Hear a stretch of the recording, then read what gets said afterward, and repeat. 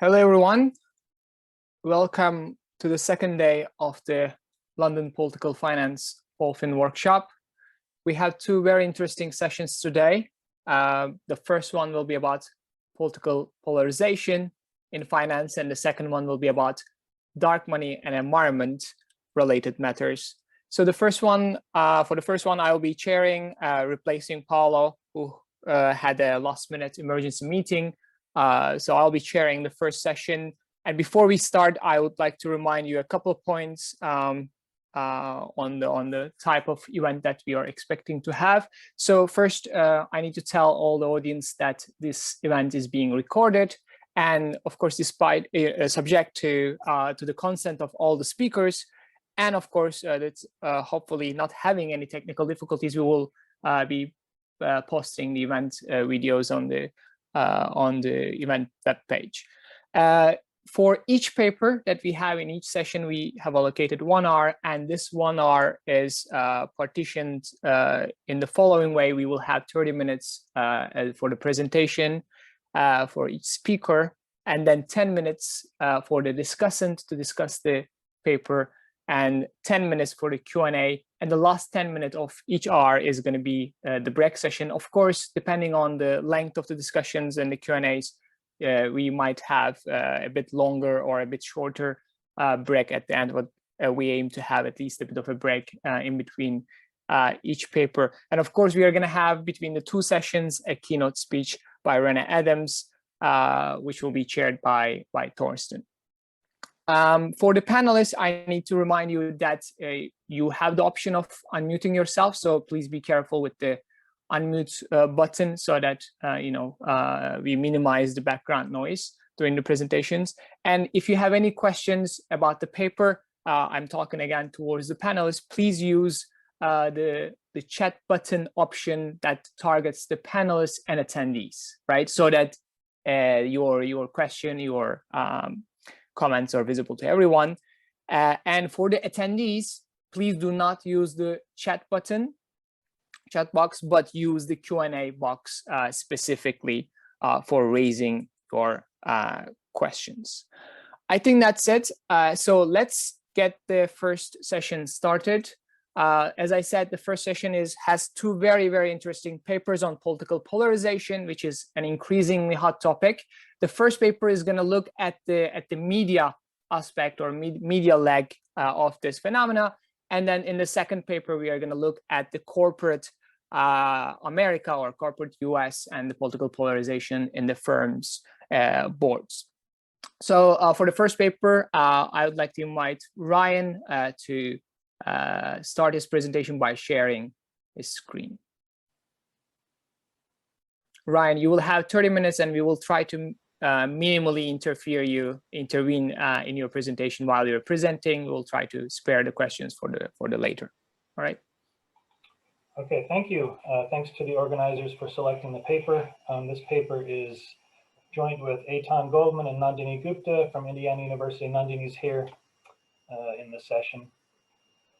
Okay, so political polarization in financial news is the title. To give an example to sort of motivate what we're doing, back in February 2020, I know it's hard to remember, back before the pandemic, Tesla had a massive stock rally. Here's how it was reported in the Wall Street Journal and the New York Times. These are the headlines. So the Wall Street Journal, and at the bottom there you can see the price graph of Tesla over a couple of years. Wall Street Journal reported Tesla rally stirs memories of past market bubbles. That was the headline. On the same day, the New York Times headline was backed by bulls and helped by bears. Tesla's stock soars. So two different headlines. If you read the articles, you'd notice that there were further differences. This is just to highlight a few things in the top of the Wall Street Journal's article. So they start off sort of positive, reporting the news itself, the hard news here. The stock price rose 14%. It surged 56% in the past week, nearly quadrupled since October. But then it sort of goes on to comparing this to a bubble, to the dot-com bubble specifically. These gains don't match fundamentals. They start quoting somebody from Cantor Fitzgerald. about the previous bubble and how this sort of looks a little bit like the previous, or at least the dot-com bubble. If you looked at the New York Times article, it's much more positive. So, you know, they're comparing this to a rocket ship, Tesla stock to a rocket ship.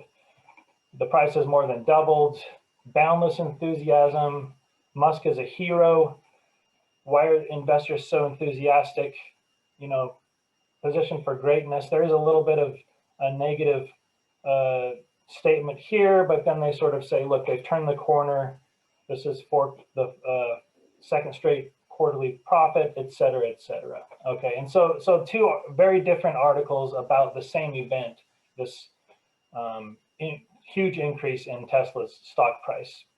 So, you know, I think without showing more evidence, I think most people would sort of understand that the Wall Street Journal and the New York Times are very different, at least politically, especially in their opinion page. But if we look at Genschow-Shapiro 2010, the slant index, which is based on the political language in the newspapers, how similar it is to the congressional record of Democrats versus Republicans. So in the vertical axis here on the right, you'll see the Wall Street Journal is what we would call more conservative, more Republican. The New York Times is down here, more Democratic in their language in terms of political language. And if you look at a reader-based rating of conservativeness, you'll see also something similar. So the Wall Street Journal and New York Times occupy opposite ends of the political spectrum in several measures. Okay, so fine. Well, 90% of political donations by Tesla employees went to the Democratic Party during this period.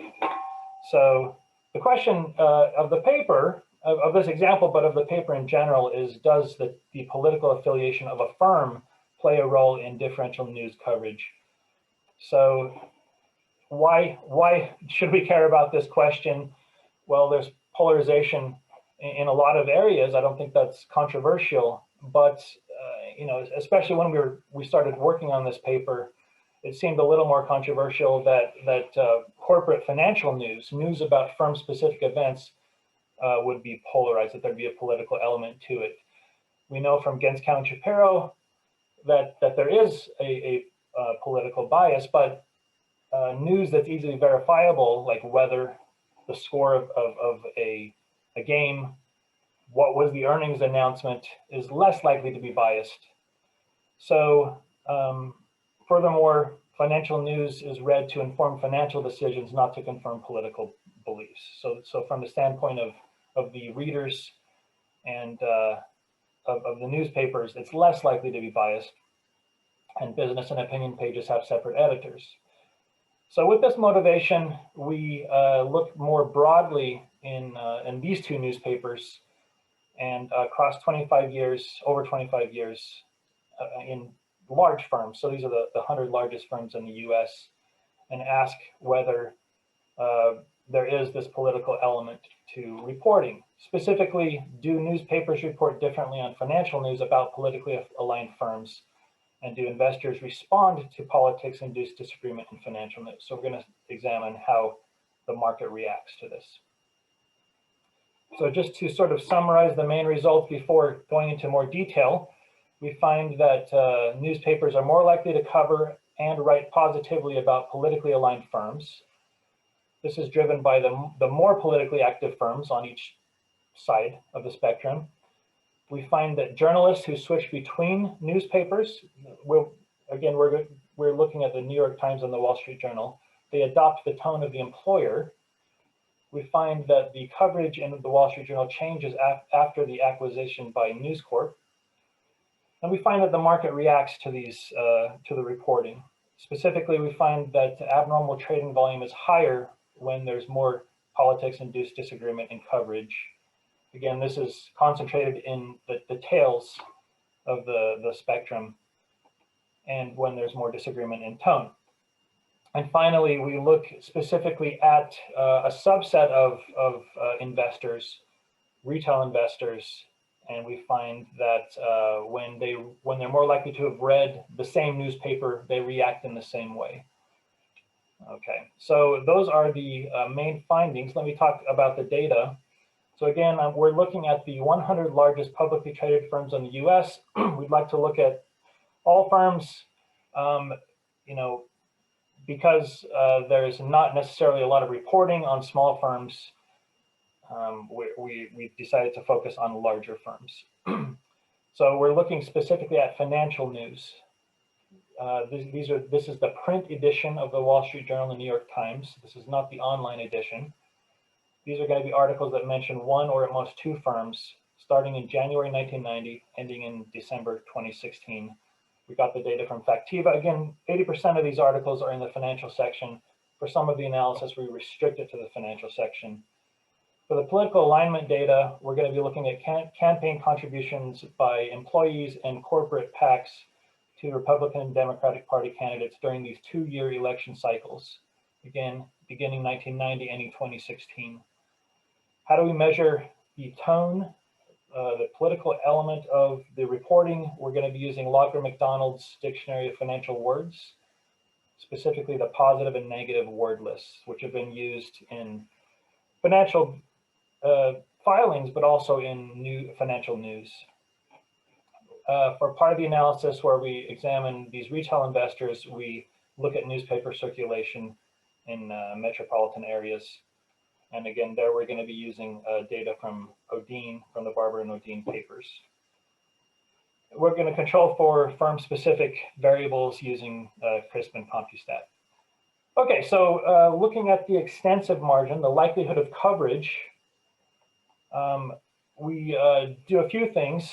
The first thing is we look at, for all articles that are published in the Wall Street Journal and New York Times about specific firms, we're going to have as the dependent variable a 1 if it's in the Wall Street Journal or 0 in the New York Times. So we're going to try to measure the relative likelihood of the article appearing in one newspaper versus the other. The key variable here will be political alignment. Again, the donations to one party versus the other. We also have a couple of dummy variables indicating that this is in the one extreme quintile versus the other. We compare coverage between two papers about the same firm at the same point in time, controlling for firm, quarter fixed effects, topic fixed effects of the article, a bunch of other control variables. Again, we're going to look at the most politically active firms. We also, as I mentioned, compare what happens before and after the acquisition of News Corp, and we're going to study the length of the article and the type of the news. So instead of just showing you a bunch of numbers, I'm going to show you some graphs here of the key variable of interest, so the coefficient on the key variable of interest. So this is the prediction of the likelihood of coverage here based on percent contributions to Republican Party on the right. You can think of Democratic on the left. So this dashed line here is the predicted, again, likelihood of coverage. Is the article likely to be in the Wall Street Journal versus the New York Times based on contributions? So you'll notice, first of all, that the Wall Street Journal publishes more articles in general than the New York Times. So for sort of any level of contribution, you're more likely to see an article in the Wall Street Journal. But it's sort of how does that change as we move left or right that we are focused on. So you'll notice as the firms become more aligned with the Wall Street Journal's politics, we see more likelihood of coverage. So they're covering more firms that are more aligned. The article length is not quite as clear. For the Wall Street Journal, it seems to be consistent with the coverage. The New York Times is sort of flat. So condition on being covered by the New York Times, it doesn't seem to matter in terms of political alignment, how long the article is. One standard deviation increase in contributions to Republicans increases likelihood of coverage by about 3% and article length by about 4%. Again, this is Wall Street Journal relative to the New York Times. And if I'm not showing it here, but if you just look at those what we're going to call top Republican, top Democratic donors, that's where it's the strongest. Second thing we do is we look at the likelihood of coverage based on the type of news, good or bad. This is problematic in some ways to do. What we're doing here is we're looking at when there is coverage by the other newspaper as an indicator of whether it's good or bad news. So we look at, for example, for the Wall Street Journal, we're going to look at when there's coverage in the New York Times, is that coverage good, positive, or negative based on the Loughran-McDonald word lists?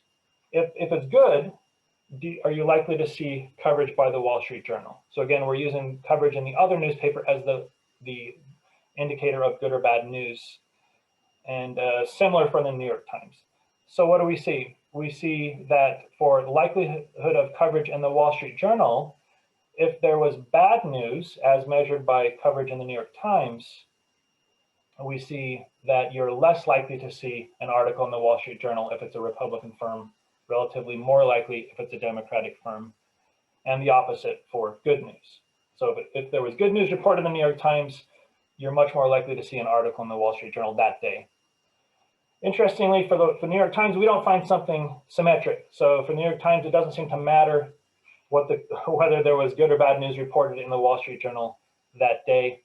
So that's a difference in the two newspapers. Economic magnitude here, 1 standard deviation increase in Republican donations for average number of negative words decreases likelihood by 12% relative to the mean. Okay, so that's the extensive margin.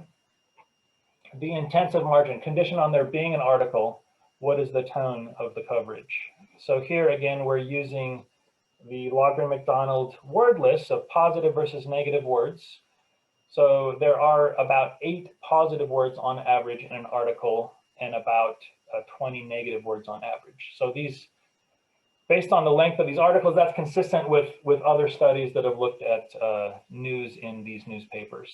So we're going to be using the percentage of positive words divided by total words, percentage of negative words divided by total words, and a measure of the difference between those two scaled by the sum of positive or negative. We're calling that third one tone in the paper, but these are, you can think of these all as measures of tone. We have a dummy variable here indicating this is coverage in the Wall Street Journal, which we're going to interact with the political alignment variable. That's the key variable here. This coefficient is the key coefficient. Again, so we have coverage in 2 newspapers at the same time. So we're going to be looking at relative differences in coverage based on political alignment. We're controlling for firm interacted with quarter and newspaper interacted with quarter. These fixed effects are going to absorb any variation in coverage due to what's happening that quarter at the firm or at the newspaper. Again, we'll look at political extremes, but what I'm going to show you here is just these, again, predicted positive versus negative or tone measures for the New York Times or the Wall Street Journal. So you'll see here on the left, positive words as we change contributions to the Republican Party or Democratic. So you'll notice here that for both the Wall Street Journal and the New York Times, you see slightly fewer positive words for more Republican firms. This could just be the nature of the types of firms and how their news is described, but it's the difference in the two that we care about. So you'll notice that the New York Times is relatively more pessimistic, that they include relatively fewer positive words for Republican firms and more positive words for Democratic words than the Wall Street Journal. For negative words, we see something consistent. New York Times reports relatively more negative words for Republican firms than the Wall Street Journal, and fewer for the Democratic firms than the Wall Street Journal. What we think is the better measure here is the difference in the two scaled by the total number of positive and negative words. It looks consistent with these two measures. So how do we interpret this? So again, there are about 8 positive words on average in an article, maybe 20 negative words. We see, for example, for the positive plot here, for a firm at the mean level of contributions to Republicans, an article published in the New York Times includes about 10% fewer positive words in the Wall Street Journal. There aren't a lot of positive or negative words in an article, but a single positive or negative word, especially early in an article or in a headline, can really affect the tone of the article. So you can completely change the meaning of an article with just a few words. So the next thing we do is we look at what happens before and after. This is sort of almost a case study here, before and after the acquisition of the Wall Street Journal by News Corp. What we find is that pre-News Corp, this is the likelihood of coverage, there wasn't much difference in whether they covered Republican versus Democratic affiliated firms. But after, we see a huge difference. So they're much more likely to write articles on Republican affiliated firms relative to Democratic firms after 2008.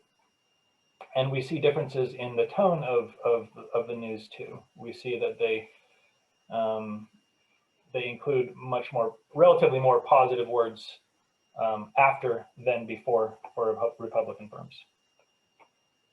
Beyond this, I mentioned that we look at what happens when a journalist switches between the two jobs. So you might think maybe this is driven by journalists selecting into a newspaper or by the preferences of the journalist. Well, what we find that if that happens, then it's either affected by the editors or they sort of change the tone of their reporting to conform with the newspaper. In other words, we throw journalists fixed effects. We look just at journalists that switch control for the topics for the firms, and we find that the results look pretty similar to what we had before.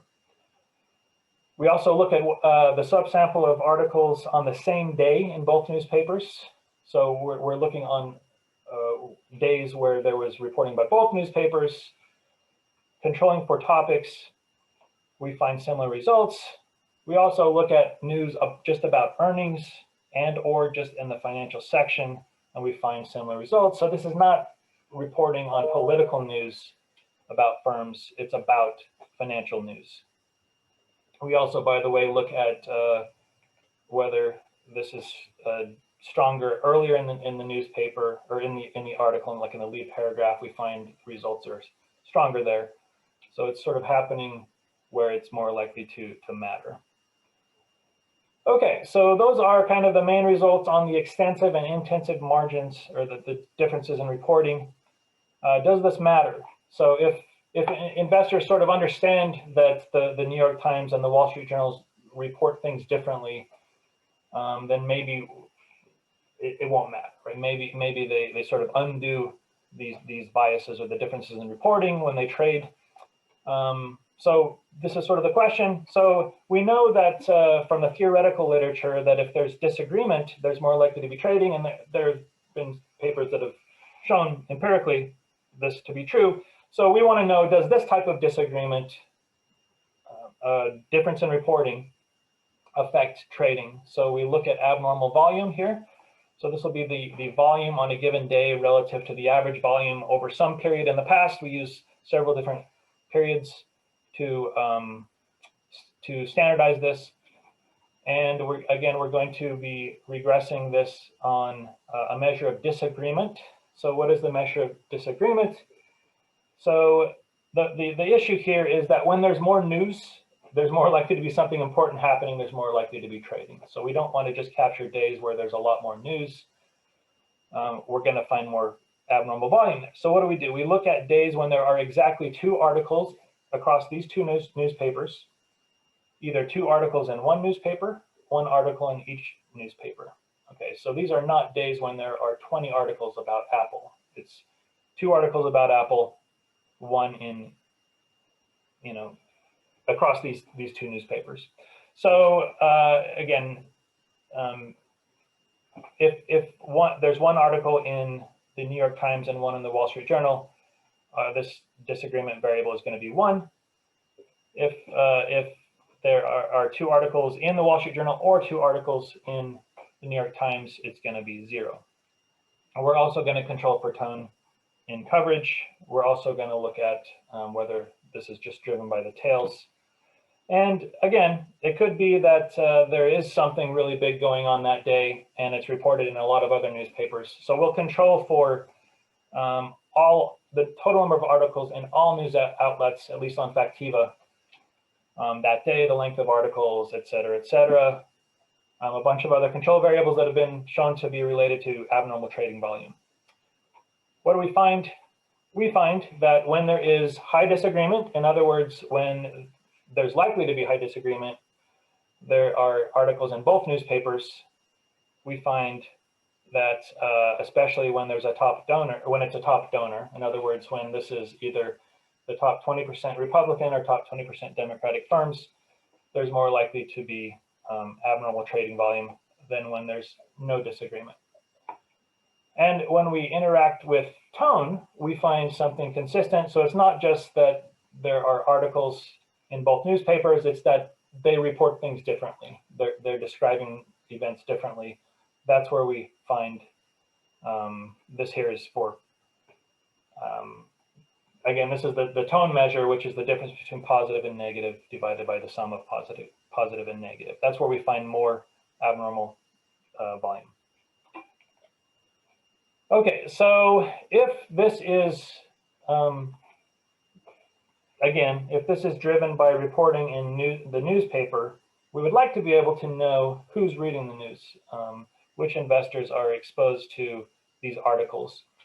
So that's a little difficult to do, but we are going to be using the data from the Barbara Modine papers, which is brokerage data from the 90s. And again, the benefit of doing that is that it was much harder to get other sources of data back then. So if these printed newspapers matter, they're especially going to matter then. So we're going to be looking at the location of a bunch of individual investors, looking at newspaper circulation data in their zip code to identify which newspaper is more likely to have been read. Okay, in some of these zip codes, there's a huge variation in circulation across the country. So the question is whether these investors who are more likely to have read the same news trade in the same way. Okay, and so what do we find? We find investors trade more in a stock.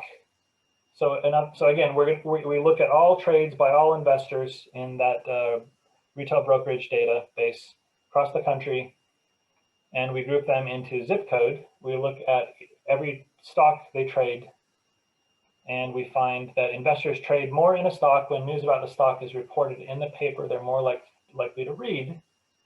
So there's an article in the Wall Street Journal, you're in Wyoming, you're more likely to trade that day than if there's an article in the New York Times and you're in Wyoming. Okay, but not only that, we find that they're also trading in the same direction. So it's not just they're trading, but they're trading in the same way. They're all buying or they're all selling. Okay, and we find that that's not affected by the other newspaper that they're not likely or less likely to have read. Okay, so just sort of to summarize, we find that newspapers cater to their readership even when covering financial news. Again, this is financial news about firm-specific events. Those are less likely to be affected by partisan politics. So we find that this politics-induced disagreement between news sources increases trading volume. We find political polarization affects trading behavior by segregating information sets of investors. Thank you. Thank you very much, Ryan. Very nice presentation and very compact and almost perfectly on time, I think. So we are going to switch to the discussion of the paper. Ruben Durante from Pompeu Fabra. Ruben, please, if you have slides, feel free to share. Absolutely. So I have 10 minutes, right? Yes. Okay, perfect. Let me know if you see my slides. Yes. Okay, perfect. So first of all, I would like to thank the organizer for having me presenting discussing this paper. I think it's extremely interesting and on a very important topic. So it was a pleasure to read, and hopefully I can provide some helpful comments for the authors. So let me just summarize this. Ryan was extremely clear, so I'm going to go very fast on the summary here. So the main question the paper is trying to tackle is it's extremely straightforward. Is do newspaper cover like-minded companies more favorably. And by like-minded means company that are closer from an ideological standpoint. The empirical setting they use to kind of address this question is by examining thousands and thousands of articles on 100 large firms in the United States that they were published in either on the Wall Street Journal, on the New York Times, between 1990 and 2016, exploring again the ideological differences between the two, the two outlets in terms of ideology, as we have seen from the graph from Gensko and Shapiro's paper. And again, as a measure of ideology for the company, for the firm, they use data on the campaign contribution. So essentially defining as more conservative those firms that give more contribution, through PAC or through their employees to the Republican, and vice versa for the Democrats. So let me tell you quickly what they find for the main question. So they basically find the Wall Street Journal writes more and longer article about the conservative firms. So firms that are more donors to the Republican than to the Democrats. They're also towards this company, there were more articles on good versus bad news, and more favorable in tone. I will come back on this. And the effect is stronger for more politically active firms, so in the top 20% of donors of either party. And the effect is not explained by journalist preferences, but it's really something about the newspaper. The paper, I think Ryan didn't have a lot of time to talk about that, but the paper also takes two additional questions that can be phrased as follows. The first one is, do difference in news coverage affect trading volume? By difference, disagreement is the right word between the two newspapers, and does exposure to different news affect investor behavior? And the authors analyze these two questions by comparing trade volume on days where there is high versus low agreement between the two papers on the coverage of a company, and also using some data from a previous period, 91, 96, they compare investors' behavior in different areas, different DMAs, where there is more circulation of the Wall Street Journal versus the New York Times.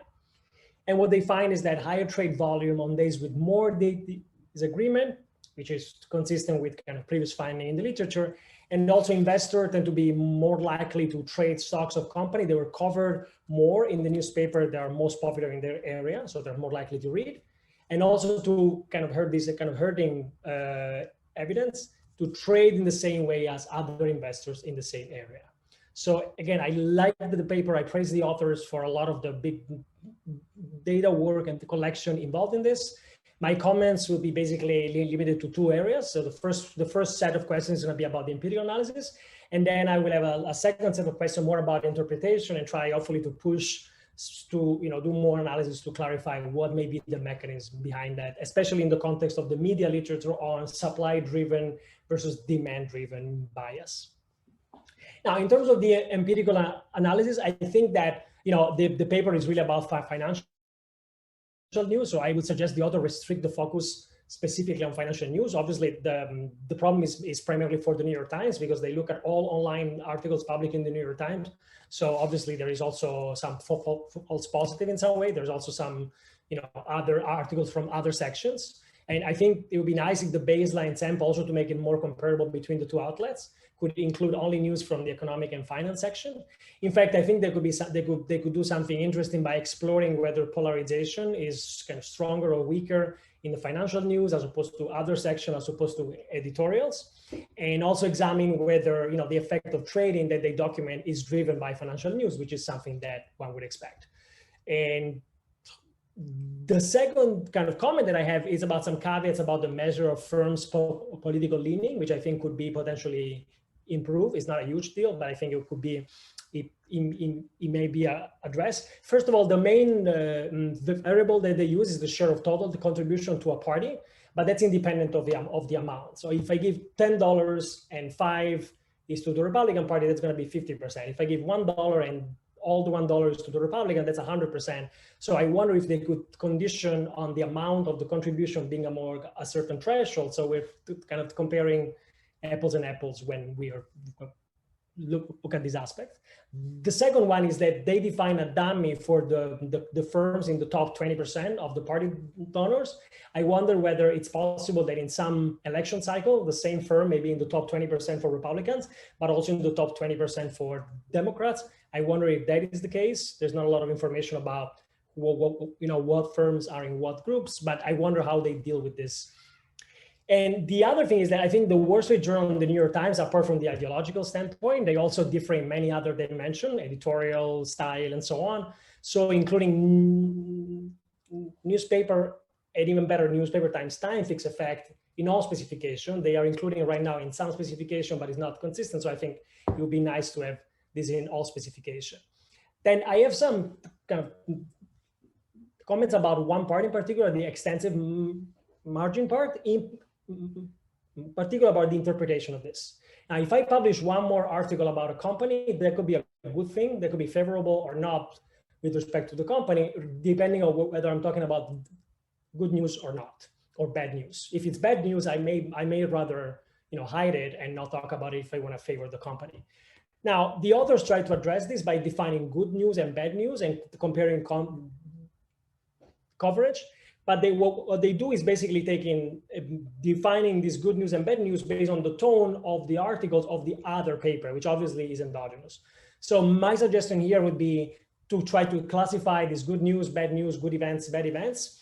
Either if you want to do something media-based, based on the tone on some other source, like AP or something more neutral, or on the type. You focus on scandals, kind of safety product recalls, layoff, executive misconduct, and so on, something that is clearly bad, so that more coverage is obviously bad, while less coverage could potentially be good. And they actually try to do that in a part of their analysis when they talk about earnings reports, which goes in the right direction. But again, even there, they don't distinguish between like a positive results, negative results, better or worse than expectations. So that could be done relatively easily. And then I have another point about the specification, which is rather than looking at individual articles, you could use newspaper times firm times quarter as your units of observation, which would be, I think, more transparent in defining your extensive margin. So you could have like a dummy equal 1 if a newspaper writes at least one article about one company in a quarter. And then you can look at the number of articles, number of words, but the extensive margin would actually be, extensive margin in that case. How much time do I have, Orkun? 1 or 2 minutes. Okay, that's fine. I'm going to skip this. I mean, something important is I would like to understand how much variation there is in political alignment within industry and over time. So I want to understand whether both political alignment and content, they vary depending on the industry. All car manufacturers are more right-wing versus left-wing. Or if you have variation, maybe you could even include industry times newspaper fixed effect, which obviously would make your analysis more kind of compelling. And then also, most important, if there is any variation, since you have 35 to 25 years, if there is any variation in political alignment for the same company over time. In that case, you can actually nail it by including, newspaper times firm fixed effect, which is very demanding, but would actually be very commenting. And then in the last, part in the last kind of time that I have, I want to talk more about the interpretation and mechanism.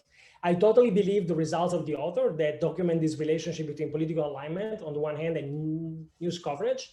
But again, when I think about what do we learn from this, what's interpretation, there are many hypotheses that are consistent with that type of correlation. The first one is the newspaper have a political agenda and they try to promote this favorable image of some companies versus others.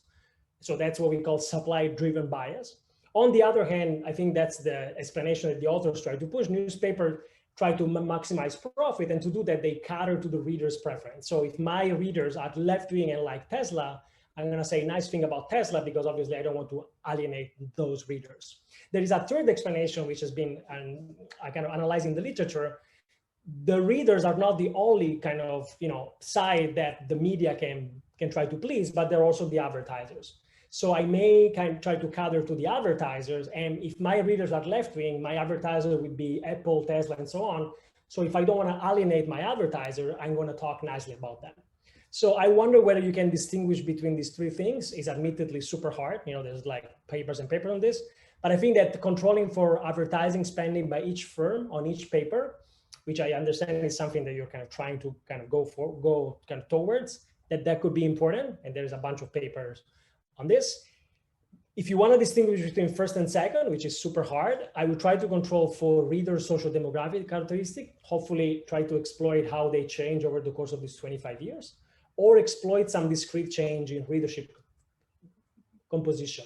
All of a sudden, if there is a change and the readers of the New York Times, Wall Street Journal turn to be more favorable to a specific company versus others, you can actually disentangle the two. And again, in general, and I conclude, I think it would benefit, the paper would benefit from having a clearer conceptual framework that takes into account the two-sided market, the two-sided nature of the media market, which, it's important here. But again, to conclude, excellent paper. I think there's a lot of kind of promising stuff. Obviously, it can be improved as every paper, but I was happy to read it, and hopefully my comments were not completely, off. Thank you very much, Ruben. And I'm going to give the floor to Ryan, maybe to respond, maybe to see his first reaction for a few minutes, and then we can gather questions from the floor. And panelists, if you have questions, please raise your hands. That'll be easier for me to see and give you the floor. Yeah, first of all, thank you. Great comments and suggestions. Really appreciate it. So a couple of points of clarification. So we do actually look only at the business section in a robustness. Maybe we should make that the main specification. Results look pretty similar, so maybe we should do that just to make it absolutely clear that this is news about financial events. For the top 20%, Democrat versus Republican, maybe we need to be a little more clear on that. So that's as a percentage of donations by the firm itself. So what percentage of their donations were to one party versus the other? We look cross-sectionally across all firms, and we sort of look at the top at one tail or the other. So you can't be both in that sense, but you could, I guess, be the way you're describing it, and perhaps that's something we should think about if you're a big important donor to both parties. Yeah, we could make sure we're using the right fixed effects in all specifications. And you talked about looking at a neutral source of good versus bad news. That's exactly what we're trying to do right now. And actually, one of the ways you described with earnings, but in a couple of other ways, I like the suggestion of looking at the AP. At one point, we looked at whether they include which AP articles they include in their newspaper, but I think maybe using events as described by the AP. I don't want to take too much time here from the Q&A, but just the last point, we haven't really taken a big stand on whether this is driven by readers or this is something that's pushed by the editorial board or whatever, the newspaper itself, or advertisers, although, as you mentioned, we are collecting data now on targeted advertising, but looking at socio-demographic characteristics, I think, is a good suggestion on sort of teasing out what's driving this. But again, thank you so much for those great comments and suggestions. Great, thank you very much, Ryan. I don't see anyone from the panelists yet, but there are a couple of questions actually that Nandini was very helpful in answering. There is one question that's still open in the Q&A box. Let me raise it. This is from Sotirios Kokas. If some of these 100 firms might have common investors, can this create a strategic convergence in their donations, some kind of a mechanical impact and bias in the intensive margin? I think this kind of complements some of the previous also questions in terms of some other types of common connections, not only for the investors, like not only in the form of ownership, but also in the form of maybe like having common board members across firms and also newspapers. Is that a concern in your setting? Yeah, I guess we want to make sure that we're controlling for other stories, other mechanisms that have been shown to affect these things. I'm not totally sure I'm not totally sure I understand the comment, but I think we can control for ownership in these firms and whether these types of links may be driving the result. I don't know, Nandini, if you have any. Nandini, would you like to add anything? Yeah, I was thinking about that question, and I mean, this is not maybe what you're after, but we do have firm fixed effects and that sort of thing to control for, fixed differences between firms. And I'm not sure why newspaper coverage would vary based on, the common ownership question. So we need to think about that a little bit more, maybe. Ruben, thanks so much for this discussion. This is super helpful. And in fact, when we presented last time at the Cavalcade, somebody pointed out also that increasingly what's become true in the media world is that advertising revenues are sort of being replaced by circulation. So again, I mean, I think it would be super interesting to sort of narrow down, is it a catering story or something else? But maybe even during our sample, this has been changing, and now circulation, catering to readers might have become more important even than the advertising story. So it would be interesting to sort of separate that out. But I wonder whether that might be, yes, as you can see, we already have 16 tables. But I wonder whether that might be something to do subsequently. But this is super helpful. Thank you so much. Right, thank you very much. Do we have any other questions from the panelists? Okay, then. Great. Thank you very much then to Ryan for presenting the paper, Nandini for helping us with answering the questions, both in the chat and the Q&A box, and Ruben for the great discussion. Thanks a lot, much appreciated. We will come back in 12 minutes after the break with the second paper of this session. So see you in a bit.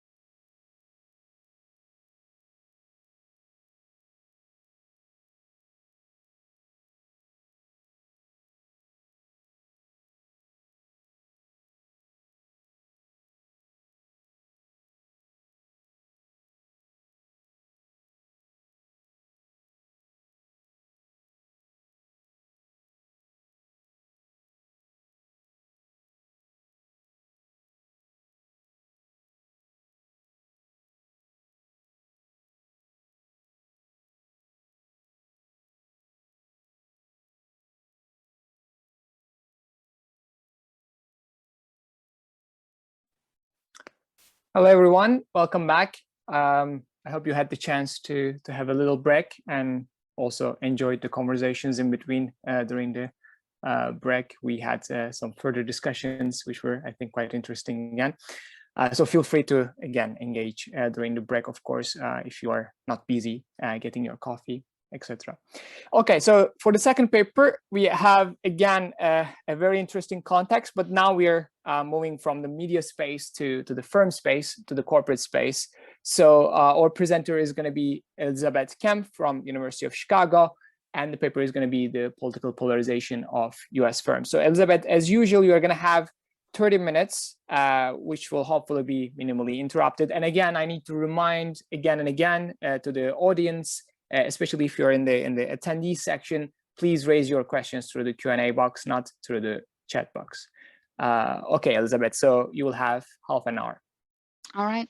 Thanks, Orkan, and thanks to all the organizers for including our paper in the program.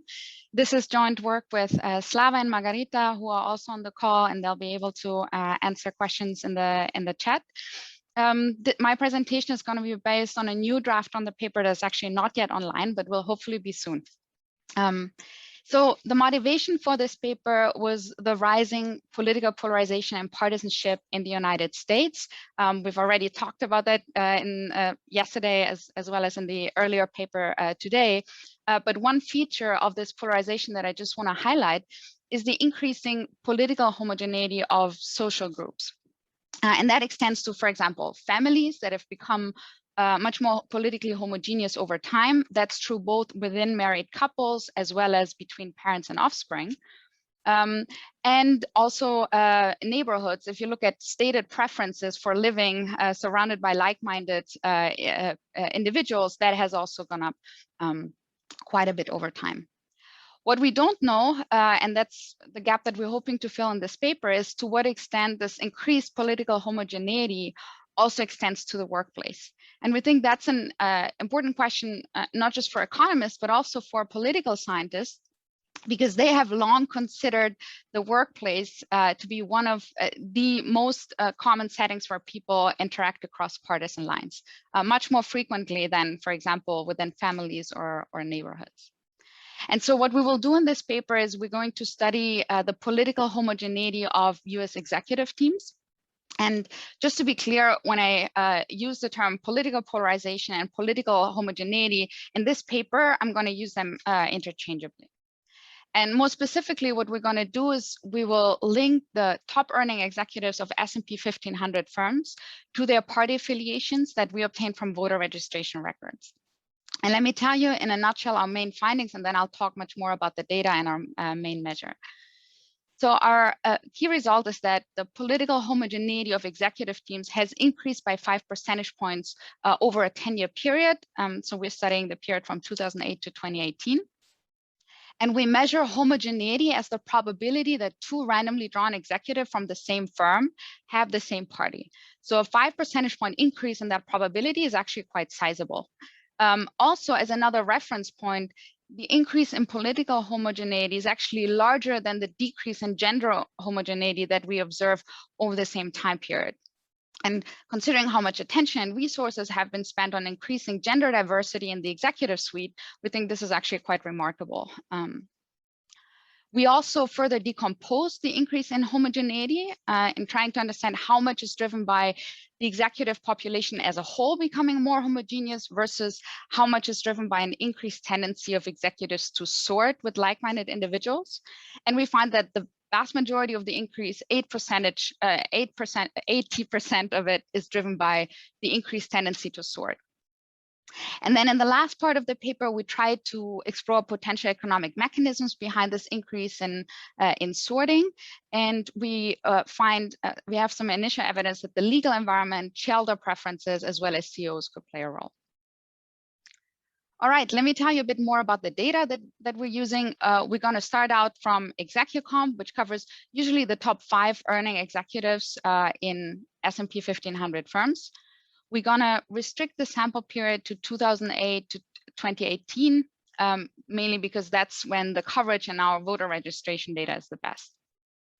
We also infer ethnicity and gender from executives' first names using APIs, and we've verified on a subset of the voter registration data that the prediction of these APIs is actually very accurate. And so ExecuComp is going to give us a list of 26,000 executives.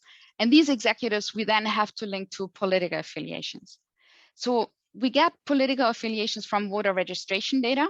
And we have 2 main criteria for the voter registration records. First of all, we need to be legally allowed to access them, and that's only true for a subset of states. And second, we want to have historical data, so a voter history. And the locations that fulfill these 2 criteria are the Bay Area and California. So there we have county level data. We have data from Colorado, Illinois, the Boston area, New York, New Jersey, New York City, North Carolina, Ohio, and Texas. So it's a good mix of red and blue areas. And 56% of executives are located in one of these states that fulfill the 2 criteria. If you're looking at a percentage of aggregate market cap, it's actually even larger. It's more than 60%. And then these records will contain the full name of each individual, the date of birth, the address, as well as the elections in which the person has voted. typically the elections covered are general, primary, and municipal elections. And party affiliation, we're going to infer as follows. In states that have party registration, such as New York, we're going to directly infer your party affiliation from your party registration status. So if you're a registered Democrat, we're going to call you a Democrat. In all other states, we're going to infer your party from primary elections. So if you voted in a Republican primary, we're going to declare you as Republican. And so our final sample, which is the intersection of executive comp and the voter registration data, we're going to be looking at 4,000 executives in 1,200 firms. So in those locations, we're talking about a match rate of 45%, which is actually comparable to what Margarita and I have found also in our earlier work on credit analysts.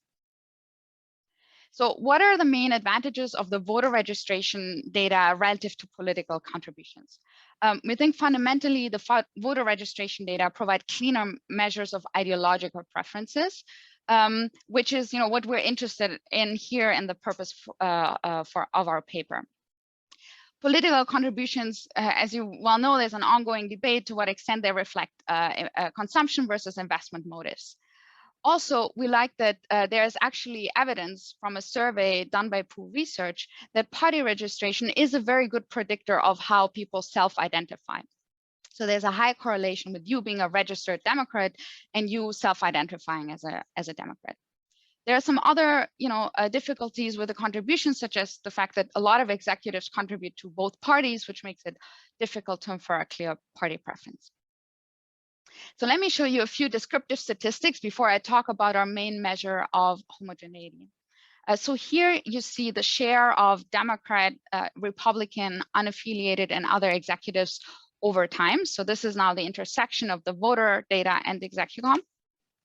And what you see is that the green bar, so the unaffiliated share, is decreasing over time.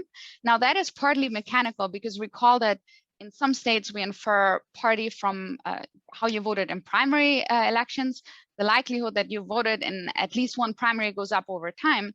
So we want to make sure that that is not driving the overall trends. And so that's why we're going to focus on just Republican and Democratic voters only for most, the largest part of the analysis. That said, if we include unaffiliated, all trends are going to be, if anything, even stronger. So this is what the shares look like once we throw out unaffiliated and other and focus just on Democrats, Republicans. And you notice two things. One is that US executives are predominantly Republican. That's actually not shocking. You see a similar distribution also when you look at contributions. What's interesting is that you see that there's even a trend towards more Republicans in the earlier part of the sample, so between 2008 and 2012. So during that period, as a whole, the executive population is becoming actually more homogeneous. Since we have both contributions and voter registration records, we can also look at how correlated they are and are there any patterns over time. And we find that they are indeed very correlated, as you might expect. So here you see the contributions made by executives who are registered Republicans. And it indeed, almost 80% of their contributions go to the Republican Party. So there is a strong correlation. And vice versa, for executives who are registered Democrats, they dominate predominantly to the Democratic Party. There is an interesting time trend, though, here. As you can see, for the Democratic executives, the share of contributions to the Democratic Party has actually increased quite a lot over time, especially between 2008 and 2016. And so that suggests that there could be a trend towards more open Democratic executives in the US executive population. All right, so now let me introduce our main measure of homogeneity. So we're gonna borrow from the literature on racial and ethnic homogeneity. And we're gonna define homogeneity as the probability that two randomly drawn executives from the same firm have the same party affiliation, meaning they're either both Republican or both Democrat. So that means that our measure of polarization for firm F in year T is going to be the share of Democratic executives squared plus the share of Republican executives squared. So it's essentially a Herfindahl index. And as I mentioned before, we're going to restrict the analysis to Republican and Democratic executives only, but we also included unaffiliated for robustness. So here is the time trend in this homogeneity measure over time. So you see that in 2008, we're starting out, and by the way, just to be clear, each dot here shows you the average homogeneity across the firms in our sample for a given calendar year. So in 2008, the average homogeneity, so the average probability that two executives from the same firm have the same party, is close to 75%. The probability can range between 0.5 to 1. So if all firms had exactly 50-50 split between Democrats and Republicans, this number would be 0.5. If all firms were, either all Democrats or all Republicans, it would be equal to 1. So we are somewhere in the middle at the start of the sample. And then you can see that there's actually a substantial increase over time. In 2018, the last year, we're actually close to 80%. Homogeneity. So that's the 5 percentage point increase that I mentioned at the beginning. You can also see which years are, this measure jumps, and these years are 2016, 2012, so years with presidential elections, as well as 2010, which was the year of the controversial Obamacare reform, where also a lot of indices of partisan conflict spiked. Then we also verify that this increase is statistically significant. So here we run a panel regression. On the left-hand side, there's going to be the homogeneity measure for firm F in year T. We're going to regress this on calendar year. And in column 1, you see this 0.5 percentage point annual increase. And over 10 years, that gives you the 5 percentage points. We can also add additional controls here. We can control, for example, for executive team homogeneity along ethnicity, gender, and age dimensions. If anything, then actually the point estimate goes up. We can also include firm fixed effects and find similar estimates, which suggest that it's not just driven by a change in the composition of firms, but even the same firm is becoming more homogeneous in its executive team. We also run a ton of robustness tests just to make sure that this trend of an increase in homogeneity is robust. I'm just going to briefly highlight a couple of them here. First, there are, of course, alternative measures of homogeneity that you can use. We've looked at them. They all give us the same result. As I mentioned also before, we can include unaffiliated executives. If anything, that's going to exacerbate the trend. We can also expand the sample and include states where we don't have voter history and we only have a snapshot. Still find the same result. And we also estimated a weighted least squares regression where we find very similar estimates, suggesting it's not just driven by small firms or large firms. It's pretty consistent across the size distribution. Although it's not the focus of our paper, I just want to show you the trends in gender and ethnic homogeneity, just to show you how remarkable actually the increase in political homogeneity is. So if you look at gender homogeneity, you find, although we're not talking about a very high level of gender homogeneity, at least the trend is going towards more diverse executive teams. And you can also see, since we from the y-axis here, that the decrease in gender homogeneity is actually smaller than the increase in political homogeneity that we see over the same time period. And also for ethnic homogeneity, we see either flat or, if anything, also a slightly negative slope coefficient here over time.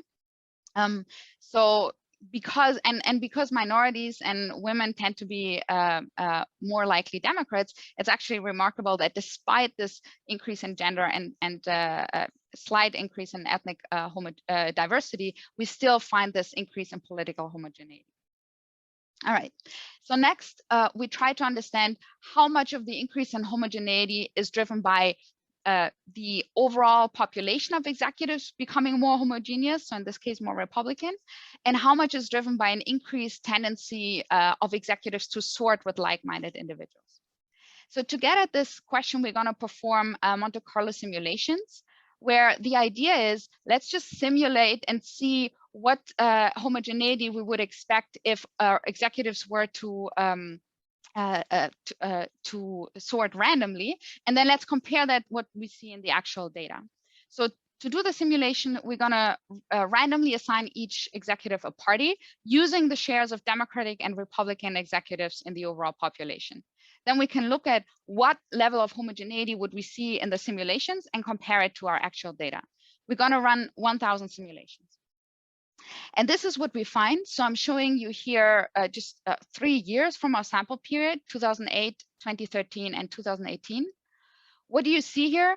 The blue bars show you the average homogeneity we see in each of these 1,000 simulations.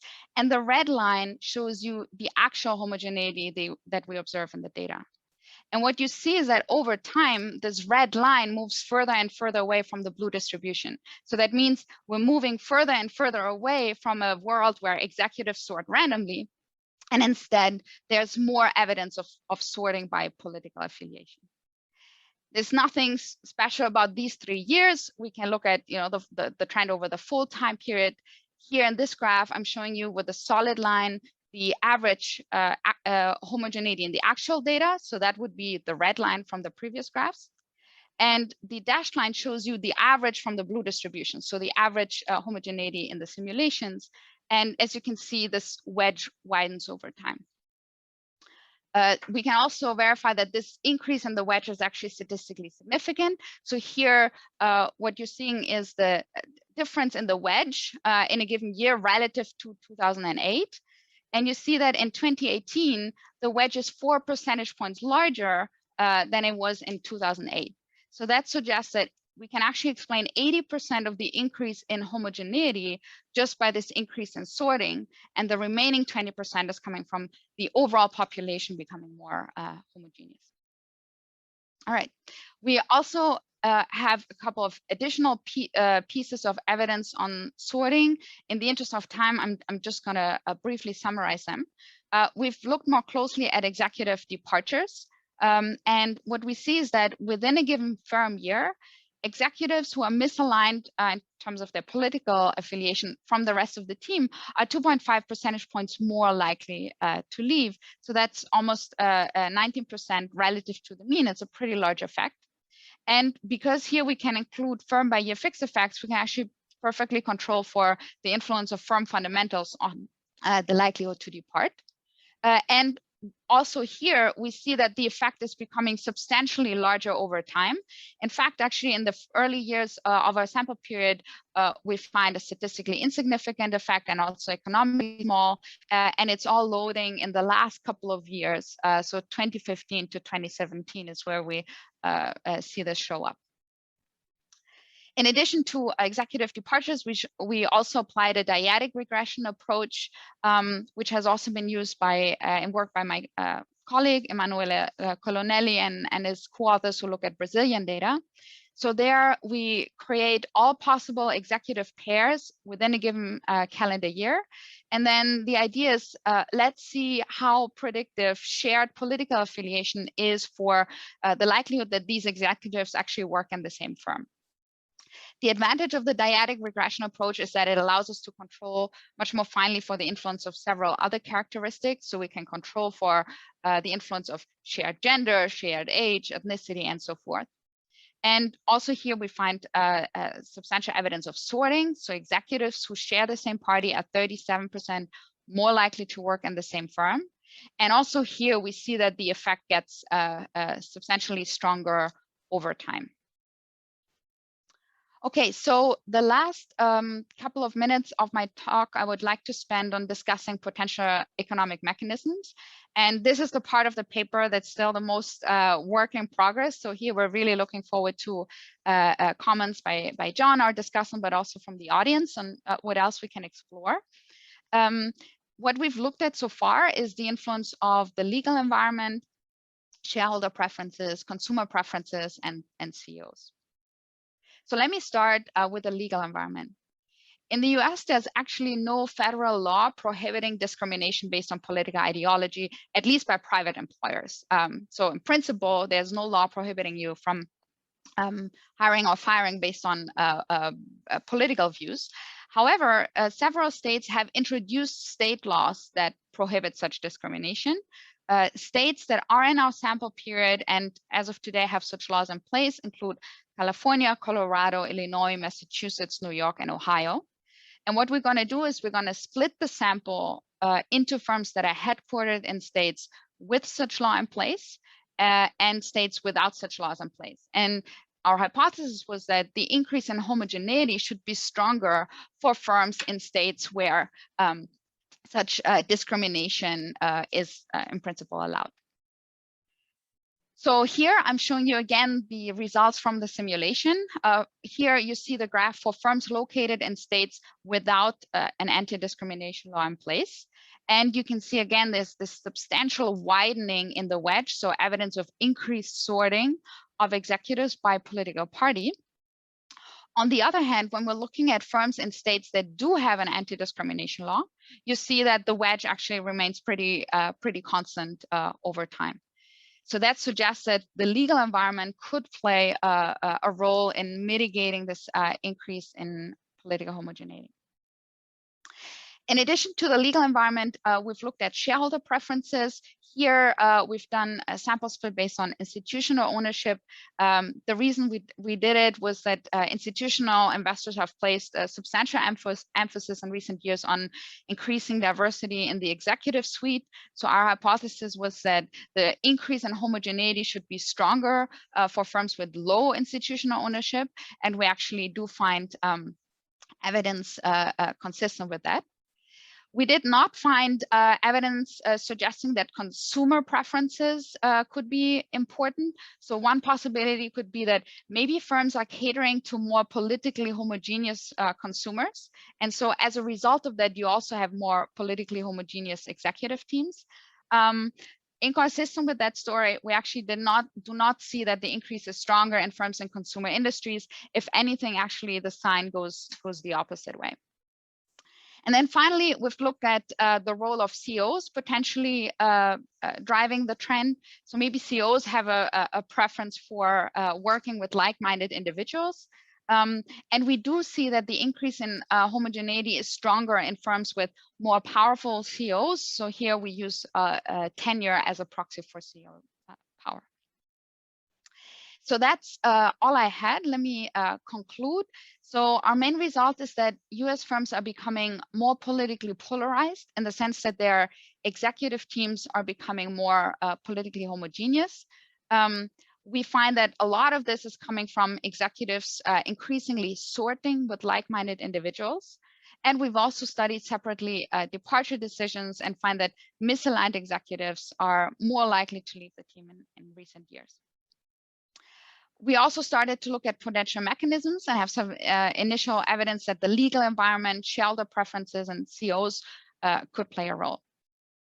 What are the implications? Well, first of all, our results suggest that the workplace offers fewer and fewer opportunities to interact across partisan lines, which is interesting because the workplace has actually long been considered by political scientists to be as one of the most the places where people interact most commonly, most frequently across partisan lines. We also see that anti-discrimination laws are mitigating this trend of increasing homogeneity.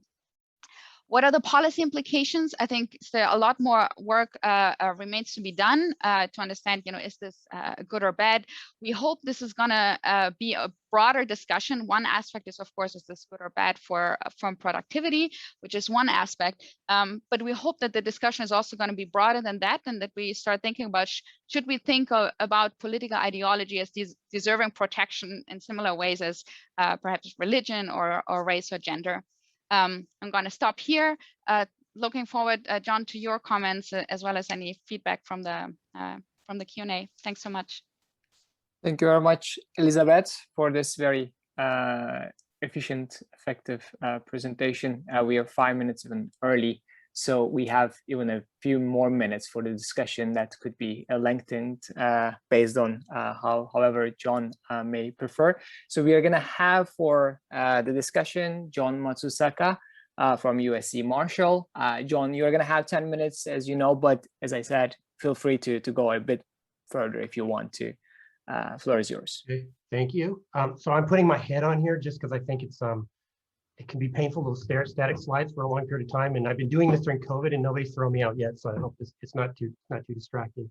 So thanks to the organizers for inviting me to discuss this and putting together a really great program, and everybody participating. It's always great as a discussant when you get to discuss a good paper, and this is a very good paper that I think Elizabeth said a good thing in her conclusion, that it's really kind of a first step opening up a broader discussion, which I think is a potentially very important discussion. So it's great in many respects. It's just a facts paper, as she said. I actually think that's a plus factor. I think that they're not doing a lot of really fancy, trying to convince you of some fancy identification strategy or something or other. And there's nothing wrong with those things, but I think a lot of science advances just on establishing basic facts, the basic parameters of what we know. And I think that's what this paper is about. And I think it's doing a reasonably good job of that. They do have some sorting things. They do have some mechanism tests in there. They do have some causal stuff. So they are looking at a bunch of other stuff. I don't want to sell it short, but I think it really is ultimately just trying to document some basic facts. So Elizabeth did a great job presenting it, and I knew she would, so I didn't even prepare any slides summarizing it. I didn't think there would be any point to going over it again. The basic finding is that there appears to be increasing homogeneity amongst the top executive teams in terms of their partisan affiliation.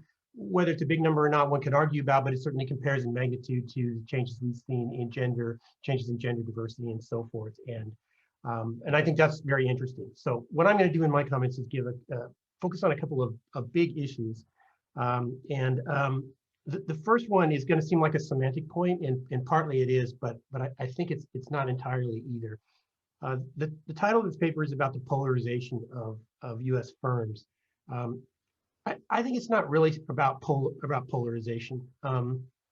I think it's about partisan diversity, actually. And again, this might seem like a semantic point, but let me walk through a little bit why I think it might be useful to think through this a little bit. So this whole discussion about polarization came out of the political science literature, and I think that still drives a large fraction of it. And there's been a lot of discussion about, what is polarization? And I think the oldest measures that we have are the old things that going back to the spatial ideology measures of Poole and Rosenthal and so forth. And people have noticed, they noticed over time a bunch of things happened with US Congress. So a lot of it started with the US Congress, and they noted a couple of things. First of all, if you look at Congress, members of Congress, their ideological positions have been dispersed out. So there's more people on the far left and more people on the far right. And that's been called divergence. And there's some small literature that suggests that's been happening amongst the general population as well. So again, this has nothing to do with partisanship per se, it's just people's ideological positions have become more extreme. Another notion that political scientists have worked on is this notion of partisan sorting, and that it used to be in the US Congress that you could go into the Democratic Party and you could find some conservatives, some moderates, and some liberals, and the same thing in the Republican Party. But nowadays you can't find that. You can't find much ideological overlap. The Republicans tend to be conservatives and the Democrats tend to be liberals, and that's also happened in the general population. So that's called partisan sorting. So the notion that the ideologies have now been carefully attached to partisanship. The third notion that political scientists have looked at in polarization, and I think that's the one this paper seems to be most interested about, is what's called affective polarization. And it's the idea that people are increasingly dislike the members of the other party. There's plenty of survey types of evidence. Democrats don't want their children to marry Republicans, and conversely, people don't want to hire people of the other party. There's a lot of circumstantial, well, more than circumstantial evidence at this point, suggesting that there may be growing antagonism toward members of the other party. So those are the ways the word has typically been used in these discussions. This paper really has no information about ideological positions. It has no information about intensity of preferences toward the other party. It doesn't really have any of the information that would let you actually look at polarization in the way that people look at it. So I think I find it a bit confusing to go in from that point of view. But I also think, leaving aside the semantic issue, I think it might distract a bit from what I think is really cool and important about the paper, because I think it's really a paper about, I'm blocking the screen. I think it's really a paper about the partisan diversity of top managements, top management team. And I think that's a super, super important issue. Those of us who are educators, which is probably 90% or more of the audience here, we have been told for decades, and I think most of us believe that in the classroom or in an environment, having different points of view around the table leads to better decisions. I think most of us are going to believe this. We're convinced of this independent of evidence. It just seems too reasonable to us. So if it were to turn out that top management teams are getting a whole bunch of like-minded people together, I think that would, on the face of it, be very concerning to us. And as Elizabeth said in her comments, we have been trying to, not we, I mean, I've been doing it, but many people have been trying to increase the diversity of all kinds of groups across a bunch of dimensions, gender, race, ethnicity, and so forth. And what's going on, though, is that interesting enough on this partisan side, something's going in the opposite direction, and that's potentially worrisome. But I think really calling this about diversity is actually the correct way to think about this, and leads to a different set of questions, or a slightly different framing. Now, I think they go back and forth. They use the word homogeneity within the paper, and I think that's great. I would use that word all the time, because I think that's what that's really about. But I think it really focuses on what are the key issues. Why do we care about this issue, and where might this paper or subsequent projects in this stream go? Well, the first one is we want to know, I think the first core one is, how does it affect team performance? So if this result holds up, it's going to start begging questions about what does this do to the performance of these organizations if they have all right-wingers or all left-wingers around the table. There's also issues about what's it going to do with other stakeholders. So what is that? So maybe it helps or hurts with your investors. So we know that investors care, at least some fraction of investors care about the diversity of the board in terms of its gender, in terms of its race, and they care about the management team as well. They care about the workforce. They may care a bit as well about the diversity of the management team ideologically or partisan-wise. It's possible customers might care. It's also possible employees might care. There's a growing amount of evidence, some statistical, most circumstantial, that suggests that employees care about the perhaps the ideological position of their company. Very progressive people want to work at progressive companies, and conversely. So perhaps the diversity of the management team has an effect on who wants to work there as well, and that could have effects. I think as we start thinking about this, then we also start asking, well, does this depend on regions? Are regions converging in different ways, like we're seeing around the country in the United States? Does it depend on industries? And I'll say a little more about that in just 1 second. So I think thinking about diversity just naturally leads us into that whole stream of research that we've been interested in about how diversity affects performance and the interactions of firms with all its stakeholders. I think there's another issue which I have lighted in gray, and I'm not going to talk about in the interest of time, which is you could also ask about diversity or homogeneity across firms. So you could ask if the economy as a whole is getting populated by a bunch of ideologically extreme firms on both ends, and what that is doing as well. Well, let me go to this other point instead, which they started to talk about, which is why this is happening, because I think this is a really important question to get into it. They have some initial evidence, which I think is very interesting, with departures, suggesting that some of it is that people seem to be going to firms that they like better. Excuse me, they tend to go to firms that have other people of the same party in their management teams. So it seems to me there's other views as well. There's another view that says, well, maybe executives are just becoming more ideological. And so they're starting to put weight on this, and they're sort of coming out in some kind of ways. There's, I think, a really interesting paper by Brockman, Ferenstein, and Malhotra in the American Journal of Political Science a couple years ago. They have really great survey data on tech executives, which is going to be a big chunk of their data because they have Bay Area and California. And tech executives are super left, surprisingly so. They're super left. They're super left on social issues. They want green policies. They want big government spending. Across the board, they're highly progressive, with one exception. They're very right-wing on one exception, and that is regulation of the tech industry. They're diehard free marketers when it comes to regulation of the tech industry, it turns out. But anyway, it's possible that execs are becoming more ideological. Now, there's another possibility, which is this is just signaling as this issue comes, as people start talking more about politics, and maybe various people care. Maybe I just attach a label to myself. I'm not changing my views or my behavior in any way. I'm just attaching a label to get along. I'm rooting for the local football team, basically, just because that's more convenient. So that's another possibility. And of course, that's a very different thing, because if that's happening, then the intellectual diversity is probably the same among the top management team. It's just that we're labeling ourselves differently, and that's probably no big deal. The last thing is that this could be, I'm wondering if this could just be mechanical, and I'm blocking myself there. But I would like to see some benchmarking information with the homogeneity with respect to the local population. Because you could well imagine, if you just drew randomly from the population, what would you get? Is it just that everybody in these areas, everybody in Silicon Valley has moved Democrats, so you're seeing more Democrats, or what have you? So I would like to see that looked at. Okay, so I'm trying to be very cognizant of time here. The other issue I want to talk about is, again, it might seem like a more minor issue, a more mechanical issue, but I think it's actually not. And this has to do with the treatment of unaffiliated voters. So I think this is a measurement paper, and good measurement is super hard to do. And as you saw with Elizabeth's presentation, they went through a whole bunch of stuff to get this data, and it's super, super hard. But there are some challenges with this. First of all, they can only identify the affiliation, the voting records of 46% of executives. So they're getting less than 3 per firm. So there's a whole bunch of missing people in here. We simply don't know more than half of these executives. On top of that, I put a quote from the paper there. They're actually throwing out all unaffiliated voters. So anybody who says they're a libertarian, or who is an independent, or declines to state, they're throwing out that people. That's another 40% of the people, according to my back of the envelope calculations.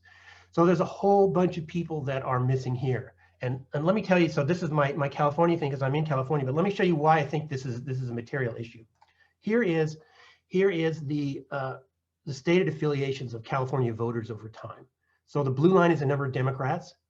And you can see that's kind of flat from 1990 to about, I don't know, 2006, and then it starts to grow. The number of registered Republicans is flat for a long time. It's been gradually creeping down. But you can see the gray line is people who are declining to state. They're independent, or they're declining to state. There's a lot of decline to states in California. And you can see that is not a sideshow. That's more than the Republicans now, and it's the fastest growing group. So if you're going to study, if you were just take a slice of time recently and you want to understand things, if you drop those guys, you're dropping a big chunk of people. But especially if you're interested in time trends, that's where all the time trend action is going on. There's a whole bunch of people in California who are like this. Now, California may be distinctive in some kind of way. I don't know that, but it is a big part of this data, and I don't think it's unique. And this makes me very concerned about deleting these people. So a couple thoughts on that. First of all, I just think that if you look at unaffiliated voters, I should have said unaffiliated executives, may contribute to diversity. So if I have a top management team of 5 Democrats, that's going to be 100% Democrat. If I had a top management team with 2 Democrats and 3 others, that's also going to be 100% Democrat. That's going to look the same in the data. But I think those might be very different in terms of the diversity, the performance, and a whole bunch of other things. And the causes of that might be very different as well. So my one suggestion would be to strike this whole notion of throwing out unaffiliated voters. I don't think it's ensuring results are not driven by changes. I think it's actually throwing out what might be potentially one of the most important parts of the story, is what's going on with all these voters. Are they signaling? Are they hiding? Are they trying to reduce the tension in the environment? What's going on? So my one suggestion would be, this isn't something wrong with what they've done, but I think they're missing a great opportunity to expand out the analysis in a significant way, because especially in this environment, and I think we've all felt it as well, is that one might be increasingly hesitant to even reveal who one voted for in the last presidential election. And in our circles, heaven forbid you voted for Trump, you would probably never say that. So I think this notion that executives might not want to say what they're going to do could be an important part of the story, and we don't know exactly what that would do. So let me end with that. I might have gone a couple minutes over. Again, this is really important. Just the basic facts are super important here, and I think if they can nail that down, that in itself is something. But this is raising all kinds of great questions, and clearly they're not done with this. They're going to keep churning away at this, and I think we're going to get at some very important issues about what's happening in the way politics is spilling over into the governance of corporations. So thank you. Super, thanks, John. It was a very nice discussion, and I think Elizabeth can take the floor for a few minutes, maybe for reacting to your comments. Yeah, I mean, John, thanks so much for a really thoughtful discussion and a lot of food for thought and future work. I just want to get back on the issue on the unaffiliated voters. You're right, they're representing a significant chunk of executives. We've gone back and forth whether we should do the main analysis with or without. We ended up excluding them because if anything, actually they're exacerbating the trend. And the main reason was, because in the states where we infer party affiliation from primaries, that will their share where the share of unaffiliated executives is mechanically going to go down over time. But we can certainly do more on particularly the states with party registration where we don't have that problem and see what happens if we're including unaffiliated voters. So right now, by including unaffiliated voters, where you would see a higher level of diversity, but the trend actually is going to be even exacerbated when it comes to the change in homogeneity.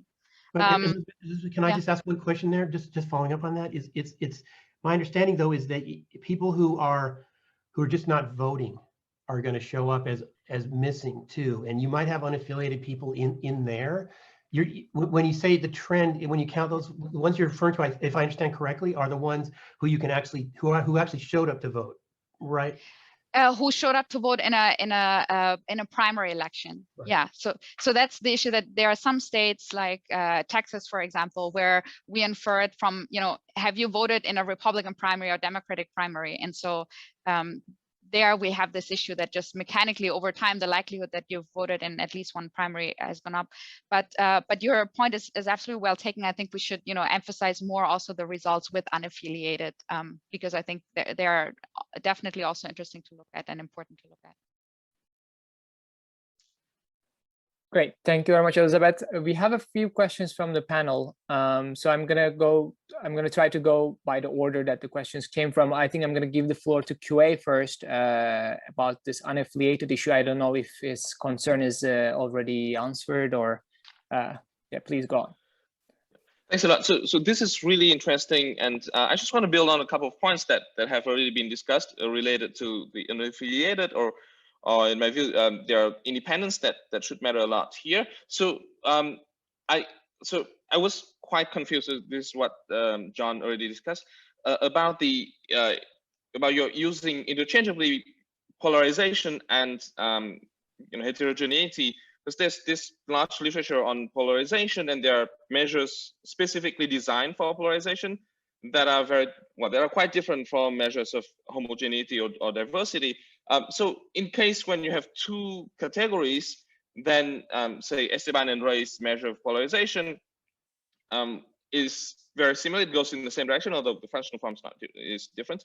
But as soon as you introduce the third category, then it could be quite different, especially when the change, as John suggested, when the change in the middle category drives a lot of the data, then you could have opposite movements between the measure of polarization and the measure of diversity. So I'm quite curious as to what happens if you include those unaffiliated or independent category. Yeah. So I mean, as I mentioned, we have it, in the appendix. We show the trends, including unaffiliated. If anything, that actually exacerbates the trend. We've also looked at alternative measures of homogeneity, because as you pointed out, there are quite a few of them in the literature. And then, finally, I just want to get to that point.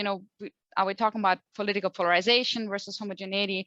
There is a subset of the political science literature that does look at homogeneity of social groups and considers that part of the broader phenomenon of political polarization. It could be it could be a result of this rise in effective polarization. So because we're feeling more strongly about people from the other team, we also end up marrying them. Our kids end up having similar political views, and we end up working with people who have similar political views. So I do think it kind of contributes to that broader debate on political polarization, but we're definitely looking at one particular feature, which is this homogeneity of teams. Great, thank you very much. Anat had a point early on. I'm not sure if she would like to raise that about fitting in versus sorting. How much of this story is complying with those two alternatives? Anat, would you like to raise that, or are you happy with the? Okay, maybe she's not there. We can switch to Luigi. I think I can see his hand. Luigi, would you like to ask your question? Yes, please. So first of all, the paper is very interesting. And one idea is maybe the cost of showing that you're different has increased over time. In instance, try to be a Trump supporter at a faculty meeting or a faculty lounge, and you will see the kind of cost that you pay. So one question is it possible that rather than real polarization, you have measured polarization? Because if somebody is in favor of Trump in a very blue firm, is gonna not show it, not register, not show in any possible form or shape, versus in the past, he wasn't afraid of showing it. And in this respect, I think that this might be subjective, but I think that the cost of being Republican in a Democratic firm has increased much more than the cost of being Democrat in a Republican firm. And so I've not seen this distinction, but it will be interesting to see if you start from firms that were predominantly Republican and predominantly Democrat at the beginning of the sample, do you see this homogenization going faster in one group versus the other?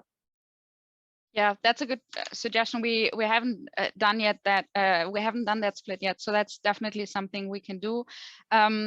We do also see that there is, it's not the bulk of the effect, but there is also something, a bit of the effect is coming from within person changes. So we do see a little bit of assimilation in political views when executives join a team that has, a different ideological mix. It's a smaller part, but it's still there. So we could explore that further, because that could also suggest, that this cost that you're mentioning of being different could be driving also this increase in this assimilation. Thanks for the suggestion, Luigi. I will, Elizabeth, I will just quickly add, John, thanks for fantastic discussion. And Luigi, to your question, we also look at, again, Elizabeth presented it, we'll look at departure decisions. And we do find that people who are not in line with the majority of the team are more likely to leave the executive team, which suggests that it's probably not just related in yourself as maybe hidden Trump support or hidden, I don't know what. People are really making real decisions in within executive teams based on these differences. We of course need to do more to quantify how big it is, how big of the fraction is it of the overall trend, but it is taking place. But again, is that likelihood of departure larger if you start from a predominantly Democratic firm versus Republican firms? We need to do it. Yeah, that's an excellent suggestion. Yes, we can do it. Thank you very much. Anat is, I think, back for her question. Anat? Actually, my point was very similar to Luigi's, which was really about, the mechanism and whether if you can observe any kind of changes in affiliation as somebody wants to join a particular team, or it could be the trend of becoming independent. So anything about the sort of process by which whether the firm is choosing somebody pre-existing affiliation or somebody as they are being considered for a job wants to fit in and wants to change party affiliation, because you don't have to change your voting if you join a party. It's just a public signal, but it can easily be made into a noisy signal. Just one other quick thing, as you continue this debate, there is now a huge issue around political statements by firms and by voting rights and other things. So just for the future, as this trend evolves about whether firms opine on political things, all of these issues will become much trickier. They are becoming. I know this from discussions at my business school about executives being confused about pressures from customers to opine and all these other things. So I think the entire idea of the political views of corporations or of executives and how they play as political players is going to be a big agenda for all of us. Yeah, thanks so much, Anna. These are great suggestions. So we can definitely explore more action and changes in affiliation. can try to see also that we haven't done what happens. Do we see any patterns prior to them joining the team? So far we've looked at their affiliation as of the time that they are joining, not so much what happened before, but that's definitely something we can add. Great. Maybe as a last point before the break, Ruben, you had a few points. I don't know if you're happy with the discussion where they answered. Yes, in part, yes. I only wanted to point out that but maybe it's completely not important. Huh? But I'm thinking if I have to move to a company, I guess I have to join the company and move to the place where the HQ is located. And it may not be something about the ideological makeup of the other executive, but really of the area, because I have to go live there, I have to bring my kids and so on and so forth. And maybe if 99% of them are Republican, I may not feel completely comfortable. So I wonder, could you, I mean, I guess the firm times year fixed effect should capture that. No, but I still wondering whether you could have a regression of ideological polarization of the executives and ideological polarization of the location of the HQ, and just see whether there is a correlation there or it's completely orthogonal. But again, most likely it's irrelevant. Yeah, so you're right so in the executive departure analysis, we can control for that also in this dyadic approach. But in the simulations, we do see that a lot of the sorting is also happening at the geographical level. It's exactly as you have in mind. So part of this increase in sorting is indeed coming from certain locations becoming more blue and certain locations becoming more red in terms of the executive population in that area.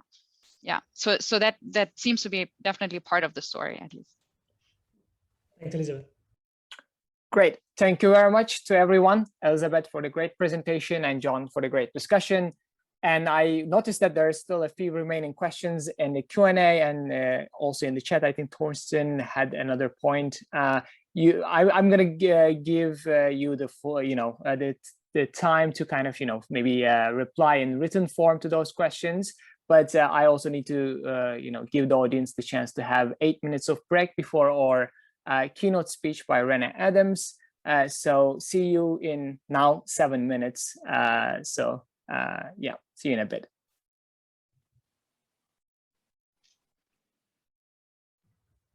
Elizabeth, I'm sorry.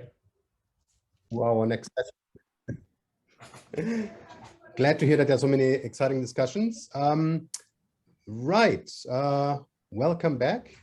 I'm Torsten Beck. I'm going to chair the keynote speech now and then the following session. And I'm very happy to welcome Renée Adams, who is a professor of finance at the Said Business School, Oxford University, with a focus, and I'm reading from her website, with a focus on gender research and corporate governance. But of course, Renée, as we all know, has done lots of works at the intersection of economics, finance, management, and so on. I think she's also you're also in department, how do you call it? Department editor at the management science, I think, right? At the for finance.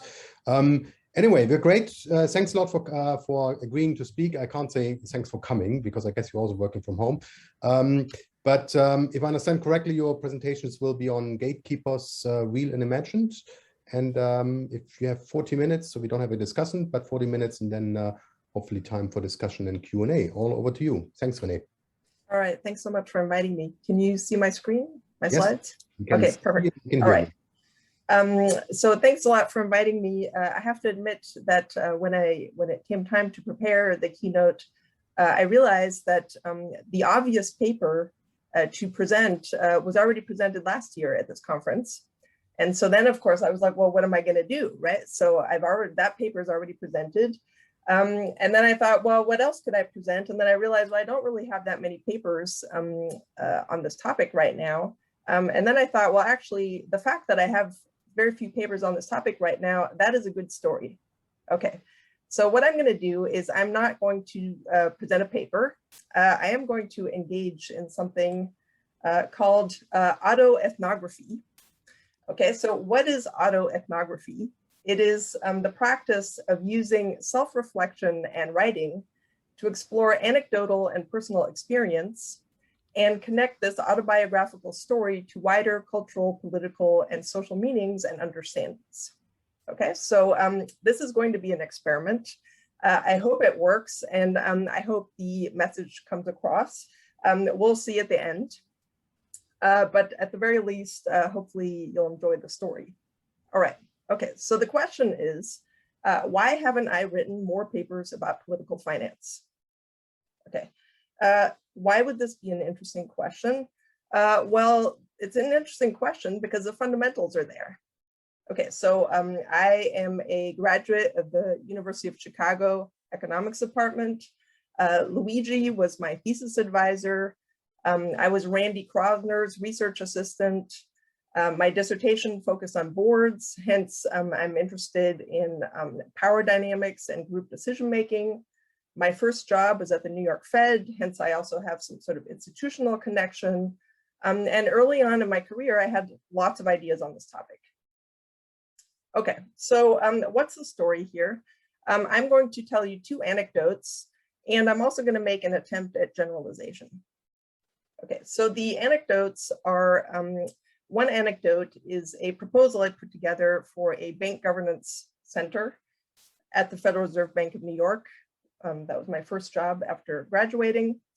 The second anecdote is my experience trying to publish a paper about the Federal Reserve System. And my attempt at generalization will come from the 2021 climate survey of the American Finance Association.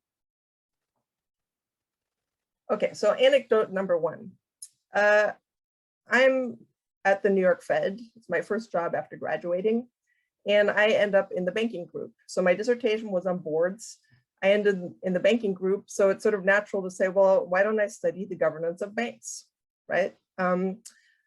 I look at the literature, I say, well, there's not that much written on the governance of banks. And one problem is that there's very little data, right? So people haven't collected this data. So what we need is we need to get more data. And particularly if you're at a Fed, you notice that there's a disconnect between sort of the vast amounts of data that is collected on banks at every level except for the top, right? So there's very little data on decision makers at banks, but a lot of data on every other aspect of banks, right? So I'm at the Fed and I'm like, well, this makes no sense, right? Because who cares what the capital adequacy XYZ is if you don't know who's making the decisions, right? So my colleague and I, we put together a proposal to establish a bank governance center at the New York Fed. And I'll just read you a couple of lines that come verbatim from the proposal. So it would update data on the governance of banks collected for banking supervision. It would provide the data to researchers interested in studying the governance of banks. It would collect material on corporate governance standards and relevant regulations. It would act as a reference library on governance within the bank. And this is one of my favorites. It would enhance the ability of the research and market analysis group to respond to client requests concerning governance if the need arises. An example of a question that the center could look at is, how does the design of top executive compensation in banks with insufficient capital adequacy affect risk-taking by management? And finally, it would increase confidence in the bank's expertise within the business and banking communities. Okay, so this was a proposal in 2001. Let me just make one point, that if they had accepted the proposal, this could have been an extremely valuable resource when the financial crisis hit, right? So what was one of the key issues that came up in the financial crisis? People were talking about governance, but we had no data on governance. We had no research on bank governance. So there's a big deficiency in the literature. Okay, all right, so the proposal was denied, hence no resources for collecting data. So I would argue that was bad for the Fed, but initially I thought it was bad for me, but sometimes constraints are good, right? So what happened? I had no money, so I had to hand collect my own data. So here we get to anecdote number 2. So if you study governance, if you study boards, one thing that you always do is you collect data. If you're looking at individual directors, you collect data not only on who is on the board, but also what other directorships that director has. Okay. And I was collecting data on bank directors, and I was also collecting data on which other directorships these bank directors had. And I noticed a pattern.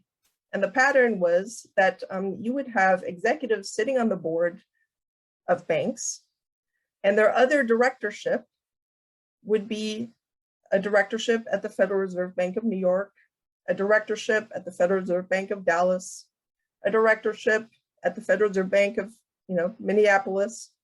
And so at some point I was like, well, this is sort of interesting, because here you have these bankers, they sit on their own board, but they also sit on the board of a Fed. So I'm at a Fed and I'm like, well, the Fed is responsible for supervising banks, right?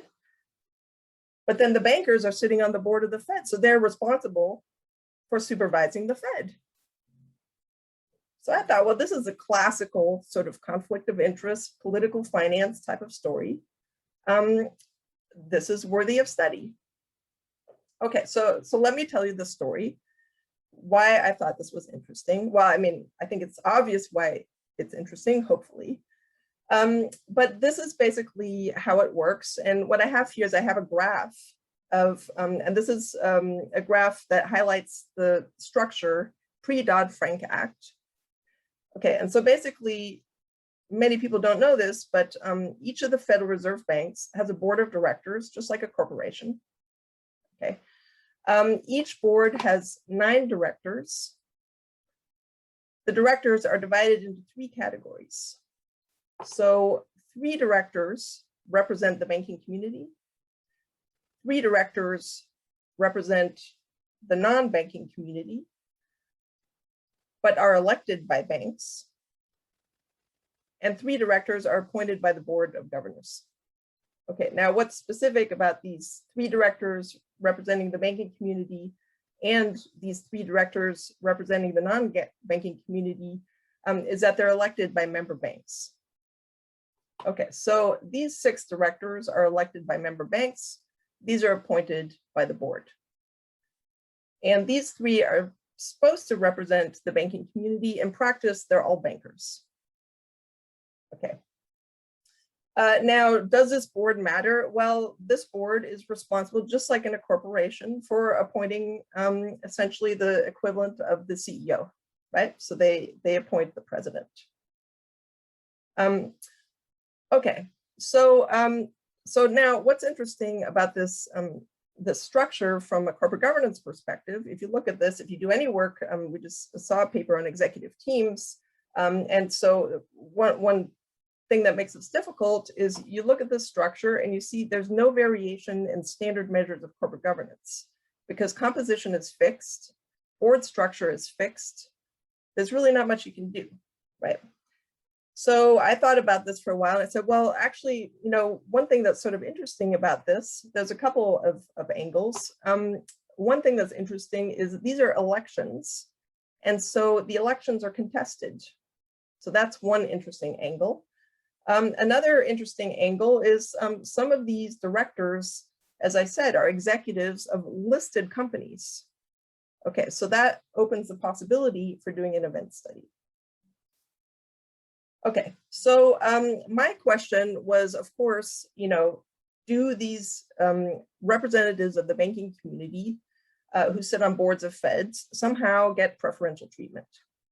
And in particular, you can think of 2 sources of preferential treatments, information and supervisory leniency. Okay. So I went out, this was not an easy project, right? I hand collected data on the boards of Fed banks. I hand collected data on, I got data on all these elections. There's many documents that are involved. I obtained these documents from the different Feds.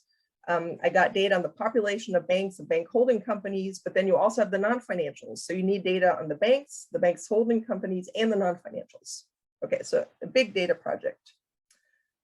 Version 1 of the paper asked, how contested are elections? Out of the population of banks, which banks are represented on the boards of Feds?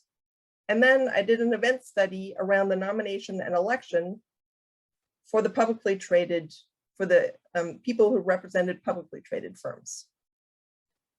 Okay, so the results, Class A elections are more contested than Class B. So Class A represent the banking community, Class B don't. So what does that suggest? Being a banker on the board of a Fed is more valuable than being a non-banker to the banks. Large banks are more likely to be represented on the board. And there was a positive stock price reaction to the election, but only for the Class A directors. So for the Class B directors, it was negative. So the market reacts positively. For example, if Jamie Dimon is elected to the board of the New York Fed, you know, JP Morgan's stock price increases, but not, for example, if Jack Welch is elected to the board of the Fed. Okay, so what does that suggest? Well, the market views this as a positive signal for the banks. So I wrote the paper and I was like, wow, this is going to be my career paper. It has all the hallmarks of an important paper that I would tell my students. So first, there was very little literature, right? So you have potential to write something new. Second, you know, if you think about impact, I was like, well, it's about the Fed, right? And so there's possibility for institutional change. You know, it's an interesting question because there's this trade-off between potential, you know, you could argue the answer wasn't obvious, right? You could argue either way. Maybe it's good, maybe it's bad. Okay, so, but nobody seemed to care. So I'm like, well, maybe I should, you know, I shelved the paper. So I wrote the first version in 2001. I shelved the paper. Then the financial crisis happened. And there were lots of stories about sort of, you know, people sitting on the board of the New York Fed who were, you know, there was a representative of Goldman Sachs sitting on the board of the New York Fed during the financial crisis. And there were numerous scandals that were discussed in the media. So I was like, well, now is the time to update my paper. So I go out, I update the paper. This involved filing a Freedom of Information Act request, a lot of hand collection of data, you know, so, okay, I update the paper and updating the paper basically allowed me to compare the stock price reaction to being elected to the board of a Fed before the crisis and during the crisis. What did I find? There was a more positive stock price reaction when you're elected to the board of a Fed during the crisis if you are representing a bank. Okay, so I think, well, you know, maybe I'm onto something here, right? This seems sort of interesting, right? I submit to the JFE. The referee, so paper was rejected.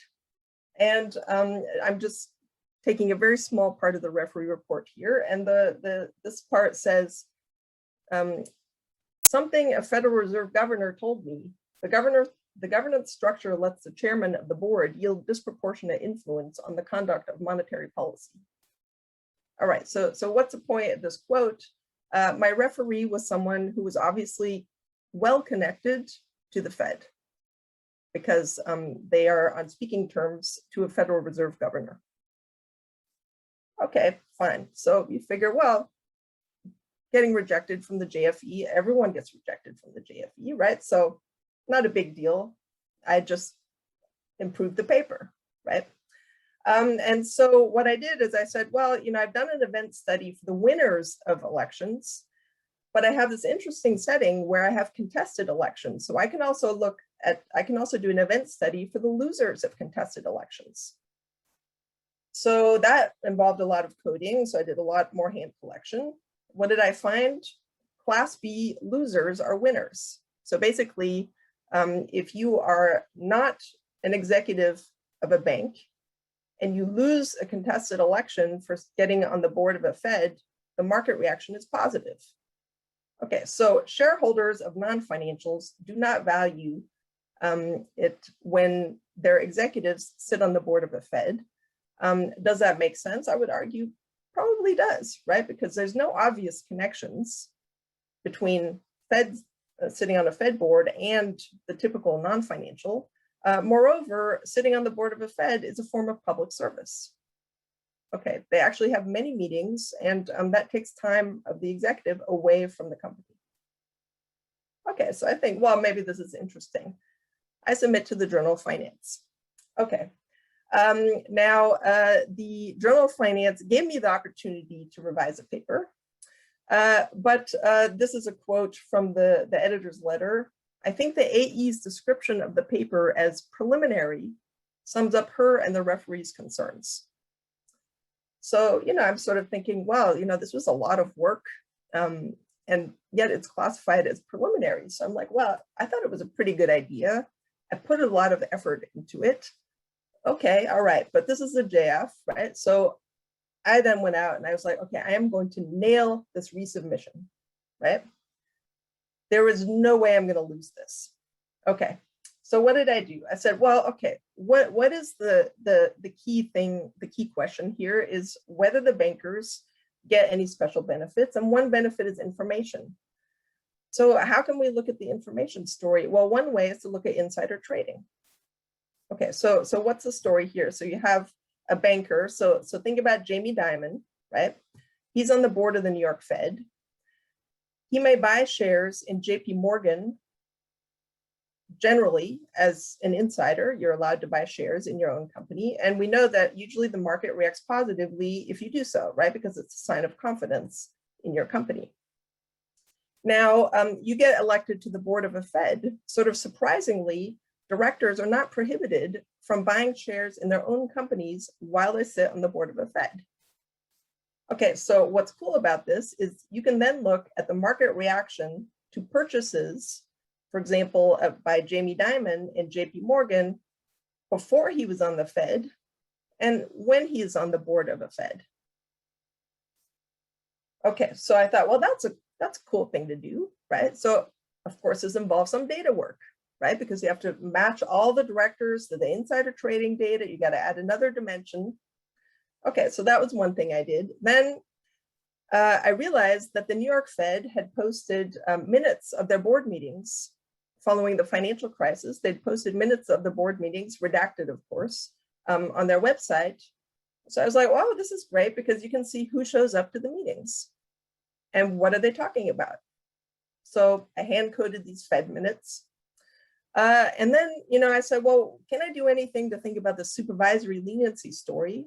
And so I got a bunch of data on enforcement actions. Also involved a lot of hand coding. And then, the obvious question that people always said is they said, well, the pushback was always this idea that there's a positive market reaction when the executive is elected to the board of a Fed. Does that reflect a benefit to the firm, or does it somehow, is it a sign of credibility of the executive? Okay, I always thought, well, like if Jamie Dimon is elected to the board of a Fed, is that really a sign that he's better than the market thought he was? Seems a bit unlikely to me, but of course you have to prove or find a way of lending credibility to the argument that there could be a special benefit. And so what I had noticed when hand coding the data is that many of the directors who represented the banking industry were also at the same time in the leadership of the American Banking Association, which, as we know, is the biggest lobbying group for the Banking Association, right? So this is a major lobbyer for the Banking Association. And so my argument was, well, they already are credible people if they're in the leadership of the American Banking Association, because the banking community has elected them to lead, to be part of the governance of the American Banking Association. So there should not be an additional reputational signal when they are also elected to the board of a Fed, right? Because like, what more do you want? How much more credible can we believe these people are? All right, so I got data on the American Banking Association leadership. Okay, so what were my results? Well, so bank director trades are more informative when the director sits on the board of a Fed, right? So if we think about Jamie Dimon, if he buys shares in JP Morgan, the market reacts more positively when he's on the board of the New York Fed than when he's not on the board of the New York Fed. Okay, so same person, same company. The only difference is whether you sit on the board of the Fed. I also showed that bankers are much more likely to show up to New York Fed board meetings that discuss the financial sector. I thought, wow, that's at least indicative that they're showing up when it's about something that concerns them. And then I also showed that you are much more likely to be elected to the board of a Fed if you were also among the leadership of the biggest lobbying association for the banking community, which is the American Banking Association. Okay, so I send the paper back to the JF.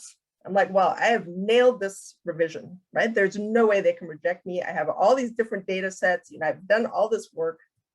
Okay, anyhow, the editor sends the paper to a new referee and rejects the paper based on this referee report. And let me just read you a little bit from this referee report.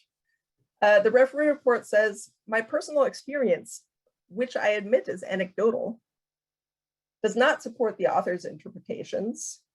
There are more convincing explanations for nearly all of the author's results. The author has not proposed a persuasive identification strategy, et cetera, et cetera. And then here's the key point. As someone who has substantial experience at the Fed, most of my career has been spent at a research department at one of the regional Feds, and I've attended board meetings and pre-FOMC meetings of our bank's president, et cetera, et cetera, et cetera.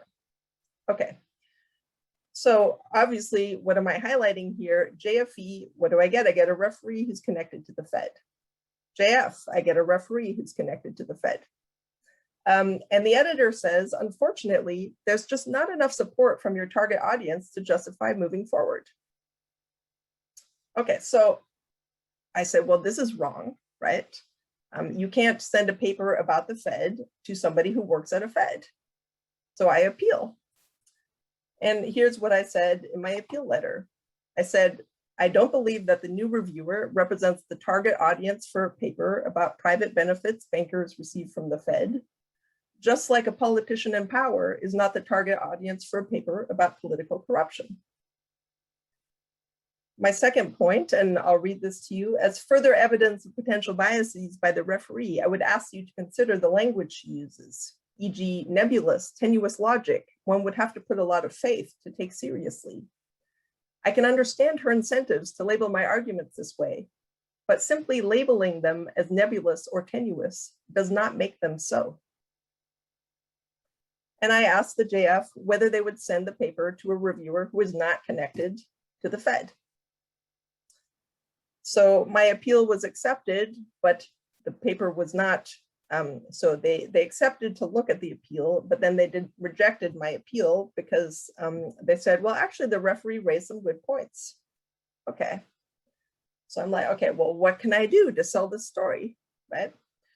And one key thing is identification. So I come up with an identification strategy. So I came up with, I thought it was a great identification strategy. I used the number of banks in the district as a measure of contestability of the elections to be on the board. And guess what? The IVU works. It's correlated with whether or not you have a bank has an executive represented on the board of the Fed. Okay, I submit to the RFS. The RFS says, the breadth and scope of your Fed directorship's experiment is certainly worthy, but there are genuine concerns about positioning relative to some recent papers and some worries about alternative explanations. There are also concerns about the interpretation of some of the findings and the execution of the analysis. And one of the referees said, I suggest that the paper test specific channels through which banks can benefit. For example, monetary policy and management of interest rate risk. Using information on the duration of bank assets and liabilities from call reports, the paper could, et cetera, using detailed information on the duration of banks' investment securities, the paper could, et cetera. To test if a Fed directorship provides banks with an information advantage, the paper could examine the performance of new branch openings using FDIC's data, blah, blah, blah, blah. Okay, all right. So I'm like, well, this is crazy. Because basically what they're saying is I have all this data, but now I have to go out and get information on branch closings. I have to go and get structure of liabilities data. I mean, there's just no way. Okay, so I wrote to the editor and I said, look, I've thought of all these questions before. The reason I've not analyzed them is because I do not see a clear path to identification. The evidence I provided is the best identified evidence. And then I said, addressing R4's comments would take years. I would have to collect new data, come up with new identification strategies, and write all of this up in a way that is still reasonable, still readable. But at this point, I already had more data sources than most papers published in any of the top journals, including the RFS, and my paper was much longer. So actually, the editor criticized my data description, which was 10 pages long, because I had like the event study, I had the nomination, I had the, like all of these things. This was the response. I do not want you to shy away from analysis that can help you convince R4 of the robustness and importance of your work. So getting back to the question, why haven't I written more papers about political finance? I hope these anecdotes help shed some light on this issue. And these anecdotes, in some sense, it's about, it's always funny to hear rejection stories. But the point here is the gatekeeping effect, right? So I have a paper about the Fed, and it's consistently sent to people about the Fed, and the hurdle is just incredible, right? So the burden of proof was so high and was constantly raised every time I submitted it that it was impossible to overcome it. And so at some point, I'm like, in the meantime, of course, I've published other papers, and I'm like, well, it can't just be me. It must be the topic. Okay, so this gets me to my point. Gatekeepers, they exist. We know they exist, right? But I think it's important to sort of, at some point, talk about the gatekeepers, because there are real effects of the gatekeepers, that they prevent work that's important, or that make, especially in this area, that raise questions about institutional design that I believe are valid questions to ask. We shouldn't expect one paper to solve all the problems, right? There should be a dialogue on these things. So gatekeeping shuts down the dialogue. What's also important from my perspective about these anecdotes is both of these happened at the beginning of my career. So 2001 was a year I graduated from Chicago, and the Bank Governance Center proposal was rejected. The Fed paper basically didn't take off. And so why haven't I written more about these topics? Well, because you eventually learn that these topics are not welcome. So let me just now turn to, and I still have time, Torsten, right? A little bit. So yes, you have, 10 minutes. Okay, all right, perfect. So I'm much quicker than I thought it'd be. Okay, so let me try to say that my experience is not unique, right? This is not just about being rejected, but this is about, whether people feel that there's tolerance in the profession for certain topics. And I'm going to try to argue that my experience is not unique, using the climate survey of the American Finance Association. Okay, so what is a climate survey? I hope I don't have to explain this to you, because I really hope that everyone filled it out, but if you haven't, and you've never heard of it, basically, we got together, we founded EFFECT in 2015. So also, for those of you who don't know, EFFECT is the Women's Committee of the American Finance Association. We founded EFFECT in 2015, and in 2017, we proposed a survey of the professional climate to the American Finance Association. It was launched in 2020. And now, just because this is a good story for another time, let me just highlight this again. We proposed this in 2017, and it was launched in 2020.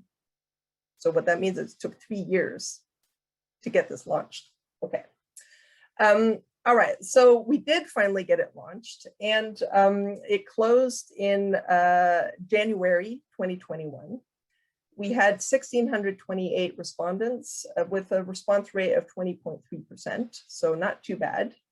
And what is the output? So I hope there will be a number of outputs, but one output is a registered report that I'm writing with Michelle Lowry on diversity, inclusion, and the dissemination of ideas.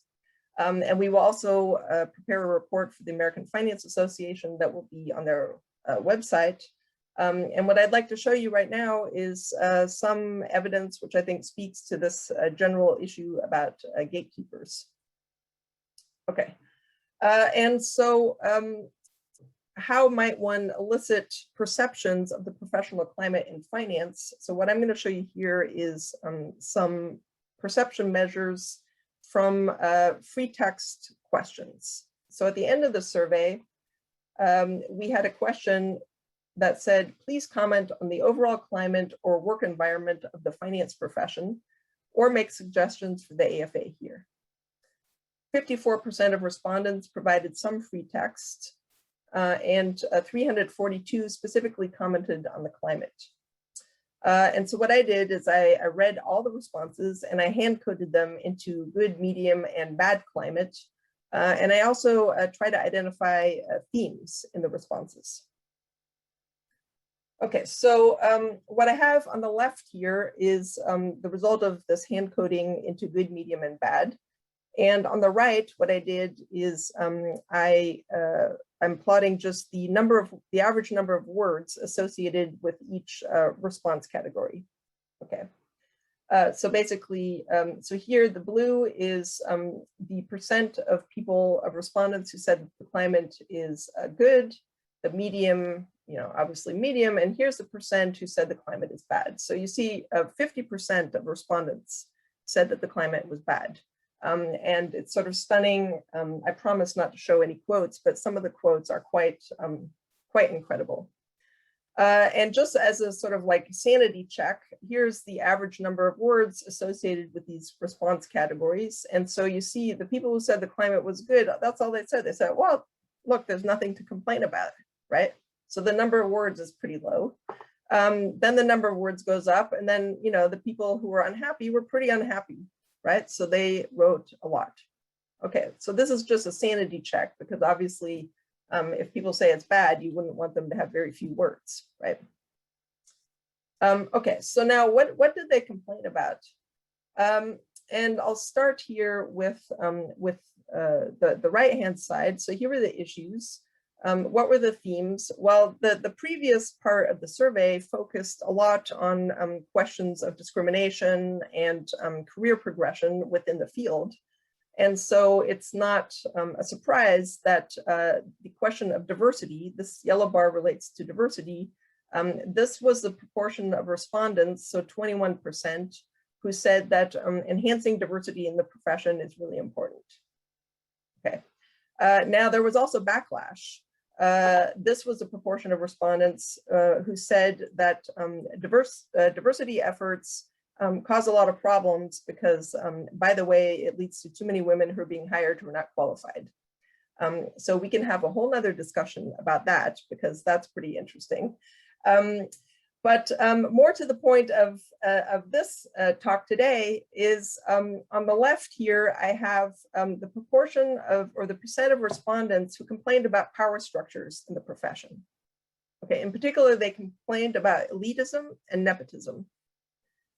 And this red bar here is the percent of respondents who complained about the journals acting as gatekeepers. There were many people who said that the journals are not tolerant of new ideas. They don't accept, things that are uncomfortable to deal with. And so there was a lot of gatekeeping concerns. Okay, and you see that, these two are not exactly correlated, right? So there's more people complaining about sort of power structures than are complaining about the journals. So it's not like the same people. Okay. All right, so now you could say, well, this is a small sample, right? So some people complain, there's always whiners. So I'm just going to do a little bit of benchmarking to the American Economic Association. Okay. So here, the American Economic Association did a climate survey in 2019. And here is, on the right, is their distribution of climate indicators, which ranges from 1 is most positive to 6 most negative. They have a different measure, so the AFA distribution is not exactly comparable, but basically it's sort of similar. So here's, this is most positive, this is most negative. And, you know, obviously it's hard to make a direct comparison, but you might argue that maybe the AFA climate is a bit more shifted to the right, to the worse than the AEA climate responses. Okay. But more to the point about, well, are there just a few people who are complaining about power structures? The AEA also noted that this was a significant complaint. Okay. And this is what they said. I just have a little excerpt from their report. This last comment ties into what was likely the second largest theme in the written responses. There was a frequent reference to the elitism within the field. There's a strong sense that the AEA, the MBR, and the top journals, and de facto the profession, are controlled by economists from the top institutions. Many comments reference that there is a network and you are either in or out, and if you are out, your chances of success in the profession are greatly diminished. As one commenter stated, those outside the top 10 tend to be discounted. Okay, so I would argue that this sort of lends some credibility to the AFA comments on sort of criticism of power structures within the field, and also sort of suggests that this is not, you know, sort of like just a couple of whiners who are complaining, but this may be a more pervasive problem. Okay, so let me wrap up. So what was the point of this autoethnographic exercise? It's just to highlight that you know, this is a political finance conference, and one objective of political finance is to hold power to account. Okay. You know, using my anecdotes, I wanted to highlight that this objective may be hampered by real gatekeeping within the profession, and also imagined gatekeeping, because, you know, I said, look, here's my experience. Why don't I write more papers on this? Because this is a very difficult fight. And you have to have a lot of energy to do this. And so what do? You don't do it, right? You go off and do crazy things like write papers about gender, which that's another whole fight. Right. But, you know, whatever, like, how many fights can you do? Right. And so there's gatekeeping external to the profession, but the gatekeeping internal to the profession is also important to recognize.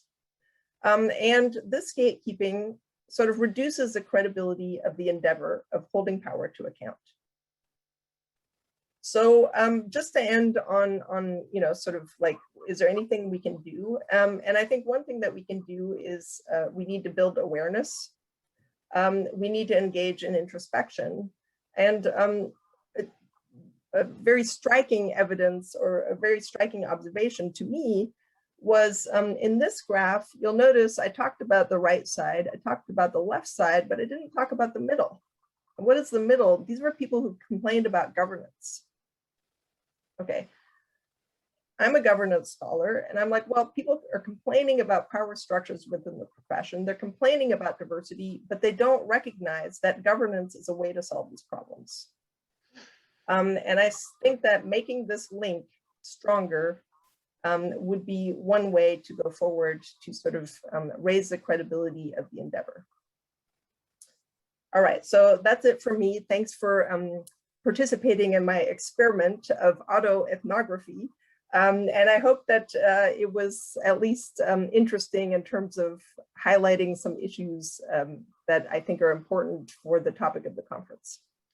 Thank you very much, Renee. The verdict is in. I'm just to quote someone, Jana wrote in the chat, and I fully agree with this. This is an excellent and very important presentation. I have to say, I think it's the most unique keynote that I've ever experienced, but I think it's also one of the most important ones that I've ever experienced. So I think this was really amazing. Thank you very much. I have on my list, and I know I'm not even sure whether the 18 minutes that we have is going to be enough, but I have Luigi and I have Anna. But given that I'm the chair, I'm going to abuse my power as a chair, and I'm going to make 4 remarks and also add some actually my personal experience as well. The first, when you were starting to talk about this, it reminded me of a study a couple of years ago where somebody showed, and I forgot who it was, that almost all monetary economists in our profession, so this is more econ than finance, have some link with the Federal Reserve. In order to get the data, in order to get influence and so on, you have to be part of the game, you have to be part of the Federal Reserve. I'm pretty sure this holds probably, maybe not as much yet, but it will hold at some point also for the ECB here in Europe, certainly also for the Bank of England. My second comment, own experience when I was a young economist at the World Bank. I was in the research department, and so one of the outputs of the research department was the so-called Bank Supervision and Regulation Database, sometimes also referred to by the names of the authors, Barth, Caprio, and Levine. We at the research department kind of did the legwork. I mean, I also got to write at least one paper on it. But we had a constant conflict with the people in the kind of, you would call it the operation or the policy department, where there was a group of bank supervisors who objected to the idea that we would study issues of supervisory governance or of regulatory arbitrage. Just mentioning that there was just the hint that supervisors would not be benevolent and would ever not act in the public interest would just kind of be equivalent to insulting them and to accusing them of corruption. So we had a constant fight with these people, and I mean, ultimately, as you know, we got to always undertake these surveys and to ultimately make the data available and their papers being published. But so that's a kind of also a kind of similar experience. But I guess we were lucky we at least always got the funding for these.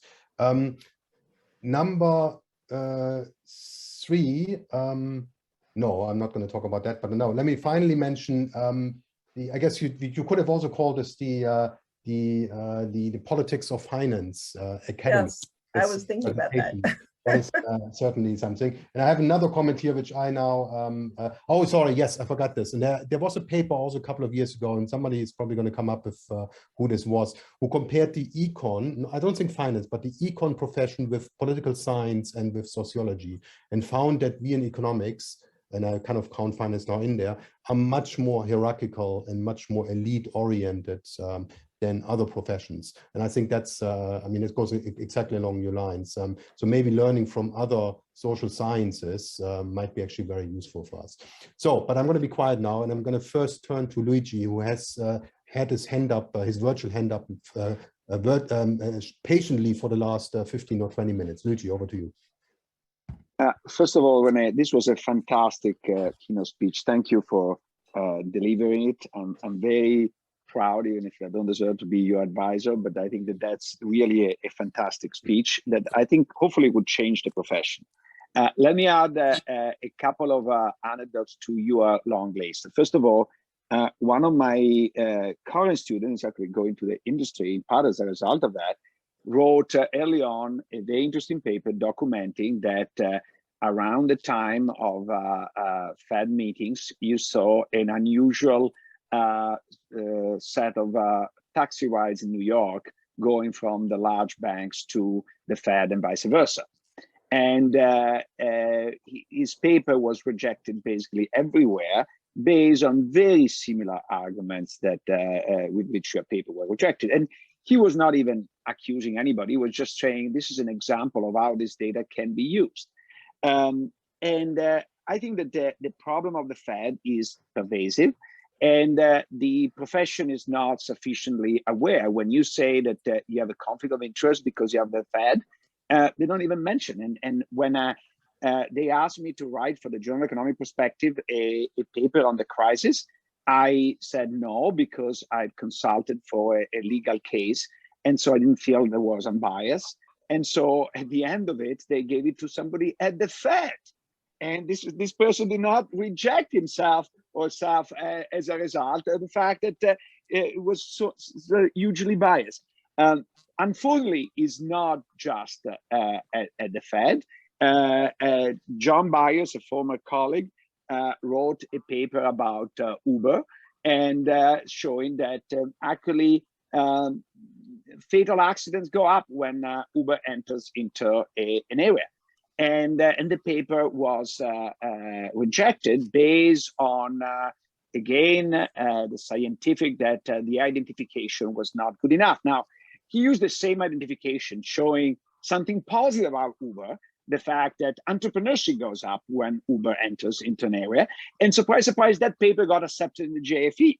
So I think that he has the perfect control experiment to say the identification is used more aggressively when you don't like the results. And the interesting thing is that you can disprove that paper easily if you have the Uber data. So Uber had the data, did not use that.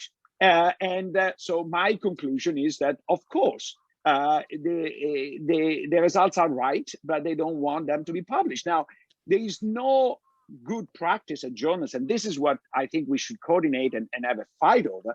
There's not good practice at journals to disclose if you have a potential conflict of interest, if you're a referee.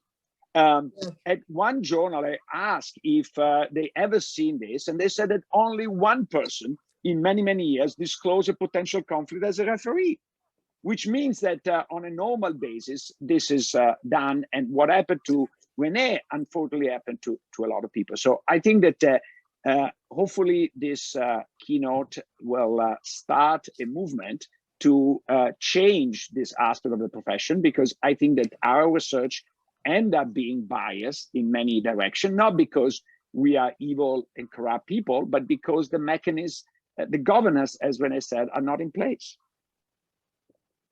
Thanks, Luigi. I think recognizing the conflict of interest, I think that's probably the first step, right? I mean, being more open about it. And I think there has been some progress, I think, over the last couple of years. Anat.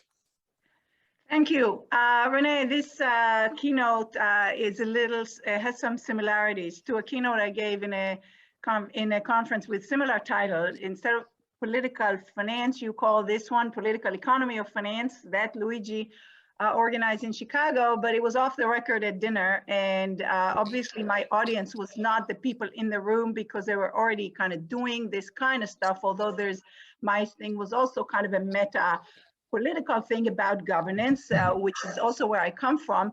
My personal encounters, and I told some anecdotes there, and I have numerous anecdotes just about myself, but as well as on other people.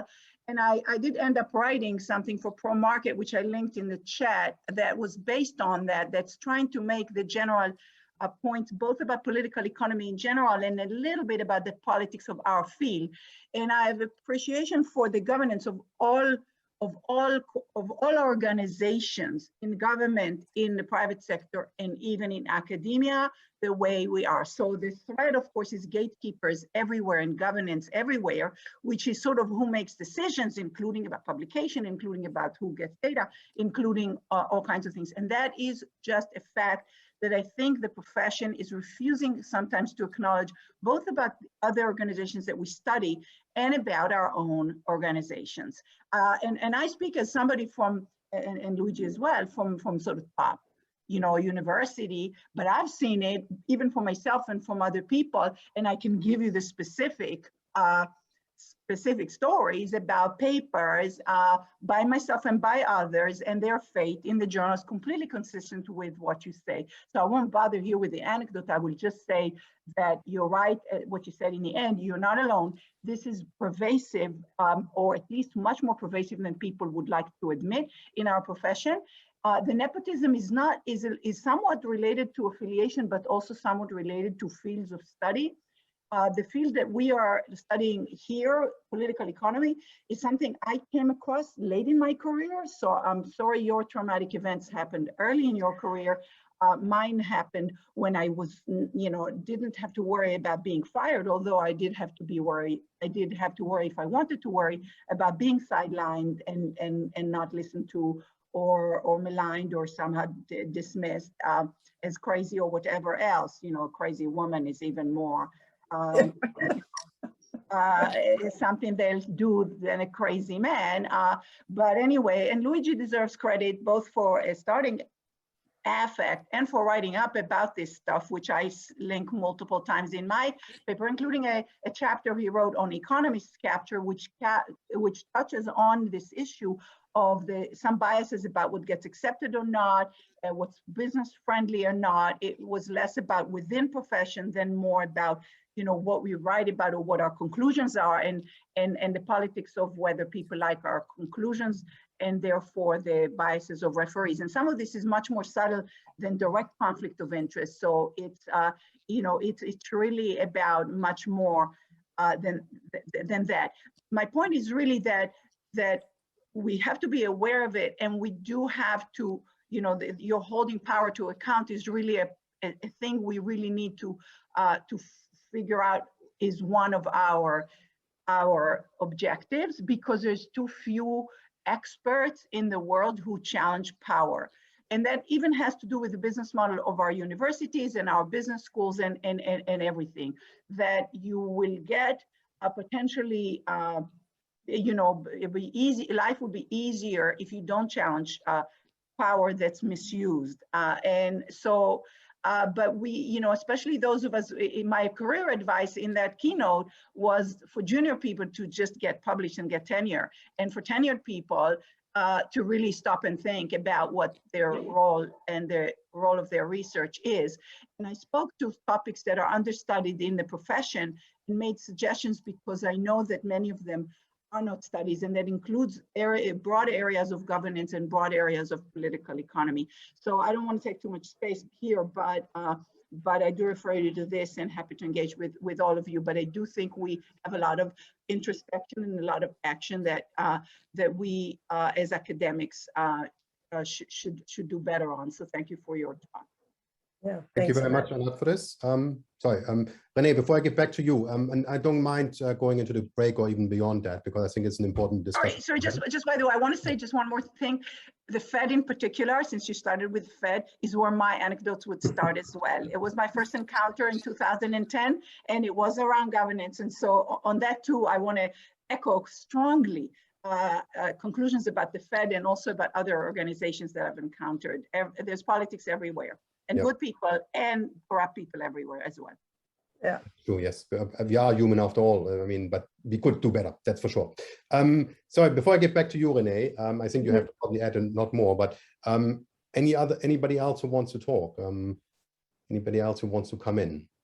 I know my colleague Andre Spicer has actually linked a very interesting article, so he's coming from the management perspective, and Jana, a political scientist, kind of tells us in the chat that this also exists in political science, although according to this study that I mentioned earlier, it's supposed to be less hierarchical in political science and econ, but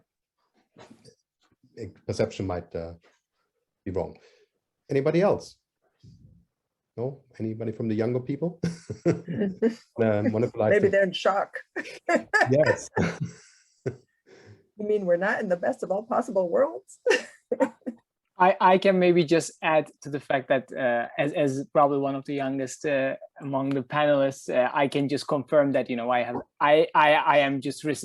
been recently having the same kind of problems as someone working in the political economy side of finance. So like those things that you experienced early on in your career, Renee, they're still there, right? Those priors are really hard to kind of, you know, fight against, and yeah, we not changed much over the years, I guess. Renee, thank you, Okun. Renee, any closing words, any final remarks? No, I mean, I'm just grateful for the positive feedback, because, you know, it was a risky, this morning I thought, well, maybe I'm being too critical, but anyhow, it was a bit of a risk. So I really appreciate the positive feedback. I'm especially grateful that Luigi was here, because if you notice, Luigi, when the RFS response was that, you know, my methodology was not sound and there were concerns about my analysis, that was also a dig at you, since you trained me. So I'm grateful that you could hear that. And also, you know, I think I'm obviously very concerned about the profession. I've been working on trying to implement change through effect. That's been a pretty tough battle, and I think we have a ways to go. And I think one problem is people are just sort of not open to criticism or sharing stories. And so I hope if anything good comes out of this, that we share more stories and we come up with strategies. I like Luigi's idea of referees having to disclose conflicts of interest. That would have solved all my problems immediately, right? Well, not all of them, because obviously the choice of referee is endogenous. But I think if we can come up with concrete steps, that would be great, right? So I think we have a ways to go. So thanks again for listening and for the positive feedback. Really appreciate it. Thanks, Renée. But one more question, which I had kind of two, but Andrea also pointed out in the Q&A. What happened to the paper? Oh, well, guess what? It's sitting on my desk because, oh no. I mean, but I showed you the response, right? So the RFS said, and let me read it to you again in case you you didn't. You know, I thought you had that after the RFS, you had sent it somewhere else. That was, I guess, the question. Oh no, why? But the thing is, so this is like almost the worst part, right? Because so I got a revision, but the bar was so high, right?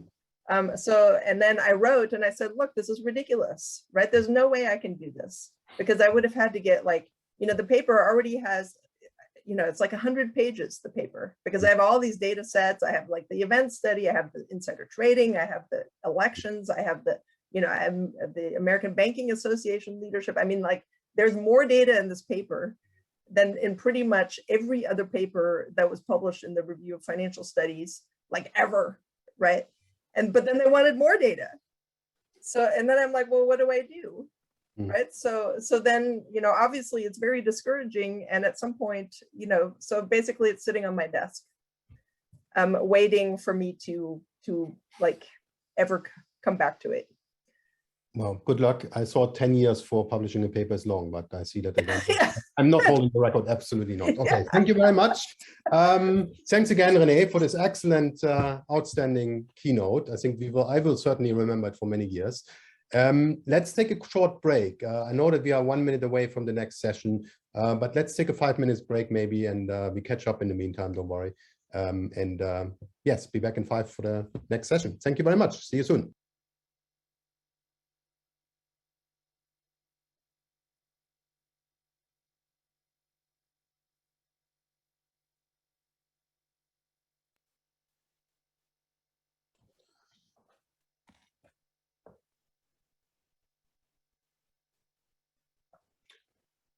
So, welcome back after the short break. More exciting papers ahead of us. First on disclosure, and then finally we're gonna descend into the swarm. But first, disclosure and democracy. Matthew will present, joint work with Madeline, whom I also saw somewhere on the call, and Florian, and Luigi will be the discussant. 30 minutes, over to you, Matthew. Great. Well, thank you so much for including our paper on the program. This is joint, as you mentioned, with Madeline Scanlon and Florian Schultz. Madeline is a PhD student, so be sure to look for her on the market in the upcoming years.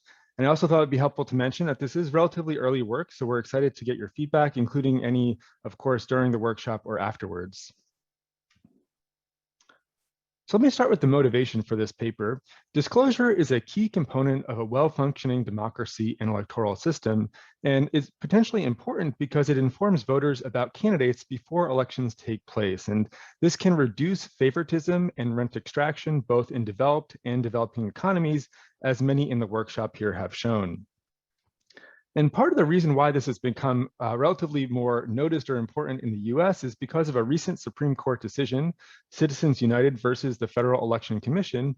And in this decision in 2010, the Supreme Court ruled against limits on political spending by particular groups. And I'll go into a lot more details about this later on in the presentation, but part of this led to electoral support now being channeled through undisclosed and unlimited conduits. And it potentially, by doing this, reduces the information available to voters. And you might have heard about this already through its coverage in the news as dark money. Here's an article in the New York Times highlighting dark money or untraceable cash flows in the recent presidential election. There's dark money potentially being tied to the Arizona ballot review that was happening just a couple of months ago, and even dark money flowing into the redistricting that's taking place in the upcoming election cycle. So in this paper, we'll be focusing on dark money. I'll provide a little bit of information now about what dark money is, but a lot more later on. So dark money groups are formed as 501c organizations at the US IRS. There are two main features of these groups: no required disclosures of donors to these groups, and there's also no limits on political spending, in particular soft money. We carefully determine 118 dark money groups, which total just about $2 billion in US congressional elections from 2008 until 2018. And we think the novel feature of our paper is that there's really, to our knowledge, limited evidence on dark money in US federal elections. There's been some focus or some papers about state elections and the parties supported through independent expenditures, but really not much out there about dark money in US federal elections. And we think our paper also contributes to a growing literature on charitable donations, particularly through firms as a channel of political influence. So we'll ask three research questions in this paper. First, we'll ask, do dark money contributions flow to particular elections? Second, we'll ask, what's the role of this undisclosed capital in the election outcomes? And then lastly, we'll look at politician quality and ask about the role of, or the influence of dark money. So before going through all the details, let me give a preview of results. Before we go to our research questions, we first present 5 stylized facts about dark money. First, dark money now dominates political contributions from special interest groups.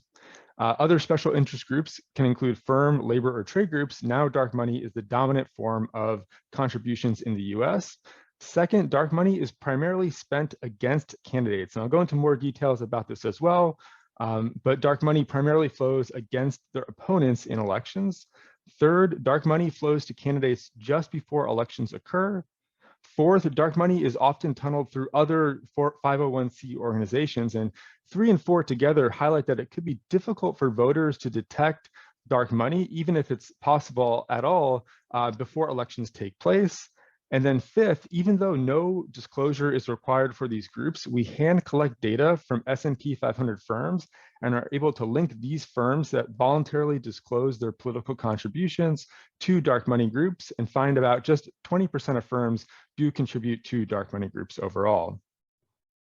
In our analyses, we look at dark money and its role in elections, and we find that dark money is allocated to competitive elections and also in those areas where there's relatively reduced information based on newspaper circulation. We also find that dark money increases the likelihood of a candidate winning.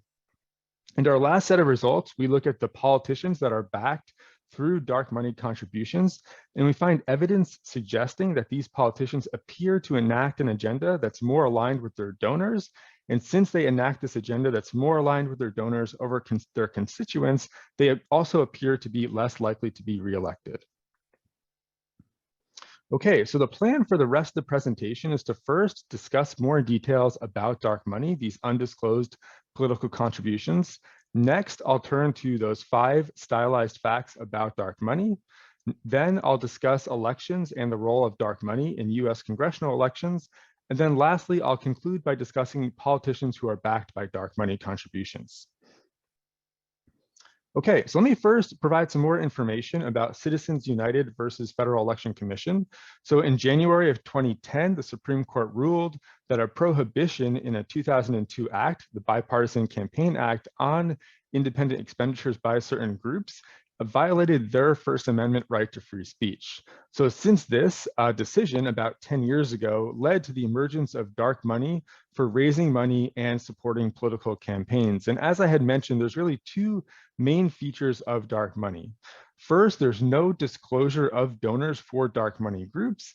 And then second, there's no limits on their political spending, which is categorized often as soft money. So this is potentially concerning because it could lead to a reduction in information available to voters in elections before they make their decisions. So how do we observe dark money? Of course, it's quite difficult to do, and we'll add a caveat here at the end of the slide, but we manually determine dark money groups. These groups organize as 501c organizations. We'll match IRS tax filings using Form 990s to independent expenditures that we can observe in the FEC data. And then since there could be name changes or differences in how groups are organized, we'll supplement this with extensive internet searches.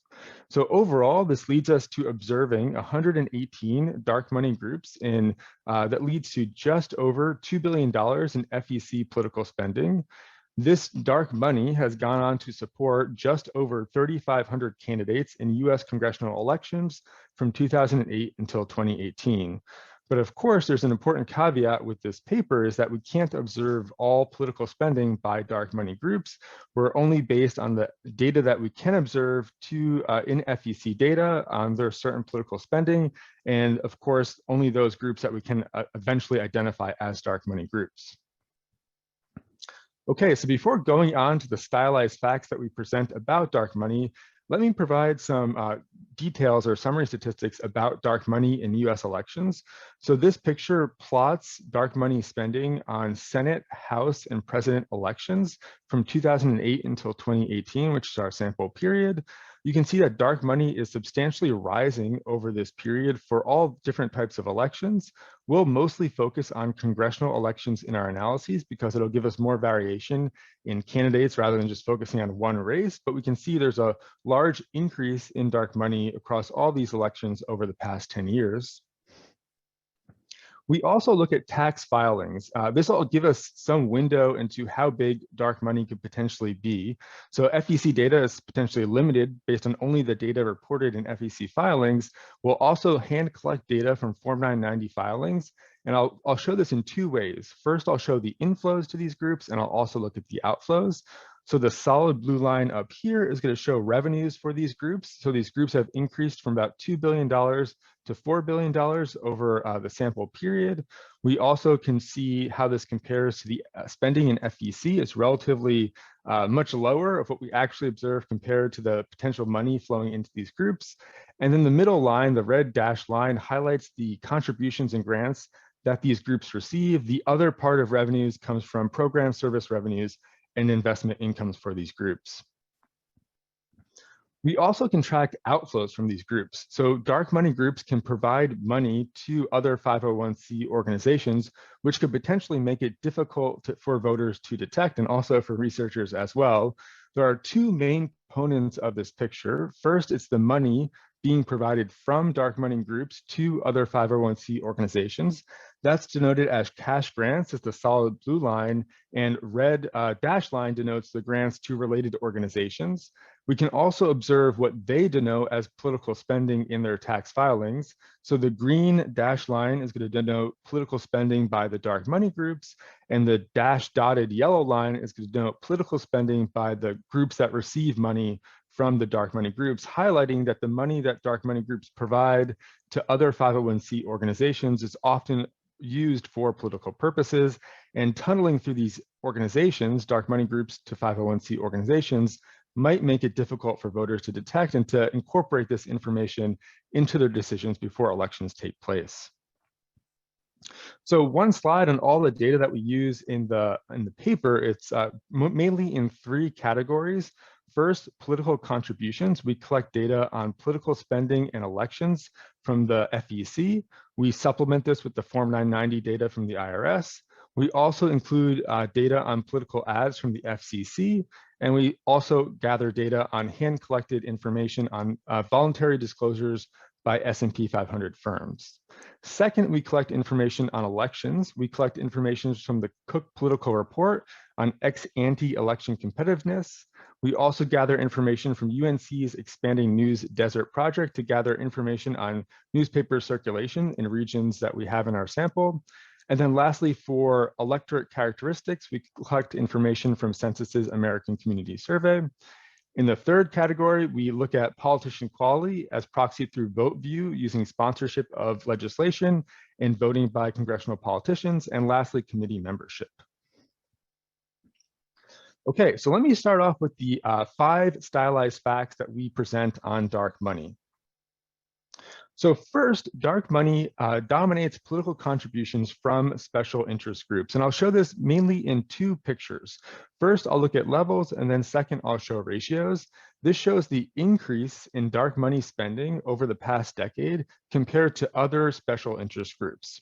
The solid line here is going to be dark money spending, and the other ones will incorporate firm PACs, labor PACs, and trade PACs. And in levels, it's pretty striking how political contributions by dark money groups have substantially increased about 14-fold over the past decade, and spending by the other special interest groups, firm, trade, and labor groups have remained relatively flat. If we look at this in ratios, it's even more striking. You can see that the relative share of money coming from dark money groups has substantially risen over the past decade and has declined relatively for other groups, firm, labor, and trade groups. Second, we look at how dark money is spent. So in FEC data, we can observe if political contributions are used to support or for certain candidates or to go against opponents in an election. This first picture is showing spending for candidates. On the next slide, I'll show spending against candidates.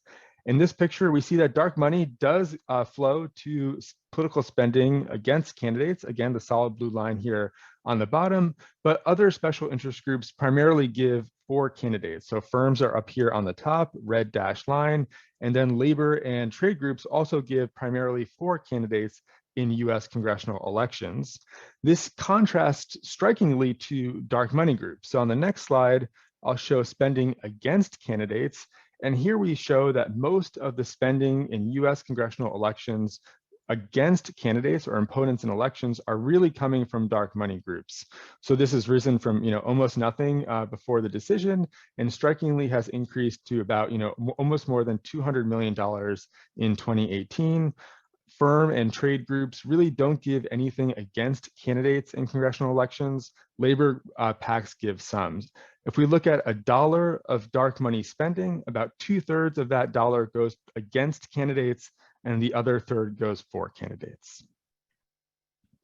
Fact 3, we look at the timing of dark money. And here we find that dark money primarily flows to candidates just before elections take place. I'll show this in two ways. I'll first look at FEC spending, and then I'll also look at FCC spending. Here we look at dark money collapsed by kind of monthly contributions in the sample period of elections that we have. And we find that dark money is primarily spent in the months immediately preceding elections, particularly relative to other groups. So if we look at labor, firm, and trade groups, we see that their spending is relatively stable throughout the election, but we really find, or the election cycle, but we really find that dark money groups are primarily focusing their contributions in the month or two immediately preceding elections. In the US, these elections would be occurring in November of even years, and we find that's exactly when the spike is happening, in about the October or September, just before elections take place. And this is potentially important because the timing might limit its detection by citizens and media before the elections take place, and also, even for us, can remain challenging afterwards. If there could be a concern about the FEC data that we observe, we supplement this with information from FCC ads. So we'll match the dark money groups in our sample to political ads that are tracked by FCC databases. And here it's a relatively shorter sample, but we'll still find relatively similar patterns. And this is looking at the share of ads by dark money groups in the election cycle. And we find that the share of ads are still clustered right before elections take place, in about the October before election cycles take place. And we find similar patterns here compared to the FEC data. Okay, fact 4, we find that dark money is frequently tunneled through other special interest groups or 501c organizations. We form a directional network using the information from the Form 990 tax filings in order to link different 501c organizations with each other and their contributions to other groups. And here, this directional network shows a few interesting features. First, we're focusing just in this picture for the ability to show it, the largest contributions. When we show clustering, there's kind of two clusters, if you look closely, of dark money groups giving to other 501c organizations. And you'll find these nodes in the center. So there's usually a couple of large groups that are giving to a lot of other groups, these directional nodes will tell you, or the directional arrows will tell you which way the capital is flowing. You'll see most of the money is flowing out from these center nodes. And it's important to note as well that this accounts for a lot of spending. So if we look at all the spending we observe from the dark money groups to other 501c organizations, it accounts for almost $3 billion in our sample. Okay, the last stylized fact, or fact 5, is that firms are often contributing to dark money groups. As we had mentioned before, dark money groups aren't required to disclose their donors, so we hand collect data on S&P 500 firms from 2010 until 2017. And looking at the sample that we collect, we find that about 20% of firms contribute to dark money groups. And this has been increasing over time. So in our sample, it's increased from about $40 million to $142 million in firm contributions to these groups. But of course, and a caveat is that we only can observe what firms are voluntarily disclosing and could really potentially understate the extent of firm contributions. And just to link this to recent considerations of policy proposals, the US Securities Exchange Commission, or SEC, is now considering proposals to require disclosure by firms of their political contributions. Okay, so in the next part of the presentation, I want to turn to the analyses trying to understand how dark money is related to elections and politicians who are backed by these types of contributions. So let me first turn to elections. And in this section, we're going to ask, what is the role of dark money in elections? And we'll look at this in a few ways. We'll first try to understand the elections and the electorate that are targeted by dark money. And then next, we'll try to understand the relationship between dark money and election outcomes. Throughout this section, the sample will be focused on US congressional elections from 2008 until 2018. And the specification that we'll estimate, closely related to the next one, but broadly throughout this section, is trying to understand how dark money as the outcome is related to election characteristics such as competition, but also electorate characteristics as well. So for this specification, we'll be including state fixed effects, election cycle fixed effects. We'll include indicators for whether the candidate is a Democrat or an incumbent in the election. We'll also include different measures of competition. So we'll have two main measures. Our first measure is an ex-ante measure based on the Cook political report of whether the election is rated as a toss-up. So it's pretty random about who's going to win that election, ex-ante. And then also use a common ex-post measure based on the margin of victory of less than or equal to 5%. Okay, so let me dive into our first set of results. So we're looking here on the intensive margin of dark money and where it's flowing. So trying to see how different types of political contributions for and against candidates is related to election characteristics. And here we find that dark money for candidates in columns 1 and 2 increases by about 8 to 15% for races that are competitive in US congressional elections.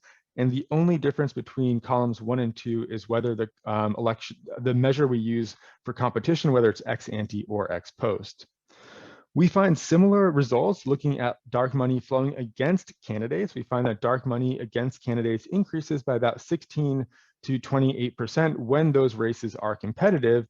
And these two results taken together suggest that dark money is really targeting those races that are relatively more competitive and where its impact could be relatively more consequential. We also look at robustness for these results along two dimensions. We look at the extensive margin, and we similarly find that dark money for a candidate is about 31 to 37% more likely to flow to those competitive races, and also find that dark money against candidates is about 40 to 41% more likely, again, to flow to those competitive races.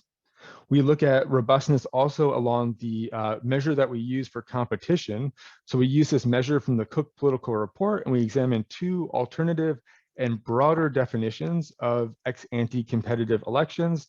And since we use broader measures, we actually find similar, though slightly smaller estimates, which we take as indicating that dark money is really allocated to those elections that are pretty much the closest or most competitive. Next, we turn to looking at the characteristics of the electorate where dark money flows. And here we'll look at 4 different measures of the electorate. We'll first look at information, so the information environment based on newspapers being circulated per capita. We'll also look at education, the share of the population with a college degree. We'll look at inequality based on the Gini index, and then lastly, poverty based on the ratio of population below the poverty line. And in the results here, I'll just, for conciseness, focus on the amount of dark money flowing for and against candidates based on that ex-ante measure of competition. We'll continue to include Democrat and incumbent controls. We do find similar estimates along the extensive margin. And here I'll highlight that we find that dark money is flowing to those races where voters have less information available to them as proxy through newspaper circulation. They attain less education, there's greater inequality, and areas where there's less poverty. So we think this is helpful in highlighting which areas are targeted by dark money spending. And then lastly, for elections, we'll focus on election outcomes. Here we'll focus on two different measures. We'll focus on whether a candidate wins the election or not, just this indicator variable in column 1. And then in column 2, we'll also look at the vote share, how many votes a candidate receives based on the type of dark money, either for or against their candidacy. So looking in column 1, we find that a 25% increase in dark money for a candidate in a US congressional election is related to about a 6 percentage point increase in their likelihood of winning. And if the same candidate is also receiving dark money against their candidacy, it's related to about a 4 percentage point decrease in their likelihood of winning. We then turn to looking at the vote share in column 2, and we find broadly similar effects. So a 25% increase in dark money for a candidate is related to about a 2 percentage point increase in their vote share. And then again, if a candidate receives money against their candidacy, it's related to about a 1 percentage point decrease in their vote share. So taken together, the results in this section suggest that dark money plays a role in US congressional elections and highlights that it might lead to differential outcomes based on whether the candidate receives dark money for or against their election. Okay, let me turn to the last set of results. So in the last set of results, we'll look at the politicians that are backed through dark money and whether dark money is potentially influencing who's elected to US Congress. So in this section, we'll ask, does dark money influence the quality of politicians? We'll construct a measure of dark money based on the contributions either for her election or against her opponents, because money spent against her opponents support her election. We'll call this as dark money supporting, and we think this captures the dark money supporting a politician that's elected to the US Congress. And the specification that we'll estimate here is trying to understand how certain measures of the politician quality as Y is related to the money, dark money that's used to support their candidacy. Will continue to include state and election cycle fixed effects. Okay, so we'll look along two dimensions. We'll first look along legislative activity, and then we'll look along committee membership, and then wrap up by looking at re-election. So first, looking at legislative activity, we find that candidates who become US politicians, US Congresspeople, are much more likely to support bills in Congress, as shown in column 1, and they're also less likely to abstain from voting. So we take these two results, more likely to vote to be sponsoring bills and less likely to abstain from voting, as suggesting that these dark money-backed politicians are relatively more active in enacting their agenda. They're just more active in Congress because they're more active in pushing legislation through the House that they're elected to. And then second, we look at committees. We collect data on committee membership. We denote whether the politician is on a powerful or budget committee. We denote powerful committees as those committees with relatively more control or a say over government resources, and then also specifically just focus on budget committees in Congress. And we find that a 25% increase in dark money is related to about a 12 percentage point increase in the probability of serving on a powerful committee.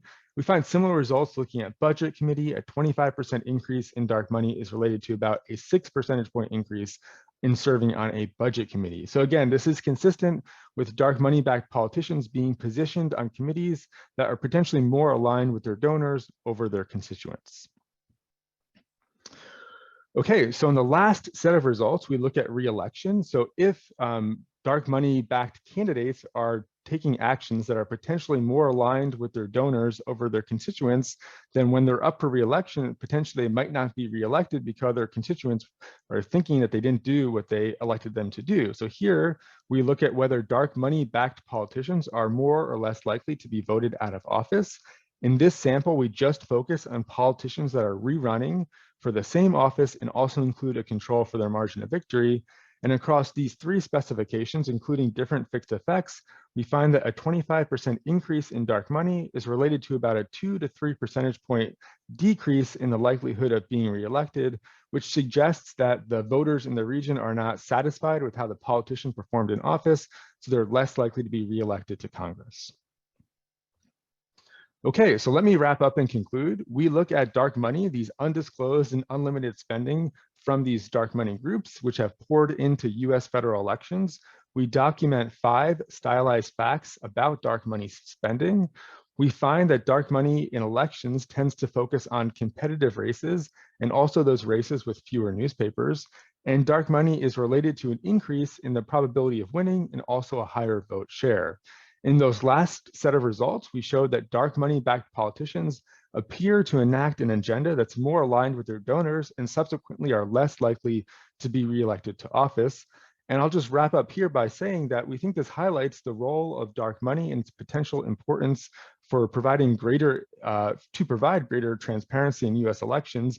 And there's 2 things that are being considered in the US right now. The For the People Act is being debated in Congress right now, and also the US Supreme Court is listening or debating a case, Americans for Prosperity Foundation versus Bonta, which is about whether these groups should disclose their donors. So thank you so much for listening. We look forward to the comments from Luigi.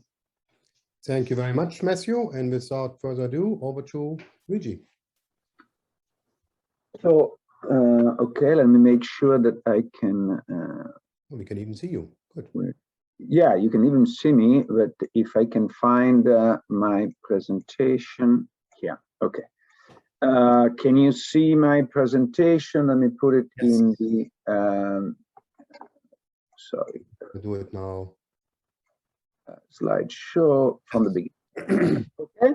So this is a great paper to discuss. In general, we economists are always be accused of looking where the light is, not where we lost the keys or the money, as in this cartoon. And I think this paper is an exception. It looks actually where there's not much light. It's called dark money for a reason. And where it's much more difficult to find even the data, let alone the results. So I think that this paper should be commended a lot for focusing on what is important. This phenomenon is huge. This is from Open Secret in the last electoral cycle, the one that they do not analyze yet, the 2020, this amounts to $1 billion.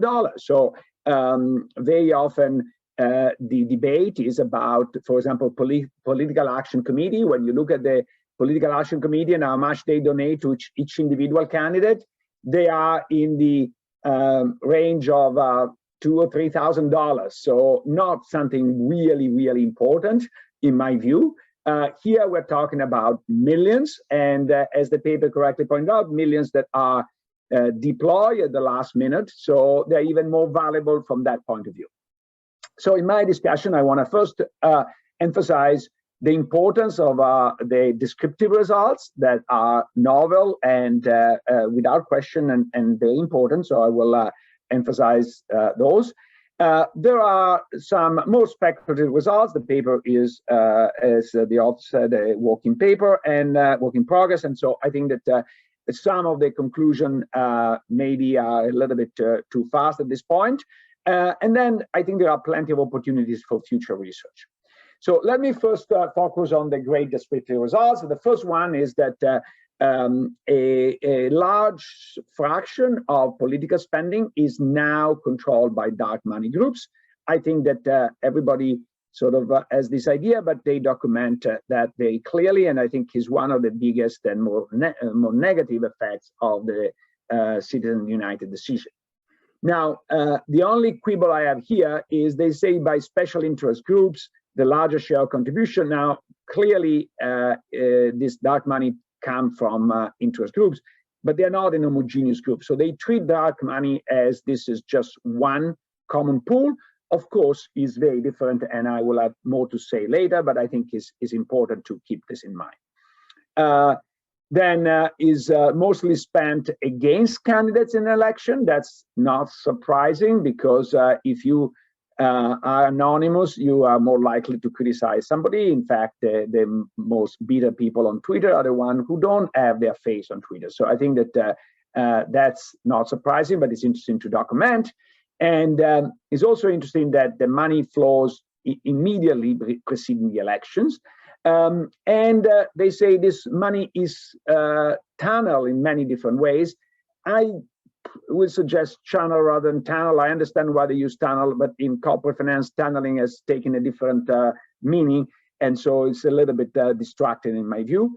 And then that firms provide a big chunk of this dark money group. Now, what is not being emphasized in the presentation, this is emphasized in the paper, is that firms voluntarily disclose this. So there is clearly a gigantic self-selection.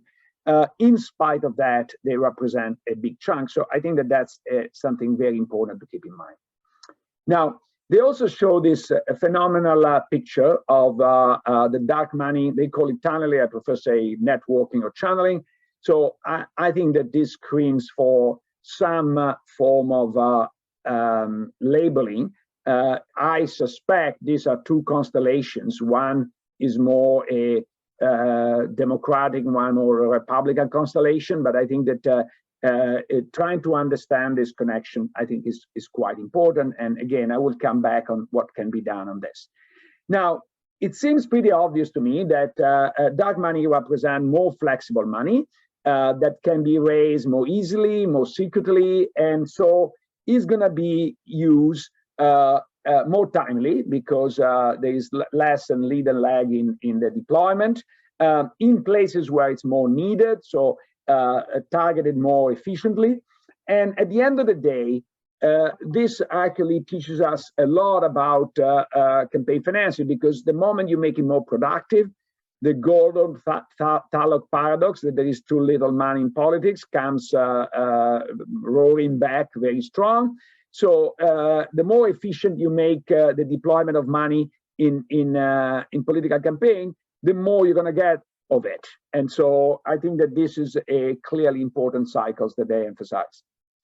Now, what are the questionable results? So the first one, they say, and they're very careful of not using a causal interpretation, but they say a 25% increase in dark money leads to, is related to a 3 percentage point decrease in probability that the candidate is winning an election.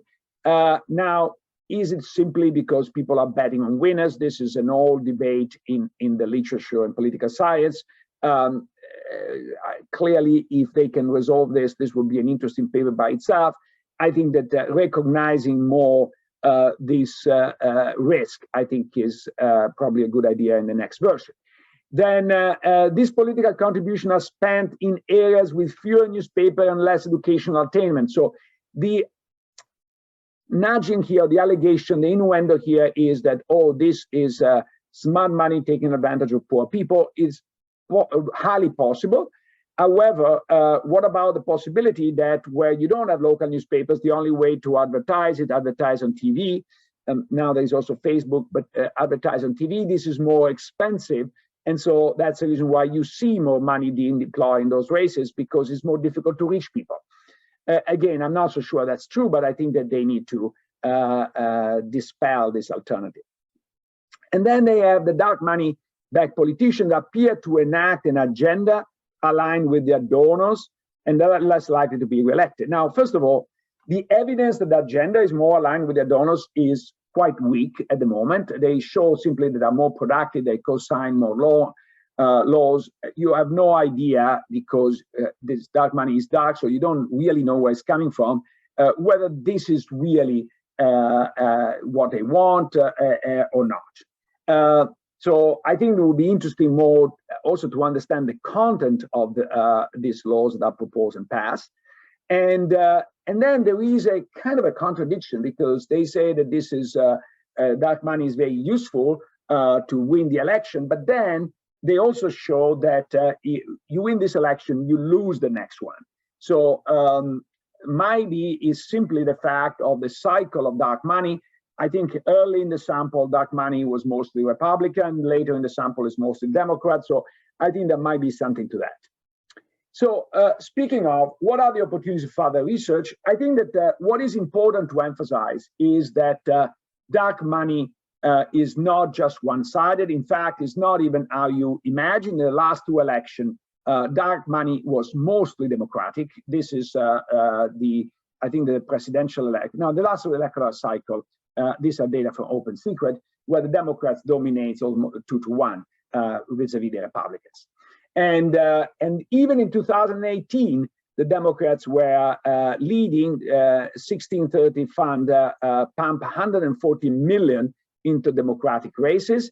And what is interesting here in this Politico article, they say that the three largest donors that were disclosed of this particular dark money pool, one is a venture capitalist, the other is the American Federation of Teachers. And then there is the Wise Foundation with some environmentally agenda. So I think that we cannot necessarily equate dark money with corporate money, even if probably is mostly the case, but here is an example that that's not the case. So I actually like the fact that they don't mention that necessarily Democratic and Republican, given that now all the papers are about this. However, they need to take a position more specifically about what this money does.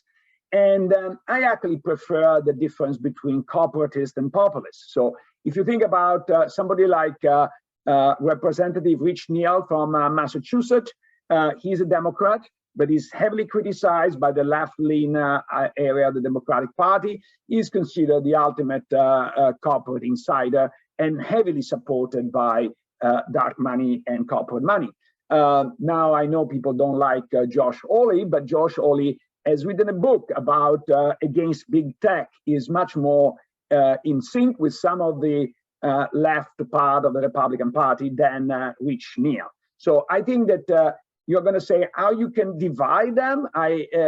Two ideas. One, you can divide on how they voted for TARP in 2008. I think that we know that more corporate type voted in favor of TARP, especially the first time around. And both the left of the Democratic Party and the right of the Republican Party voted against the first time around. So I think that that's an interesting way to measure. The other is how they supported. Now, there wasn't really a vote on that, so it's more difficult to identify, but how they supported a larger check at the end of 2020. So we know that the corporate aisle of the Democratic Party was very much against it. Larry Summers at the top of it, while Josh Hawley was in favor of it. So I think that's a way to distinguish the two.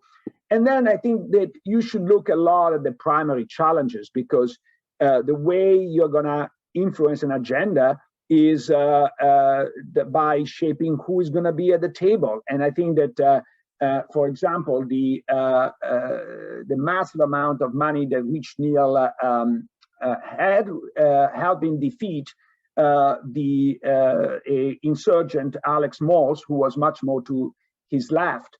And so I think that in that sense, that's quite important.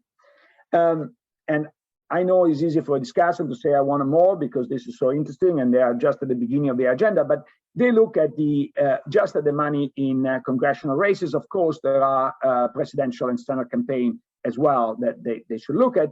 Now, I think that one way to identify the goal of this various dark money pool is to see how they donate differently in Congress and for president. There is a lot of corporate money that backed the congressional Republican candidates, but then especially the Senate Republican candidate, but did not back President Trump. In fact, they might even have given money to Biden. I think that that's an interesting distinction to see how much money is ideologically Republican, is corporate Republican, corporate Democrat, ideologically Democrat. Now, one of the challenges is that dark money works even when it's not deployed. There was a fantastic episode of the Planet Money podcast in which they were discussing how the fear that you are going to be attacked by negative ads 3 days before you are the polls really makes people shy away to take positions that are against if you want, the vested interest that fuel dark money. So one interesting experiment is the experiment of the National Rifle Association. National Rifle Association is pretty important in playing these games. However, was a bit in a disarray before the last election. So if you are a candidate, you are more likely to take a bet and express yourself against the NRA before the last election than before. But in general, it's very difficult to identify this because representatives are afraid to take position against this, even when money is not disclosed. However, we might see that over the years, we're talking about political polarization. I think that actually, if you look more carefully and you don't just divide Republicans and Democrats, you look at their position, you might have an effective homogeneity in the way they vote on corporate matters. So there might be radical differences on abortion, radical difference on gay marriage, but when it comes to give money to corporations, Democrats and Republicans are much more alike, and I think that over the years they became much more similar. So concluding, I think this is a great research project. There are very interesting early results and a lot of opportunity for further research. Thank you. Thank you very much, Luigi, for these very detailed comments. Before I give back to you, Matthew, I have John here on my list who wants to come in. Yeah, question or suggestion. Matt, nice paper. Luigi, good discussion. Especially, I totally agree with the point of focusing on where the money actually is. We have a lot of papers on PACs, and there's actually not that much money there in PACs. So I think this is great. The question I have is that there's a legitimate debate here about disclosure, and I feel like the paper would be stronger if you could get into the other side of the debate. So the reason there isn't disclosure. So we all like disclosure in principle. We're scholars, we would like to get our hands on data, but the reason there isn't disclosure goes back to a very famous case having to do with the NAACP 70 years ago, when the court said that the NAACP doesn't have to reveal its donors because they're going to be retaliated against by the local community in the Jim Crow South. So even if you look at the current cases like Americans for Prosperity, which is a case you alluded to with disclosure, those are conservative groups who are fighting disclosure, but they're also joined by the NAACP and the ACLU, so by liberal groups. So what I think is missing from this is the notion that you might be afraid to challenge those in power if you're going to be identified. And so I don't know how that adds up. There's an obvious corrupting potential for money, but there's an obvious potential that people in power, particularly government officials, will penalize you if you fight them. So I think it's very interesting to see that a lot of this dark money went against candidates. But in a way, I look at that and say maybe that's a good thing, because these people are afraid to take positions. You might not want to come out against an incumbent if you're going to be identified. So I would like you, if you could, to think about a way, how could you get at that view? How could you determine if there is a significant risk of retaliation, and it's helping democracy by allowing groups to be able to challenge these groups? And one idea popped into my mind is more dark money targeted at incumbents in particular. Because incumbents have tremendous advantages. If we flowed more money in against them, that's not a bad thing in my mind, even if it's hidden. So I would like just the analysis expended out. I feel like there's a lot of thought been going into, again, I'm not reading your mind, but the way it was presented feels like a lot of thought has been going to show that this money is bad. I'd like to see some serious thought going into showing why it might be actually a good thing for groups to be able to hide their contributions from government officials. Thank you, John. Anat.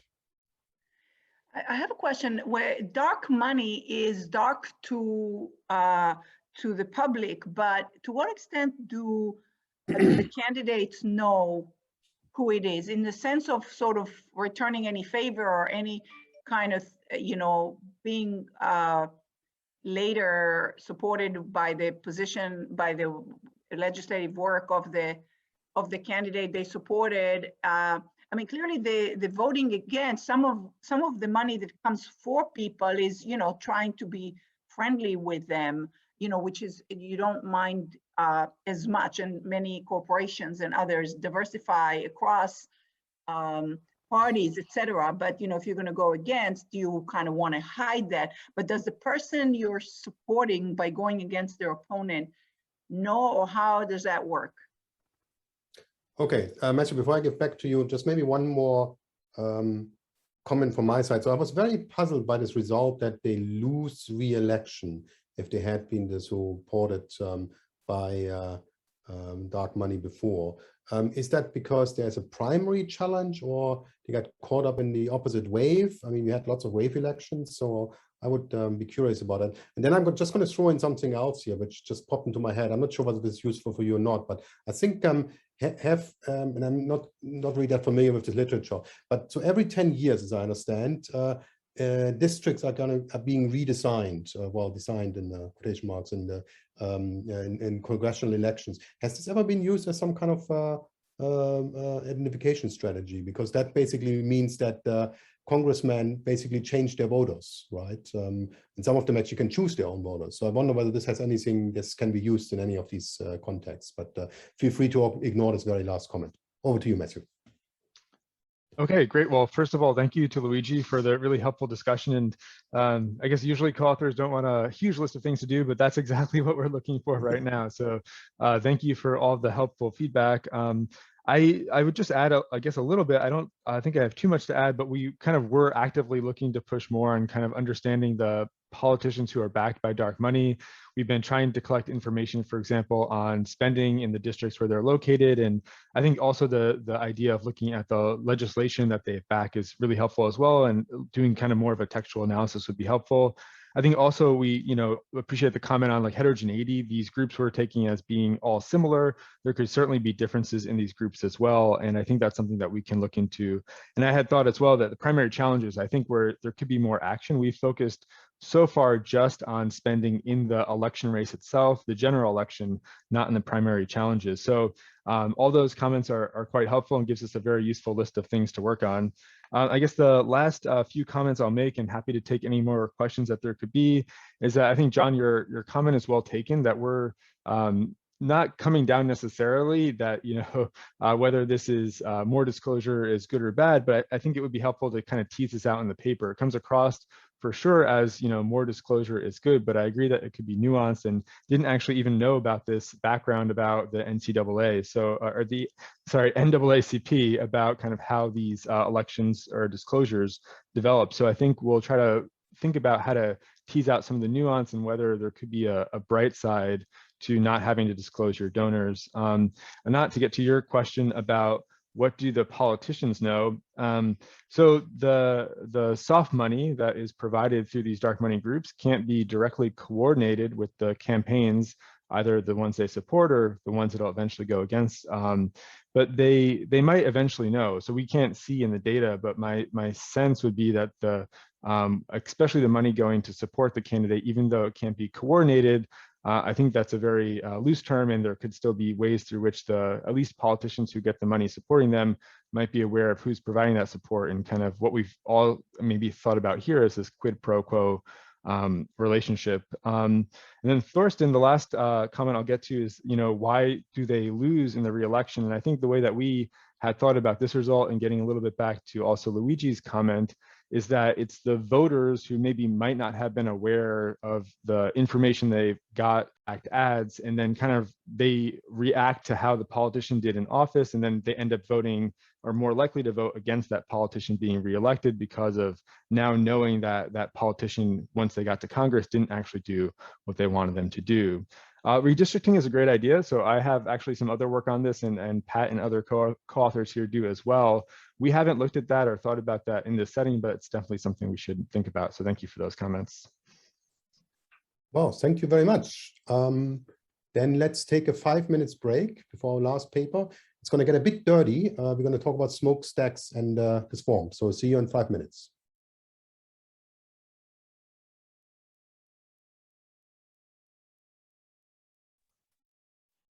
Matt, you have a lot of.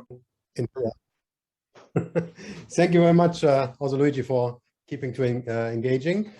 So we're going to go out with a big bang. We're going to have a paper, I guess it's with the one, at least with the definitely with the most attention drawing title, Smokestacks and the Swarm, maybe also the most timely title. Stefan is going to present, Ephraim is going to discuss. Off you go. Perfect. Well, thank you so much for inviting us to present this paper. This is joint work with Emilio Bassetti, Arkadipta Sarkar, and Xiao Zhao of HKUST. So our paper asks a fairly simple question, which is, how do the ideologies of politicians themselves affect firms? Now, we know, including from some papers in this conference, that firms' own political ideologies can affect their decision-making. But at least to our knowledge, what we don't know much about is how does the ideology of a specific politician specifically affect firms? So if you just took Jim Jordan and you randomly replaced Jim Jordan with AOC, and I'm located in that district, does that have some systematic effect on my decision-making? Now, I want to provide a blanket caveat right at the beginning. This is still very much a work in progress. And so there's still a lot of holes, there's still a lot of channels, a lot of doors that we haven't opened and gone down. So I'm really excited to get feedback. This is exactly the stage in the process where getting great feedback from so many wonderful people is really helpful. Okay, so just to fix ideas.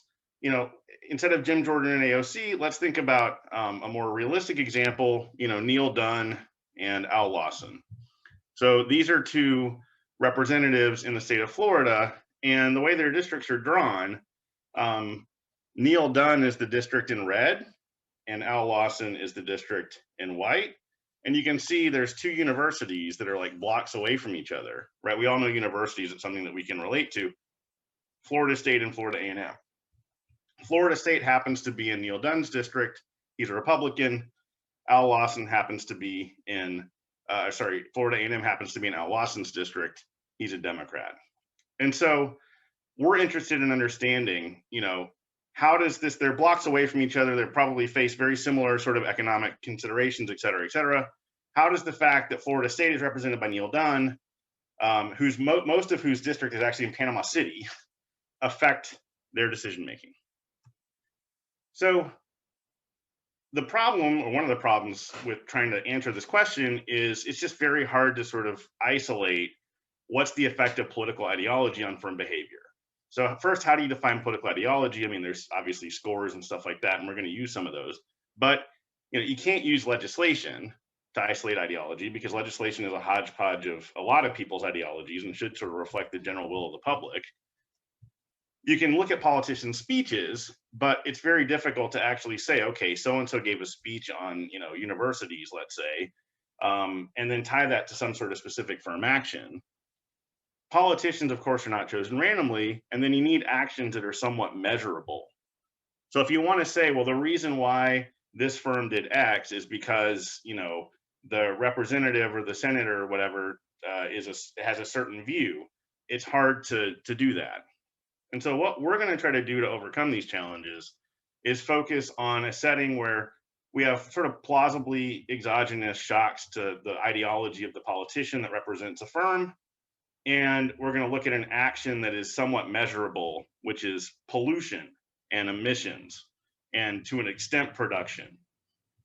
And what we're going to try to look at is, okay, if you essentially randomly replace a politician with somebody else that has a very different basic ideology, how does that affect the firm's pollution decisions?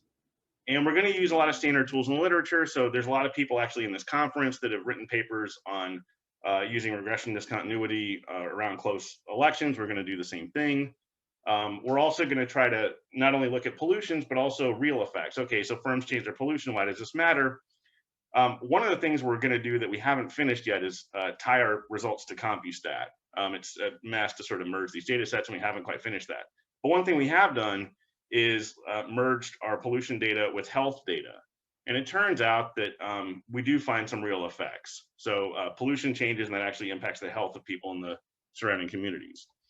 And we're also going to think about, why could this be happening? Why could you see pollution changing as a result of a politician's ideology?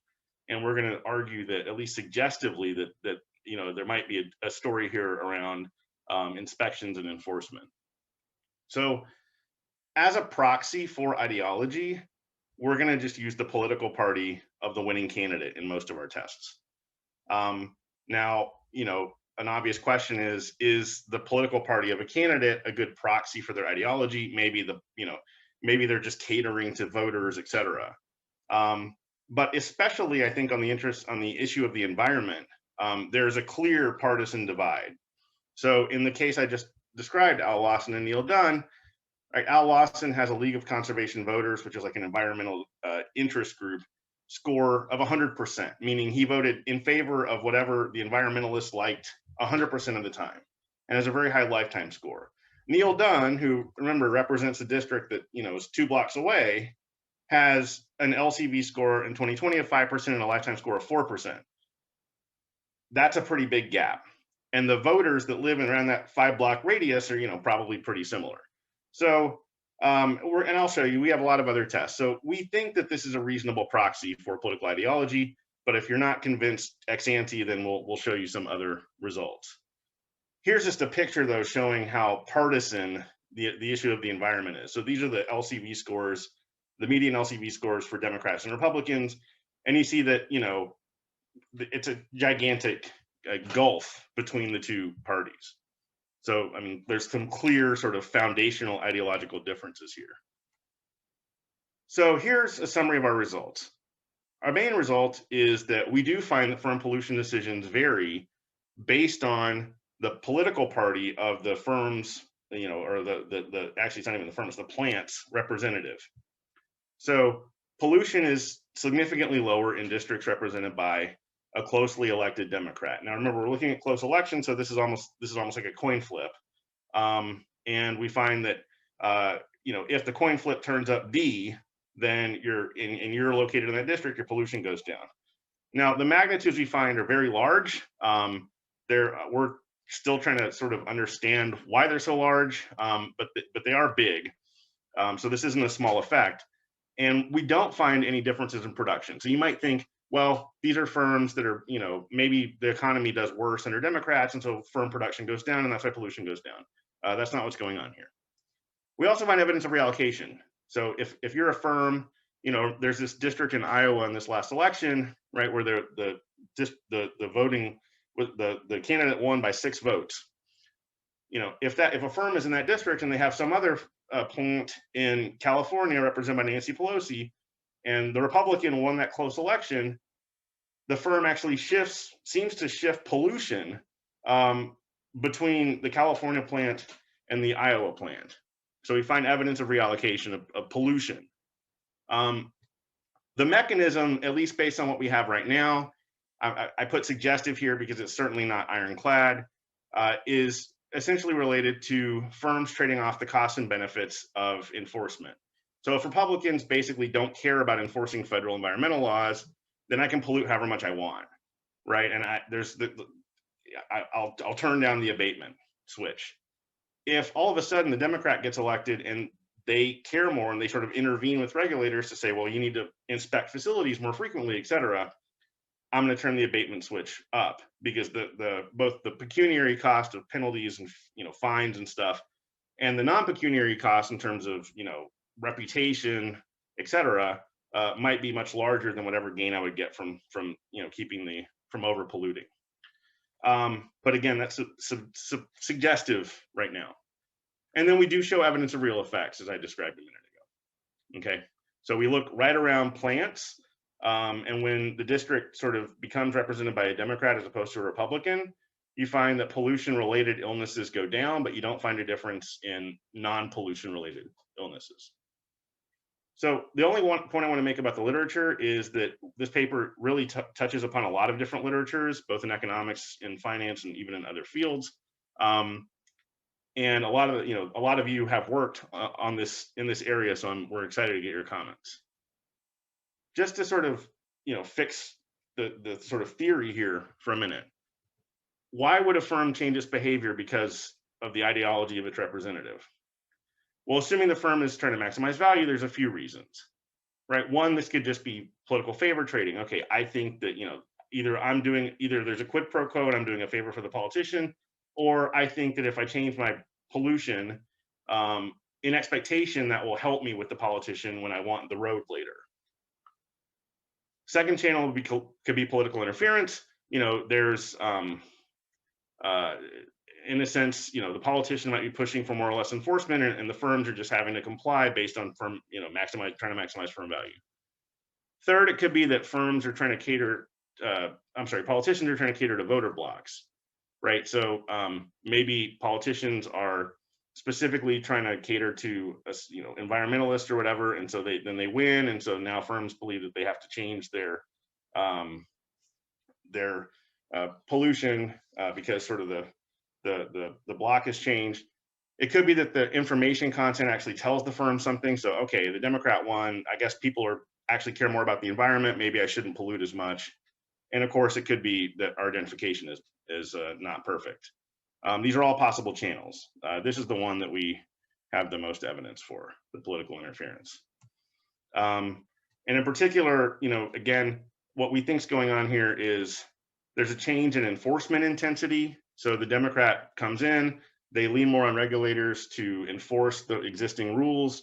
And this causes firms to, in a sense, re-optimize their pollution decisions. Okay, I need to sort of, turn up the abatement switch a bit more. We use pretty standard data, so I'm mostly going to skip this. Our main empirical setup is regression discontinuity. We are building on, standing on the shoulders of giants here in terms of building on the work of a lot of other people in this literature. We use two types of RD tests. Local linear RD test, where we specify a narrow bandwidth around the 50% winning election threshold cutoff, or the 0% margin of victory is a better way to say it. And a second, newer approach where we allow a lot more flexibility in terms of the polynomial that you use to fit the data, and the bandwidth is actually calculated optimally by a computer program, basically. Okay, so our baseline result is that there is lower pollution after a Democrat wins a close election. So this is log emissions, and you see there's a clear discontinuity here, right around the 0% voting margin cutoff. And so this is over here. This is where the Democrats are winning, and you see there's a drop in pollution.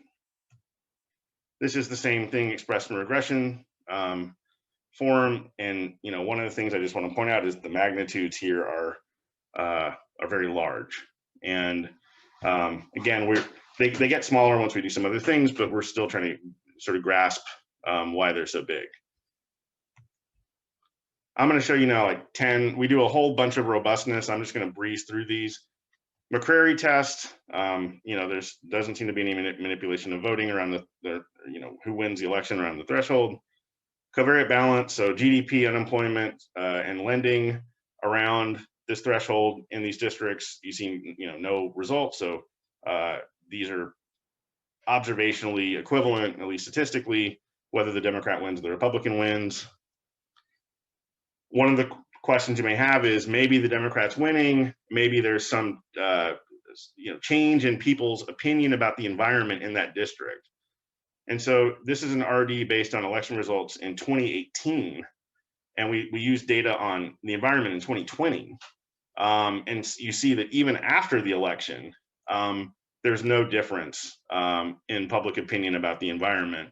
Unfortunately, this is just a single cross section. We don't have data going back historically, but it's suggestive that this isn't about sort of public opinion in these districts shifting. The close elections we have are sort of scattered across lots of states. The states with the most close elections in our sample are Washington, Nevada, Nebraska, Kansas, Connecticut, New Hampshire, and Maine. I can't really think of anything tying these states together. We do a number of other robustness checks. So one thing we do is we do sort of a first stage regression where we regress emissions on some pretty stringent fixed effects like state by chemical by year fixed effects or firm by chemical by year fixed effects. And then we do the same RD analysis that I showed you a minute ago on these residuals. And you still see an effect, although of course the magnitudes have gotten a lot smaller here because we're taking out like the vast majority of the variation. We do placebo tests. This is a placebo test based on randomizing the vote margin. This is a placebo test based on randomizing which political party the candidates come from. And you see that our results are far in the tails. A big question you may have is, okay, pollution's changing. Is this just coming from production? The EPA data actually has a production index, so you can link emissions to production. And so we find there's still an effect, even if you look at pollution per unit of production. So we actually also find, and there's no changes in the level of production, but there is an effect on pollution per unit of production. And the question you might have here is, well, how can I change pollution without changing production? And here there's a nice new paper by Michael Greenstone and co-authors that actually uses electricity data from China on the abatement devices themselves to show that essentially when a firm can control its pollution without changing its production just by dialing the abatement filter up or down. And we don't have that data, so I can't say conclusively that that's what's going on here, but my suspicion is that that's what's going on here. Another question you may have, so a lot of EPA rules. So we're looking, I should have mentioned this before, we're looking at federal environmental rules. So this is like the Clean Air Act, the Clean Water Act, et cetera. Federal environmental rules are the same across all the states, which is great. One question you may have is, are governors, maybe this is just state regulators that are really driving this effect, and maybe whether a Democrat wins or not in a district, in a congressional district, is correlated with the Democrats winning, let's say, the governor's mansion. And so maybe this is actually coming from the states. And you do see there is a stronger effect when there's a Democratic governor in place, but there's still an effect even when there's a Republican governor in place. So this isn't just coming from the governor. So I hope I've convinced you that there's a drop in pollution that seems to be pretty robust, that seems to be related to the political party of the US representative in that district. Our goal here is really to say, well, it's not just the party. What we're trying to capture here is the ideology, the effect of the politician's ideology on firm outcomes.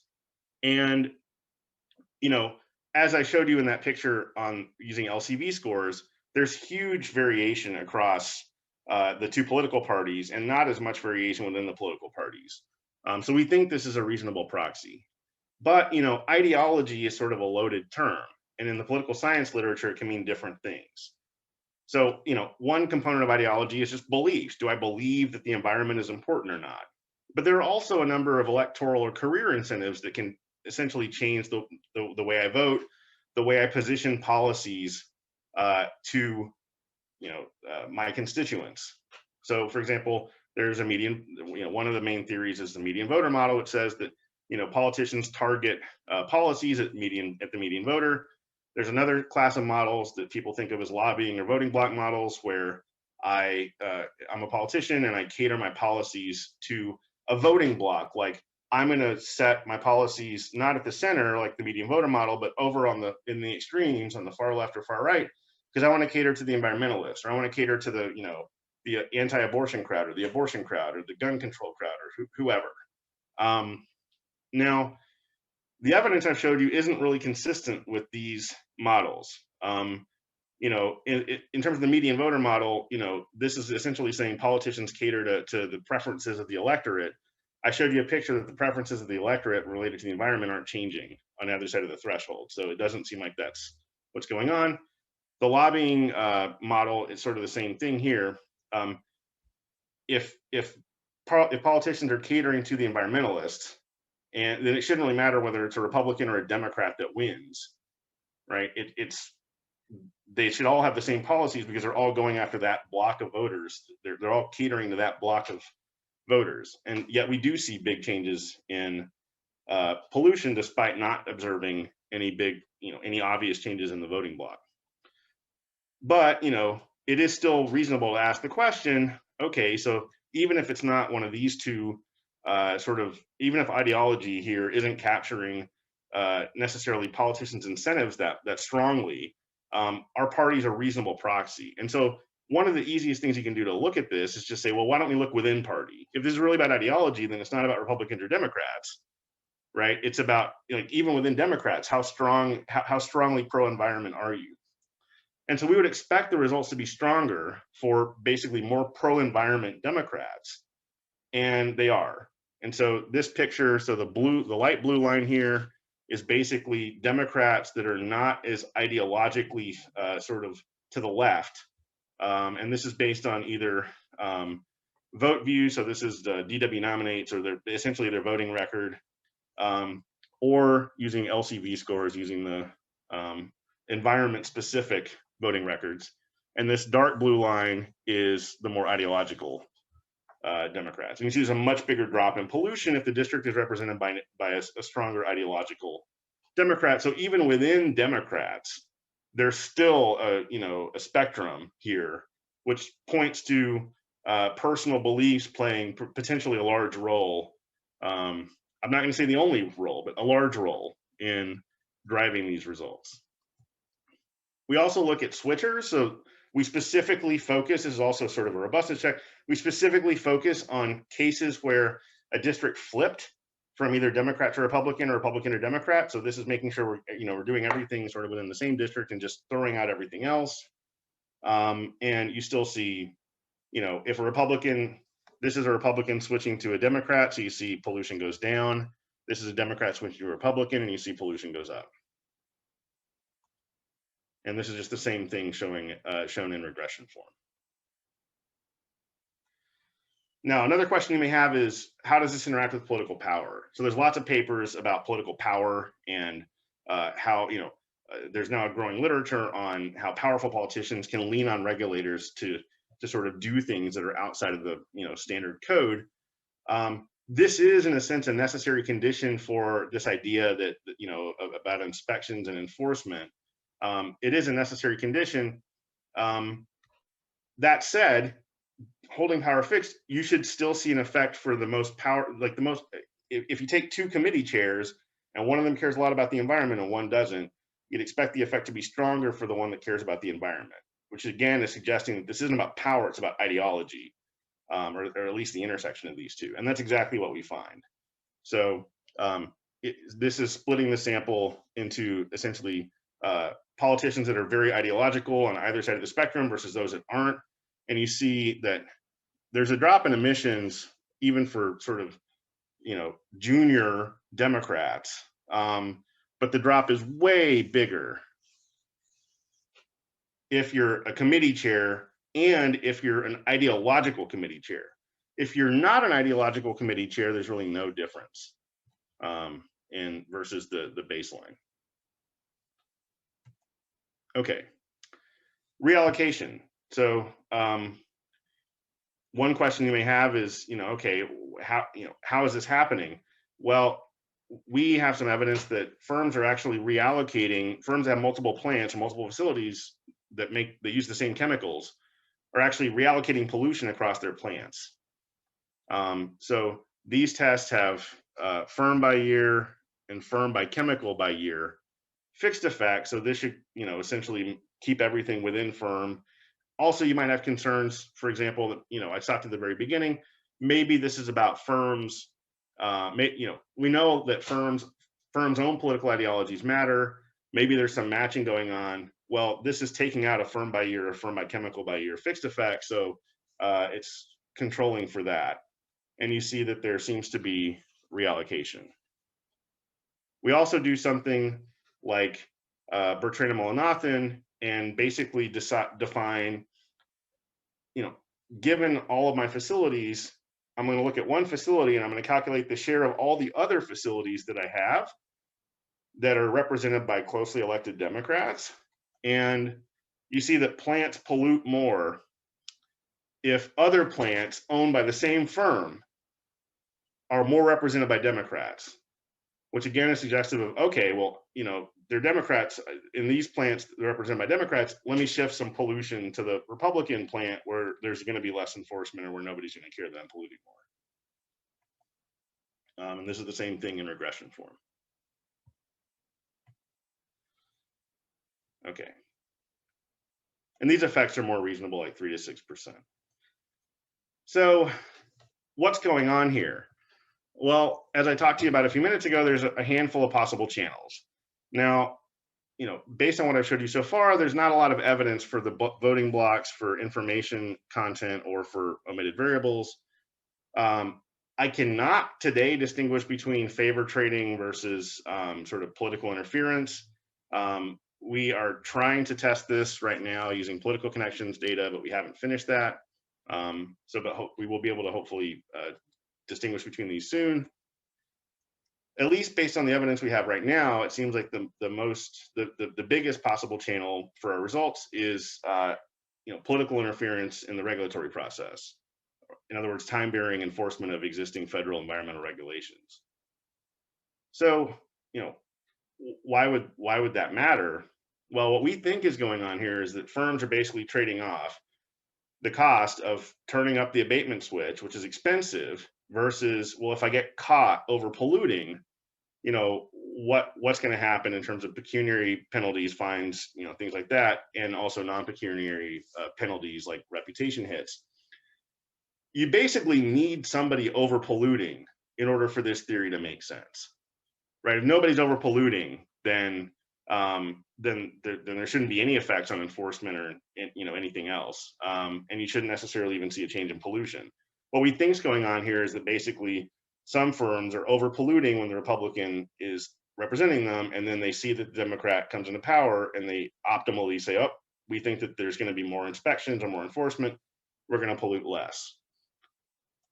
And so if that's true, we should observe, and if the Democrats are actually polluting, going in and saying, hey, regulators, you should inspect these facilities more, or if there's the expectation on the part of the regulators that the politician cares more and they want to just, make the politician happy, then you should see firms reacting to that, and you should also see the number of inspections going up. What you shouldn't necessarily see much of, though, is penalties going up, because if the firms are responding to this change in regulation intensity, the firm doesn't want to get fined under the Democrat or the Republican, so they should change their pollution in order to sort of not be formally fined by the government. And that's basically what we find. So here is a picture, an RD picture for inspection. You see that when the Democrat is closely elected, inspections go up, and they go up by a significant amount. You also see the enforcement action. So this is informal enforcement actions. It basically means like writing letters saying, please stop doing X. Those go up. In addition, we look at formal enforcement actions like penalties and fines. And you see inspections go up a lot. We look along the extensive and intensive margins. In both cases, we find that it's not only just, the same factory gets inspected more often, and actually some new factories get inspected when a Democrat is in power. We then look at enforcement outcomes per inspection. So if inspections are going up, then of course enforcement actions should go up. So we're scaling these by inspections, and you see that overall enforcement goes up, sort of weekly, but it's all coming from informal enforcement, like writing letters. You don't really see much in terms of formal enforcement or, formal penalties, which is consistent again with this idea that firms are updating their pollution behavior, so as not to breach their emission limits when the Democrats elected. And in a sense, they understand that there's going to be more of a focus on the environment. And so they, instead of over polluting, decide to sort of come back under the threshold. I wish I could provide a smoking gun on this right now. I can't. But this is at least suggestively what we think is going on. And then lastly, we look at real effects. Okay, so firms are polluting more when the Republicans in charge. Does this matter? And so again, we'd like to also look at CompuStat. We haven't finished that, but the health effects are pretty interesting. So we'd expect if it's indeed the case that firms are polluting more when when they're represented by a closely elected Republican, then you'd expect to see pollution-related illnesses go up in the areas around those plants when there's a Republican representative, or a reduction in respiratory-related illnesses, for example, around those plants when a Democrat is closely elected, and that's what we find. So we find that there is a drop in respiratory-related hospital visits in the areas right around plants. I think it's the zip code, right around plants, when a Democrat is elected.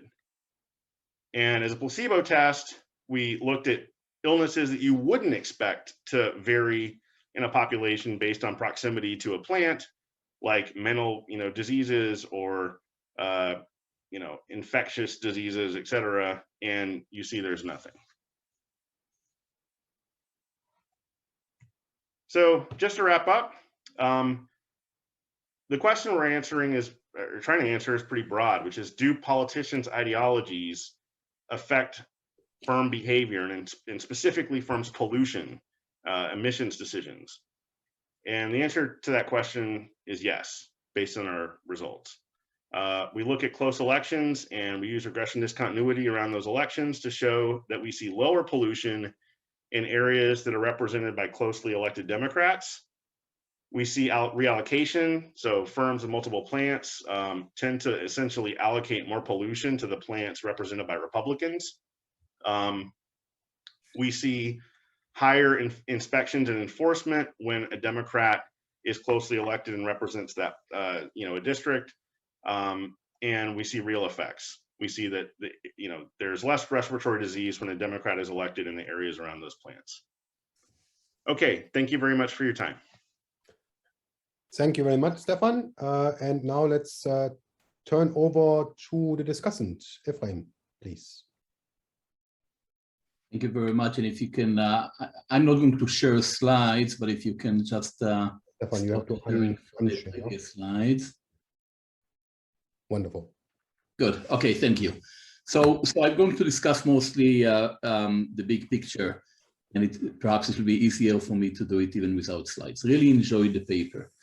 It makes an interesting and potentially important contribution to the understanding of the effect of political ideology on the environment.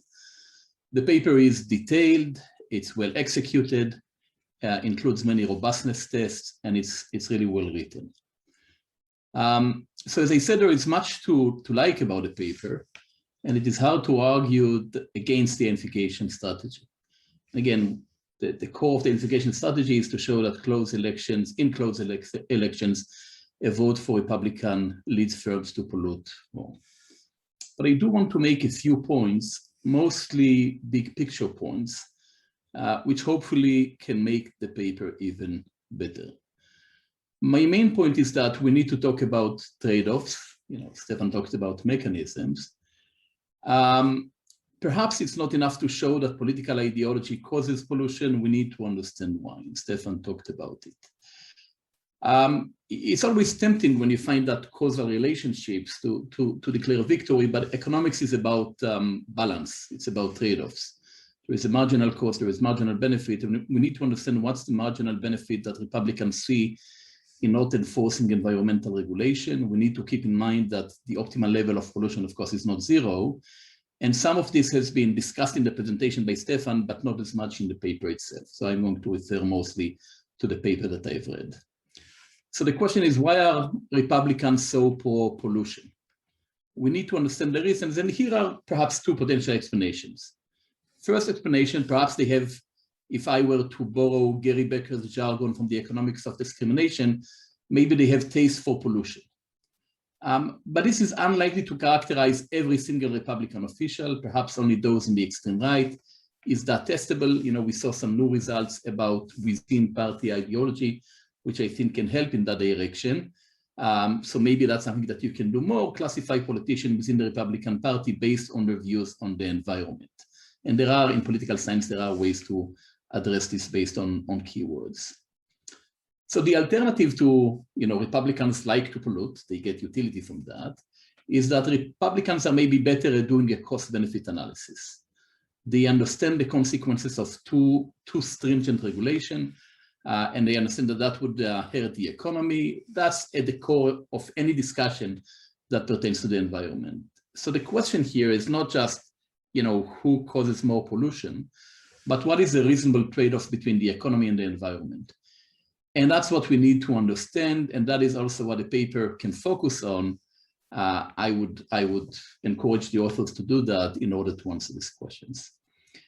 The new results that presented in the presentation, but not in the paper, point to a direction that taste for pollution plays a role, but do not fully cut through. But that's definitely a step in the direction. Now, for me, the most important results are the results in table 6 of the paper, which show that once pollution is scaled by production, there is still an effect, and that effect is important. That's a very important result, because you would think that the alternative in the second explanation is that what Republicans do, they want you to produce more, and producing more is going to lead to more pollution. Perhaps the paper should mention that the effect is smaller than in the baseline regression, at least based on what I see as the semi-elasticities as what they imply. And I actually think that this should be the baseline specification in all of the regressions and all of the robustness tests, and we like to see every single test being pollution relative to production.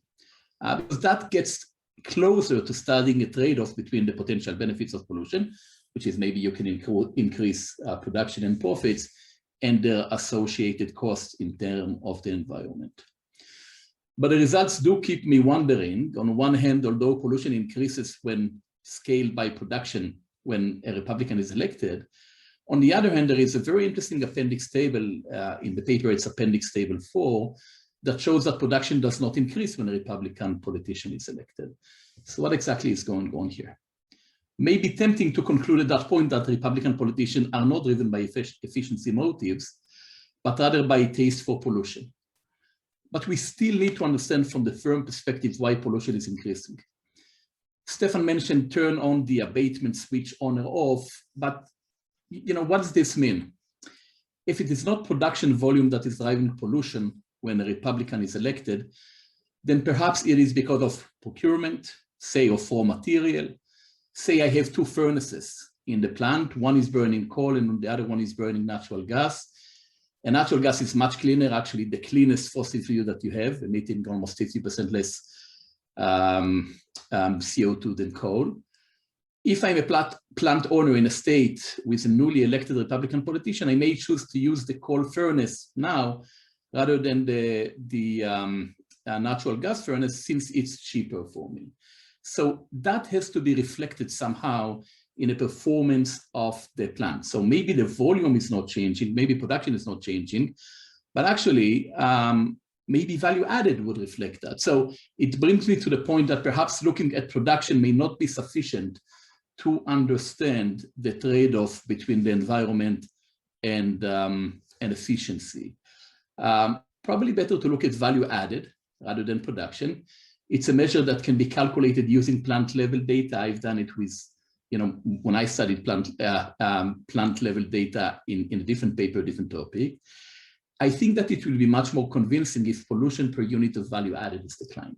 Value added should take into account the cost of material. Also, what is exactly the mechanism? What is that abatement switch that Stefan was discussing? Does this mean fewer investment in clean energy equipment?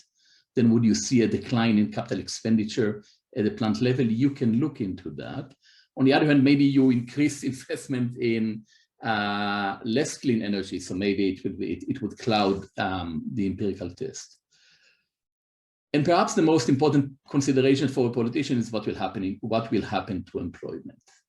And maybe you want to look into pollution relative to employment. So just maybe to sum so far, we need to better understand the trade-off. The paper is well identified in terms of the causal effect. The mechanism can be improved. I have to say, it's a well-identified paper, and this is a characteristic of well-identified paper. They tend to be unidimensional. They tend to focus on one effect, but whenever we discuss the environment, we need to understand the trade-off between efficiency, the efficiency trade-off. So to better understand the environmental decision and to better understand the underlying factors that drive politicians, we also need to understand the trade-off that firms have in their objective function. So again, I'm not saying it as a critique to the paper. I think the paper is terrific, but I think that the question is not whether Republicans lead to more pollution. The question is, what can we learn about the trade-off between economic activity and environmental consideration through the lens of this paper? And that is exactly what I will encourage the authors to do. Thank you for having me. Thank you very much for this great discussion. So I have on my list now Anat, Luigi, Orkun. Anat, I'm not sure if your question is still relevant. I just want to say to Effie, you know, when you talk about efficiency, I think your definition is narrow. If you're talking about it from the firm's perspective, when it comes to pollution and health impact on other people. So I don't know that the firm would consider that, and I don't know if that's the right trade-off for society. So that's just a side comment on Effie's sort of trade-off thing.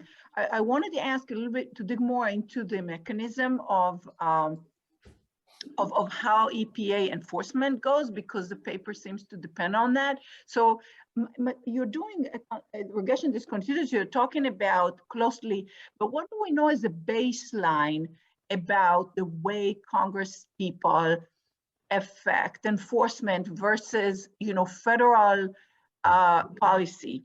So, I mean, we know that in the last few years, you know, so how much can a congressperson do for, you know, about that, and how does that interact with, you know, the EPA's, which is a federal agency, you know? So I wonder, just as a base, not necessarily in close, you know, close elections are a particular thing, and you use them for a particular effect, for a particular dynamic, but do we know in general about this area of environmental enforcement and the interaction between, you know, congressional, a priori, I wouldn't know necessarily that that's a thing or an important thing. I know that that's where you have observations, and it certainly is interesting in its own rights. So it's more of a question about the way this works, since you're only looking at a slice of it.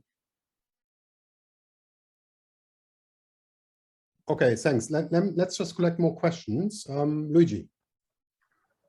Well, first of all, it's a very interesting paper. A couple of suggestions and comments. The first one is, you want to look at the paper by Brian Richter on how does redistricting affect the value of firms, because it seems by changing your representative, the value changes dramatically. I never understood why that's the case. I think that the two papers are very complementary, and you want to look into that.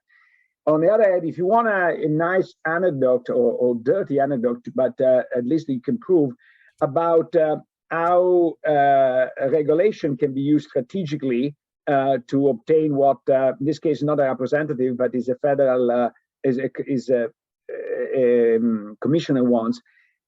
This was reported by Bloomberg, but Mike Piora, that was at the SEC, threatened to go after Citibank if Citibank continue in its policy not to finance gun production or stuff like that. So I think that it's clear that there is even retaliation at the federal level, and firms are very much afraid of that. On more sort of a technical issue, one is, especially in light of the previous paper, I think that this regression discontinuity becomes a little bit suspicious, because maybe what makes the difference between winning and not winning is that you receive dark money at the last minute. And so to what extent this might actually invalidate some of the results is something that you might want to think about. And last, I thought that your result on medical problems is stunning. And I will copy a page from a Greenstone paper that uses regression discontinuity to estimate the causal impact of, I think, particulate matter increase for death and etc., to estimate what is the cost of pollution. I think that there you can do it pretty well and estimate if you associate a cost, and the medical literature is full of that, associate a cost to those respiratory diseases and possibly death. Then you have a good measure of the social cost, the one that Anat wanted to measure. So the social cost of this action. And then you can look at potentially increase in employment to see whether, but I think answering the question, is this socially optimal? Forget from a firm point of view, but is this socially optimal or not? Because it might be that the benefit in terms of employment are large enough. If we buy this value of statistical lives, we might not. But if we go that, is it worthwhile or not? I think that's a very important question to answer, and I think you have the possibility of doing that. Thank you very much, Luigi. Orkun. Mine was more of a comment, actually. Just when you listed the alternative explanations for the result, Stefan, you have the information channel as the companies or the plans learning information from the election result. I'm not sure how much that matters for your results, and this is actually in your favor in the sense that if you're just focusing on the closed elections, there isn't much that that's coming to the public domain in terms of new information or the preferences of the voters. So that I think goes even further to kind of like prove that that's probably not the channel. And one side question, I wasn't sure. Did you look at the openings and closures of the plans? I think that's something. Because if there's an effect there, then later on I think you have a setting where you also use the number of plans in the region as a kind of interaction that makes it kind of endogenous. And yeah, just those two. Thank you very much. And last question, Kokan, please. Hi, so this is really interesting. I just want to build a little bit more on Luigi's point and also Effie's in terms of the cost-benefit calculus here, and especially in this literature on the health cost of pollution. I think that there's a few papers using wind direction to estimate the spillover effects of pollution, and it's actually quite big. It could be bigger than the effect that you have, which is just around the plant, and actually places downwind from the plant could suffer a lot more. And it's also a much bigger externality because those people are not those who voted for the ones who were in question here. So if you could just do some calculation there, or maybe estimate the effect yourself, because the data I think are quite easy to get, then you could have even a bigger cost on that on that side. Okay, thank you. Effie, you want to come back in? Yes. I just want to make a comment because both Luigi and Anat made the comments about that relate to my discussion. This paper cannot say much about social optimal for a very simple reason. When you look into the outcome at a firm level, there is no increase of pollution at a firm level. That's one of the tables in the paper. And what you see is relocation from Republican states to Democratic states. If you really want to push the social welfare analysis, it's unaffected. Those are all localized effects. And what you have to look into, and that's I want to clarify what my discussion is about the incentives of the plant owners that are affected by the policy. You would never be able to do here any social, actually, if I look into the paper, there is no effect on social welfare, because that, what you're doing is you're exporting pollution from Democratic states or Republican states. That's how the US has been doing it with its relationship with China now for 20 years. So, I mean, most of the trade-offs that you see here are very localized. Just to emphasize that point, and sorry about taking more time. Thanks, Effie. Although I wonder, of course, the pollution in spot A might not have the same negative effect as in spot B, right? Depends a bit on population density and so on, right? So if the Republican locations are less densely populated, then there might actually be a dampening effect on the social cost, no? But anyway, okay. So Stefan, back to you. Yes, well, thank you. Thanks all of you so much for all of these wonderful comments. This is great. So I can't respond to every single one, but Effie, thank you very much for a very helpful discussion. I mean, I completely agree that this paper is lacking in a mechanism, a really tied down, tight mechanism. We're getting closer, I think, but we're not quite there. And I completely agree with your point about, you know, the important question being this trade-off between, you know, how much do I care about profits versus how much do I care about the environment, and what can we say about that? You know, your points about, for example, using the pollution divided by production as our baseline specification, I agree with. We can definitely look at that. Your points about, do firms invest in more, you know, maybe they turn on the more efficient plant and they shut down the less efficient plant. Maybe they invest more in pollution technology, et cetera. We haven't, so we've looked at, we actually don't find much of an increase in, you know, investment in new abatement technology, but we, you know, we, at least based on other papers, we think that what's going on is exactly more of this. Well, let me just shift, you know, production more to the more efficient plant. And at least based on this paper from Greenstone, it does seem like for a lot of, especially air pollution, you know, filters, there is sort of a switch you can turn, because they have great electricity data, and you can see that all of a sudden the filter starts using more electricity when they need to cut pollution. Again, that's another paper. I don't know if that holds in our setting, but I suspect it probably would. But those are great suggestions.